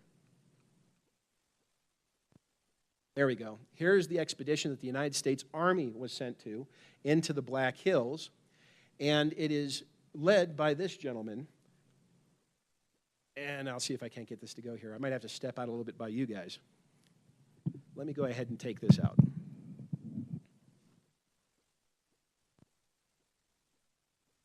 think I got to get back within range. Ah, there we go. There's the range. That expedition is led by General George Armstrong Custer. All right, I guess you guys can probably imagine where this is going to go. The expedition has 1,000 men. They have prospectors, they have scientists, they have hunters, they have translators, they have everybody you could possibly need for an expedition, including newspaper men. Unfortunately, the expedition finds lots of gold in the Black Hills. And of course, the newspaper men are very happy to put that in the newspaper, and the problem starts all over again. So yes, from that moment on, it was the Army trying to suppress the whirlwind of more and more, wow, now it's working really good. More and more people deciding to go up there and find gold. Cheyenne becomes the great leaping off point for people to go up into the Black Hills. We have the Cheyenne to Black Hills stage station that has 3 trips a week, and it's in constant operation. And it becomes a wild time where we have all these miners going up there and invading the Black Hills en masse by the thousands. In the middle of the Black Hills, and there we go, there's a nice one of the carriages. I have one of these at my museum. But anyway, you can see these guys going up there, and they didn't have to be comfortable. They just had to get there as fast as possible. Well, anyway, when they got there, they were building towns right in the middle of the territory. There is a first picture of, it is Deadwood, South Dakota, Rapid City, several others sprang up almost overnight. What's amazing to me when I study this history is that the Sioux never attacked these towns. They came in on occasion, and they would attack miners around them, but they never attacked the towns. What they did is something rather unique and rather startling in our history. Instead of attacking, they decided to try something else first. Red Cloud, the man who had led the war for so many times, decided he was going to go back east and talk to people back there.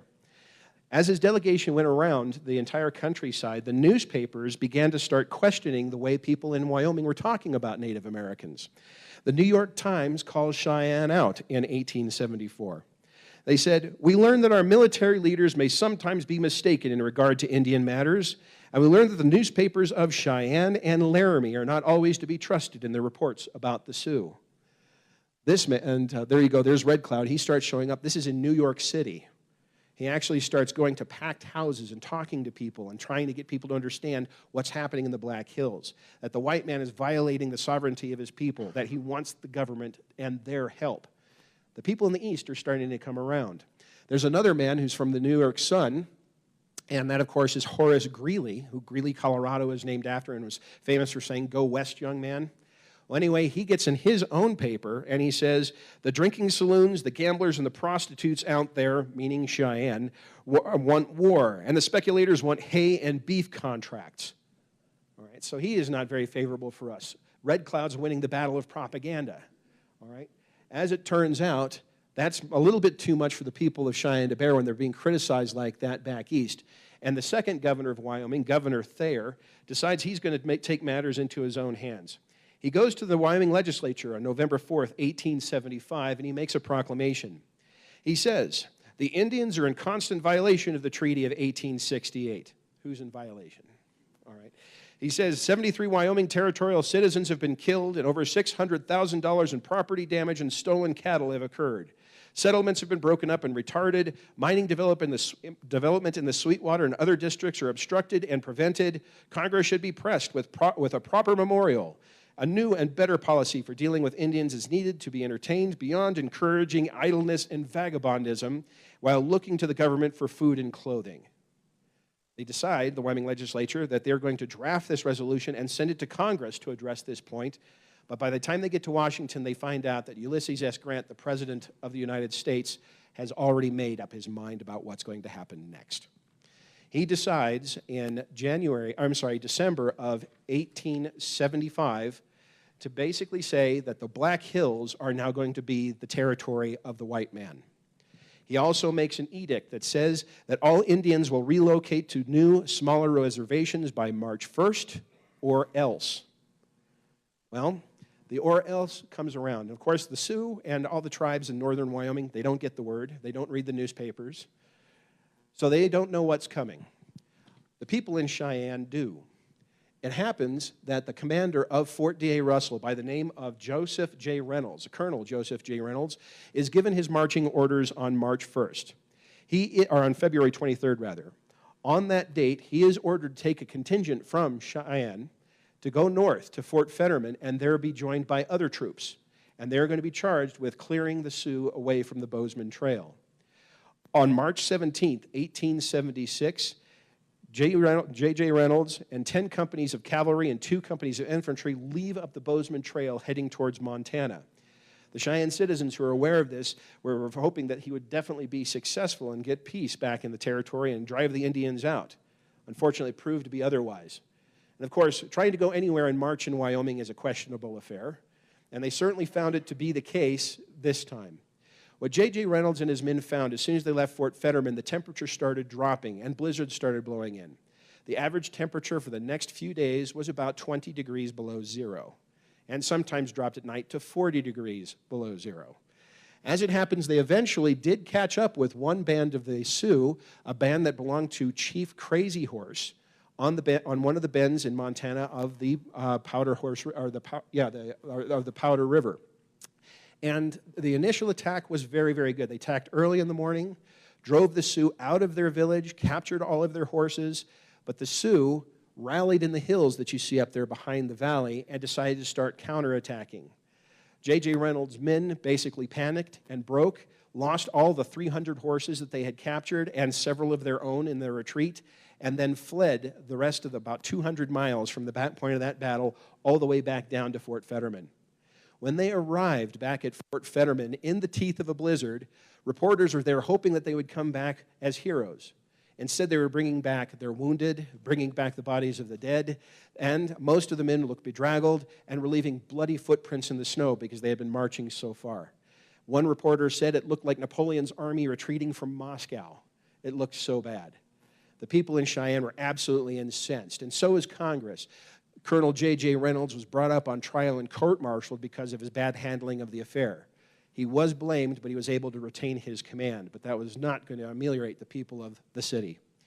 Well, the next summer, the campaign continued. It was launched again from several different points. The culminating event of that summer battle was the Battle of the Little Bighorn. That didn't go very well either, obviously. The battle took place on June 25th, 1876, and news of Custer's massacre reached Cheyenne on July 2nd. Well, actually, let's see, I want to make sure that it's here. Yeah, it received here on July 6th by one of Colonel Gibbon's scouts by the name of Muggins Taylor. Right? Muggins Taylor told what happened, and the editorials that came out in the Cheyenne newspapers just absolutely were incensed. They said, how could this happen? Most of it was because the government hadn't done anything before, and now look what we get. This is what one paper says. Too long have these outlaws been permitted to carry on their outrages upon their neighbors and remained unwhipped of justice. Their crimes merit the condemnation of all good men. Pensioners of the government, supplied with its best arms, which could only be obtained by them through the portals of the Indian agencies. They have continuously made war upon our people. They should now be made to understand that murder and robbery are crimes which will no longer be tolerated by the government. On July 9th, newspapers continue and say that we should actually, as the city of Cheyenne, raise 1,000 men and have these men march north to help the Army as volunteers, to take up arms as cavalry and infantry and give themselves over to the hunting of the Sioux. When they finally get together to meet to make this happen on July 15th, 1876, it's a night meeting with hundreds of volunteers. All of these men are very eager, but they began to fade away when it was revealed that the Army was not going to provide them with horses and guns. So they decide they're not going to go. All right, so this is the last time that we think we're going to try and do this. For the most part, however, the end result of the Battle of the Little Bighorn is rather significant. In that last battle, the Sioux are victorious, and they are never defeated in battle, but they have used up all of their ammunition. They know the Army is incensed, and they're also very hungry because the buffalo that they've been hunting have been decimated. By this time, the buffalo, their main source of food, has been nearly wiped out by robe hunters and buffalo hunters from industrial concerns by the white men. They have no choice but to retreat to the reservations that they're given. And the people of Cheyenne are very happy to see them go, but they don't realize this is almost the end of hostilities. That's a pretty good picture. But anyway, here's the before I go back to the, I say I'm not going to skip the picture. The people of Cheyenne don't really know what to do, and so they just sit and they wait. They don't have to wait long until we have yet another battle. The last one that happens in Wyoming happens on November the 11th, 1876. And that happens when General Crook, who's in command of Fort Fetterman, with a group of his soldiers, descend upon a band of Sioux that don't know any of this has happened. This is the band that belongs to this chief. His name is Dull Knife. And they catch this band basically making winter camp near KC, Wyoming, in this tiny valley that you see here. Crook's men, again, decide to go ahead and attack in winter, which is something the Sioux would never do, and basically catch these people by surprise, kill about 400 of them, and drive survivors to be killed by the winter. Crook is hailed as a hero in Cheyenne for doing this. Eventually, Dull Knife's survivors eventually flee all the way to Canada to get away to find safety, at least is what they think they can do. Very shortly after this battle takes place, and there we go, here's the reservations that everybody is going to be forced upon. You can see everything in orange is the Great Sioux Reservation, unceded territory. They are all going to be constrained to everything you see in yellow. All right, so you have the Pine Ridge Reservation, the Rosebud, the Cheyenne River Reservation, and so on and so forth. This is where the Sioux are forced to go to survive. Now, with reduced range, all of Wyoming becomes basically the white man's ground. And so they began to start filling it and are proud to do it. When General Crook comes back to Cheyenne after the battles, he arrives in December of 1876 and stays at the Inner Ocean Hotel. The people of Cheyenne, the editors ask him, so how are things going? And he says, they're going fine. Several of the Sioux that used to be our enemies are now working for us, and we together are hunting down those Sioux that don't comply. This will be over very, very quickly. And he's not wrong. The Dull Knife Battle is the last battle in Wyoming between the white man and the Native Americans. Now, Crook is very pleased. He doesn't think there's going to be any more trouble, and with his assurances, Wyoming basically turns the page.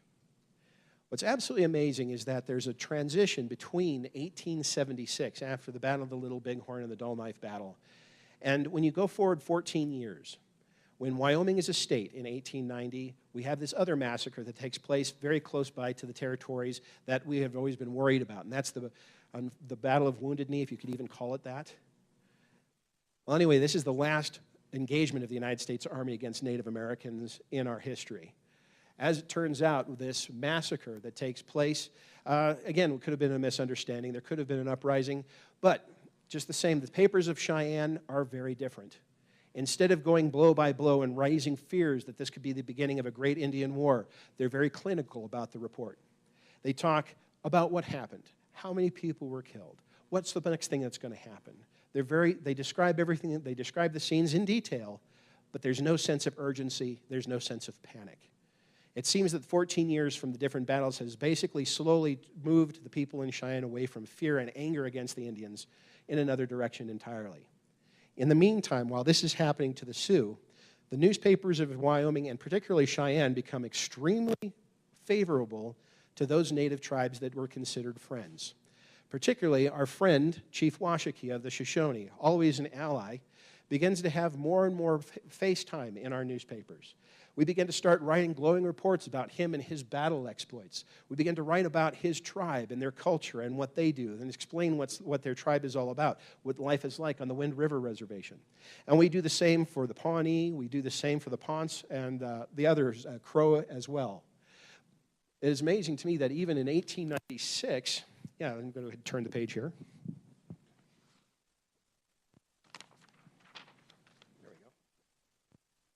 In 1896, we actually have a man by the name of Judge Bishop, who is from the Shoshone Reservation, and he's anticipated to be the future chief to succeed Washakie, who is beginning to ail. The town vets him and basically gives him parties, and the newspapers are very favorable and very complimentary to him when he's being interviewed. It's an almost complete turnaround. There's another thing that's beginning to happen in American society that's also beginning to change the way people in Cheyenne are looking at Native Americans. One is this guy, Buffalo Bill Cody. Fantastic man. What a great guy. He's certainly making the Old West popular in the New West. He's telling all of his great stories. But he knows that he can't have all of his great stories without talking about the formidable foe that he faced himself. You could just ask him, and that would be the Sioux. And so he would begin to have all these wonderful shows that travel around the United States and around the world, where he has men like Sitting Bull, who would join him and show off their culture to people around the world.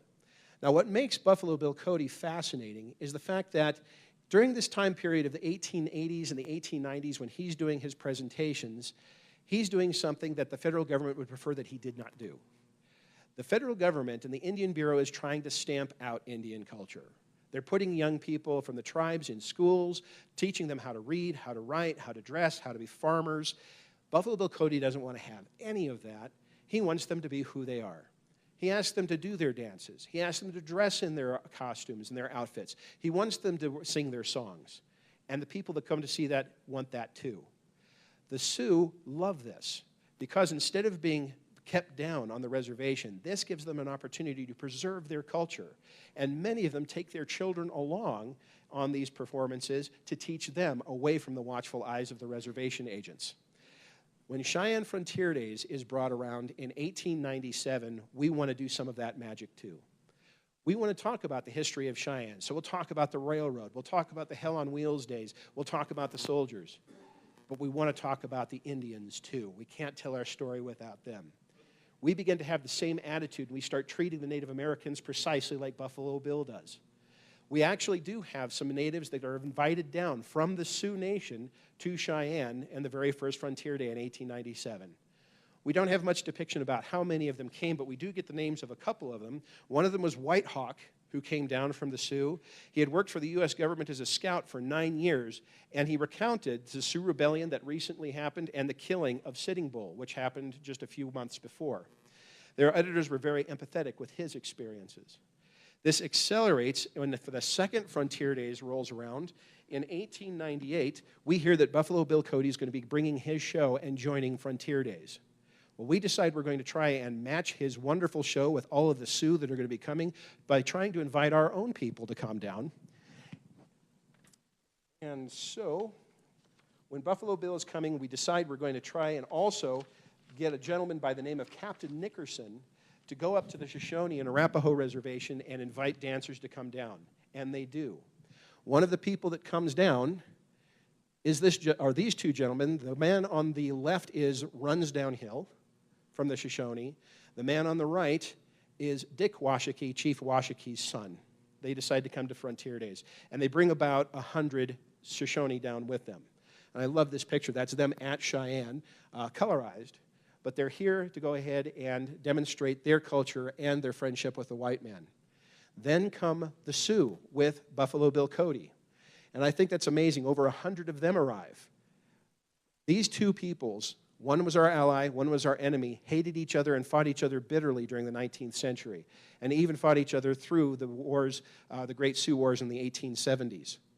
What we find is interesting, and I find this fascinating, is that we have both of these tribes now friendly to us coming into Cheyenne. What's going to happen? Well, it just so happens that on the morning of September 5th, in a surprise affair held off, that basically helped to kick off Cheyenne Frontier Days, but it wasn't planned. As a matter of fact, everybody woke up and this was happening. The newspapers report this. At the park grounds, the Arapaho, Shoshone, and the Sioux gathered before the festivities. Sitting in a large circle, the members of the congregation, with about 60 Sioux alone in attendance, quietly were passing amongst themselves a long-stemmed peace pipe to one another, with each of them taking a puff.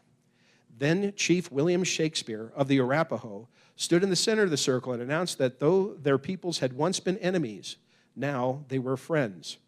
Chief Spotted Horse of the Sioux followed and invited the Arapaho and Shoshone to visit the Sioux at the camp of the Buffalo Bill Show. The members of each tribe exchanged gifts of blankets, beads, and other items before the peace pipe was set aside and an exchange of cigarettes and handshakes was shared between the participants. It seems amazing to me that not only did the people of Cheyenne change their attitude, but the Native Americans changed their attitude about each other too. And for Cheyenne Frontier Days to be the location where these two peoples that have been at war for over 100 years made peace is amazing to me. Or at least these bands did. It's just an amazing affair. Well, from that point forward, the history of Cheyenne and the Native Americans is far, far better. It's wonderful to see how this entire relationship, especially through the lens of Cheyenne Frontier Days, because this is when many of these people start coming back. You begin to have interactions like this, where modern technologies or of interest of both become the subject of wonderful photographs, particularly like this one. Another wonderful photograph a little bit later is this one where you have one of the early versions of the CFD Indian village where the people are wandering through and basically seeing things they had never seen before. This was a great draw from people all over Wyoming and also Colorado. That's where most of our visitors came from. They had never seen something like this. Their attitudes had changed too. Beyond that, the Sioux and Cheyenne took full advantage of Cheyenne Frontier Days.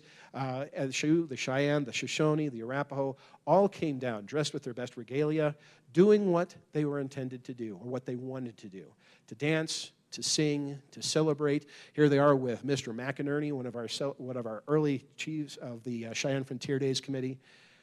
Here we have a family of the Sioux that show up at Pioneer Park, our early location. Even the young warriors, the ones who would have been very eager for a fight, were very eager to come and just dance and have a good time. So it was common to see these things, and of course, ever since the very first Frontier Day in 1897, things have just continued to get better, and everybody is seeming to have a pretty good time, particularly like that picture too. But as it happens, Cheyenne Frontier Days would not be able to be what it is today now without the participation of these peoples that we consider to be our formidable adversaries. People would come from all over the United States and around the world because they knew that this is one of the great places where an interaction like this could take place, and everybody's there just for a good time. All animosity is forgotten. We're not blind to what happened, but at least we're here to celebrate each other now as friends. And I particularly like that picture, too. That was captured by the Denver Post in 1906, which I think is really another great picture. But beyond all of this stuff, we have a lot of other Native Americans that we can thank for the ones that continue to help build bridges between people who know nothing about them and the people that they are. Probably the single greatest representative of Native Americans that came to Cheyenne to use us as an opportunity to reach out to the people of the United States was Princess Bluewater, otherwise known as Rose Ekafe. She was actually a child and toured with Buffalo Bill Cody when she was about 3 or 4 years old. After that, she was invited to come down about 1920 to bring her people down to Cheyenne Frontier Days to dance, and she never missed one. As a matter of fact, she continued to participate in Cheyenne Frontier Days until 1964. And here's a picture of them. So it was amazing that she was here. She got into the television age. She met people like Arthur Godfrey and was able to go ahead and give the message of her people of peace and friendship as they do today to everybody that comes to Cheyenne Frontier Days. Other great people that were important for this in their endeavor, and I'm sorry I don't have pictures of them, but these are some of the people that are here in the 1950s, a time of great interest of people all over the world about the American West. Here we have young people behind B Stand, which I think is fantastic. Here they are on a booster trip to boost Cheyenne Frontier Days down in Denver to get people to come up. That's always been fun, driving through Estes Park and other locations.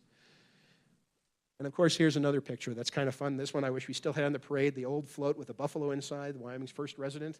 The people ride on the floats, they participate in dances, they participate in night shows.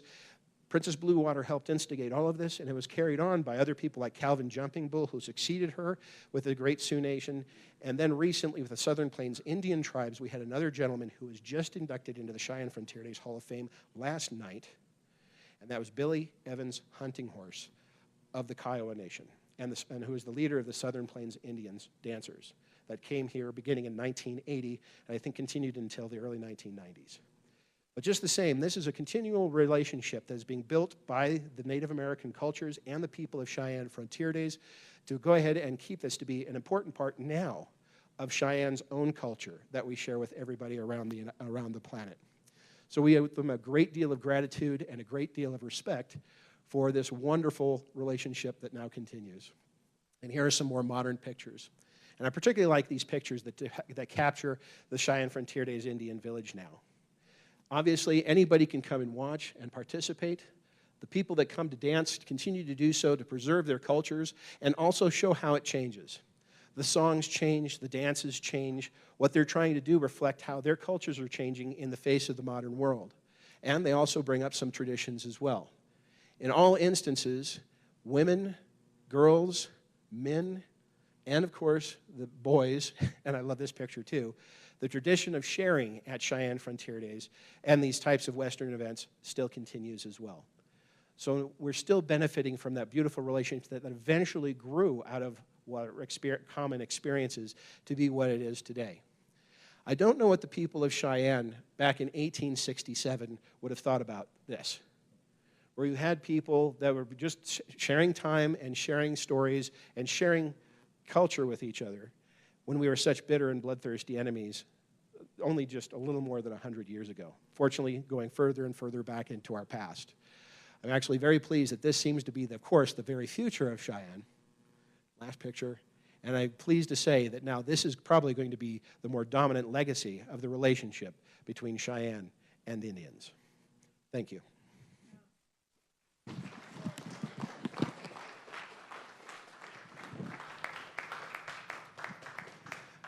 Thank you very much. I will be more than happy to entertain any questions if there's any time for it. Oh, yes, please.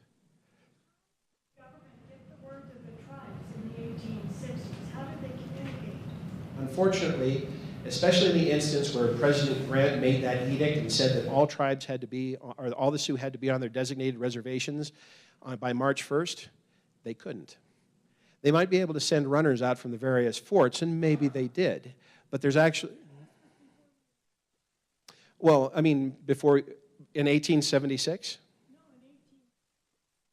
Oh, in the 1860s, how they were able to... Very good. Well, places like... It took a while. As you might imagine, it was only by foot and by word of mouth that this information started percolating. What the guys did to start establishing the Treaty of Fort Laramie in 1851 is that Fort Laramie was, between Salt Lake City and the rest of the United States, was the only major settlement or the major post or point of communication between the white man and any of the local tribes. It was also a trading post so that many of the tribes that had hunted for pelts and furs, or buffalo robes in this case, would constantly come back to Fort Laramie, and once they were there, the officers would approach them and say, this is what we would like you to take back to your people. That we would like you to, since you're only going to be a certain time period away, or you only have to walk so far, we are going to give you this much time to go back to your tribes, tell your chiefs, and have them come back at an appointed time so that we may meet. So, I mean, it's really the only way they had. And they might send something like a medal or something to go ahead and prove that this conversation had taken place. And that's basically how they were able to get all of these peoples from all over Wyoming, Montana, Idaho, and the Dakotas to start coming to Fort Laramie to see what the white man wanted before they set up the Fort Laramie Treaty of 1851. But it was by foot and word of mouth. That was the fastest way they could do it. You bet. It wasn't any better in 1876. Right, before they went into the Great Sioux War, where Custer got himself killed. As a matter of fact, I get the general impression that they weren't really too worried whether or not the Sioux got the message. Not at all. Not at all. They had flip phones, right? Dial by wire. Who knows? No, they didn't have good communications whatsoever. So, but I think the intention in the latter one was not. It was possibly intentional, that they didn't really care. They just wanted to catch the Sioux and force them out. Any other questions? Thank you very much.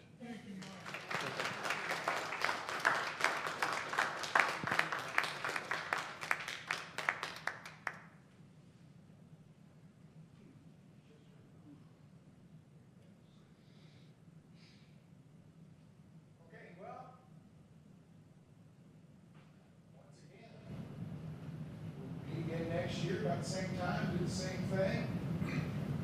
Maybe a few different topics. I do appreciate everybody's attendance this weekend. Once again, you see anybody in the maroon shirts, if you have any suggestions or ideas, or you want to see somebody fired, you know, please see somebody in a maroon shirt, or Greg Phipps. He is the new Army chair. This is his first event. So, welcome, Greg. Does anybody have any questions? Picture out front there by the Minutemen, if the ones going in their cars and stops, we'll get a quick picture. Okay. So everybody take 5 minutes, freshen up, and then you got by the event man.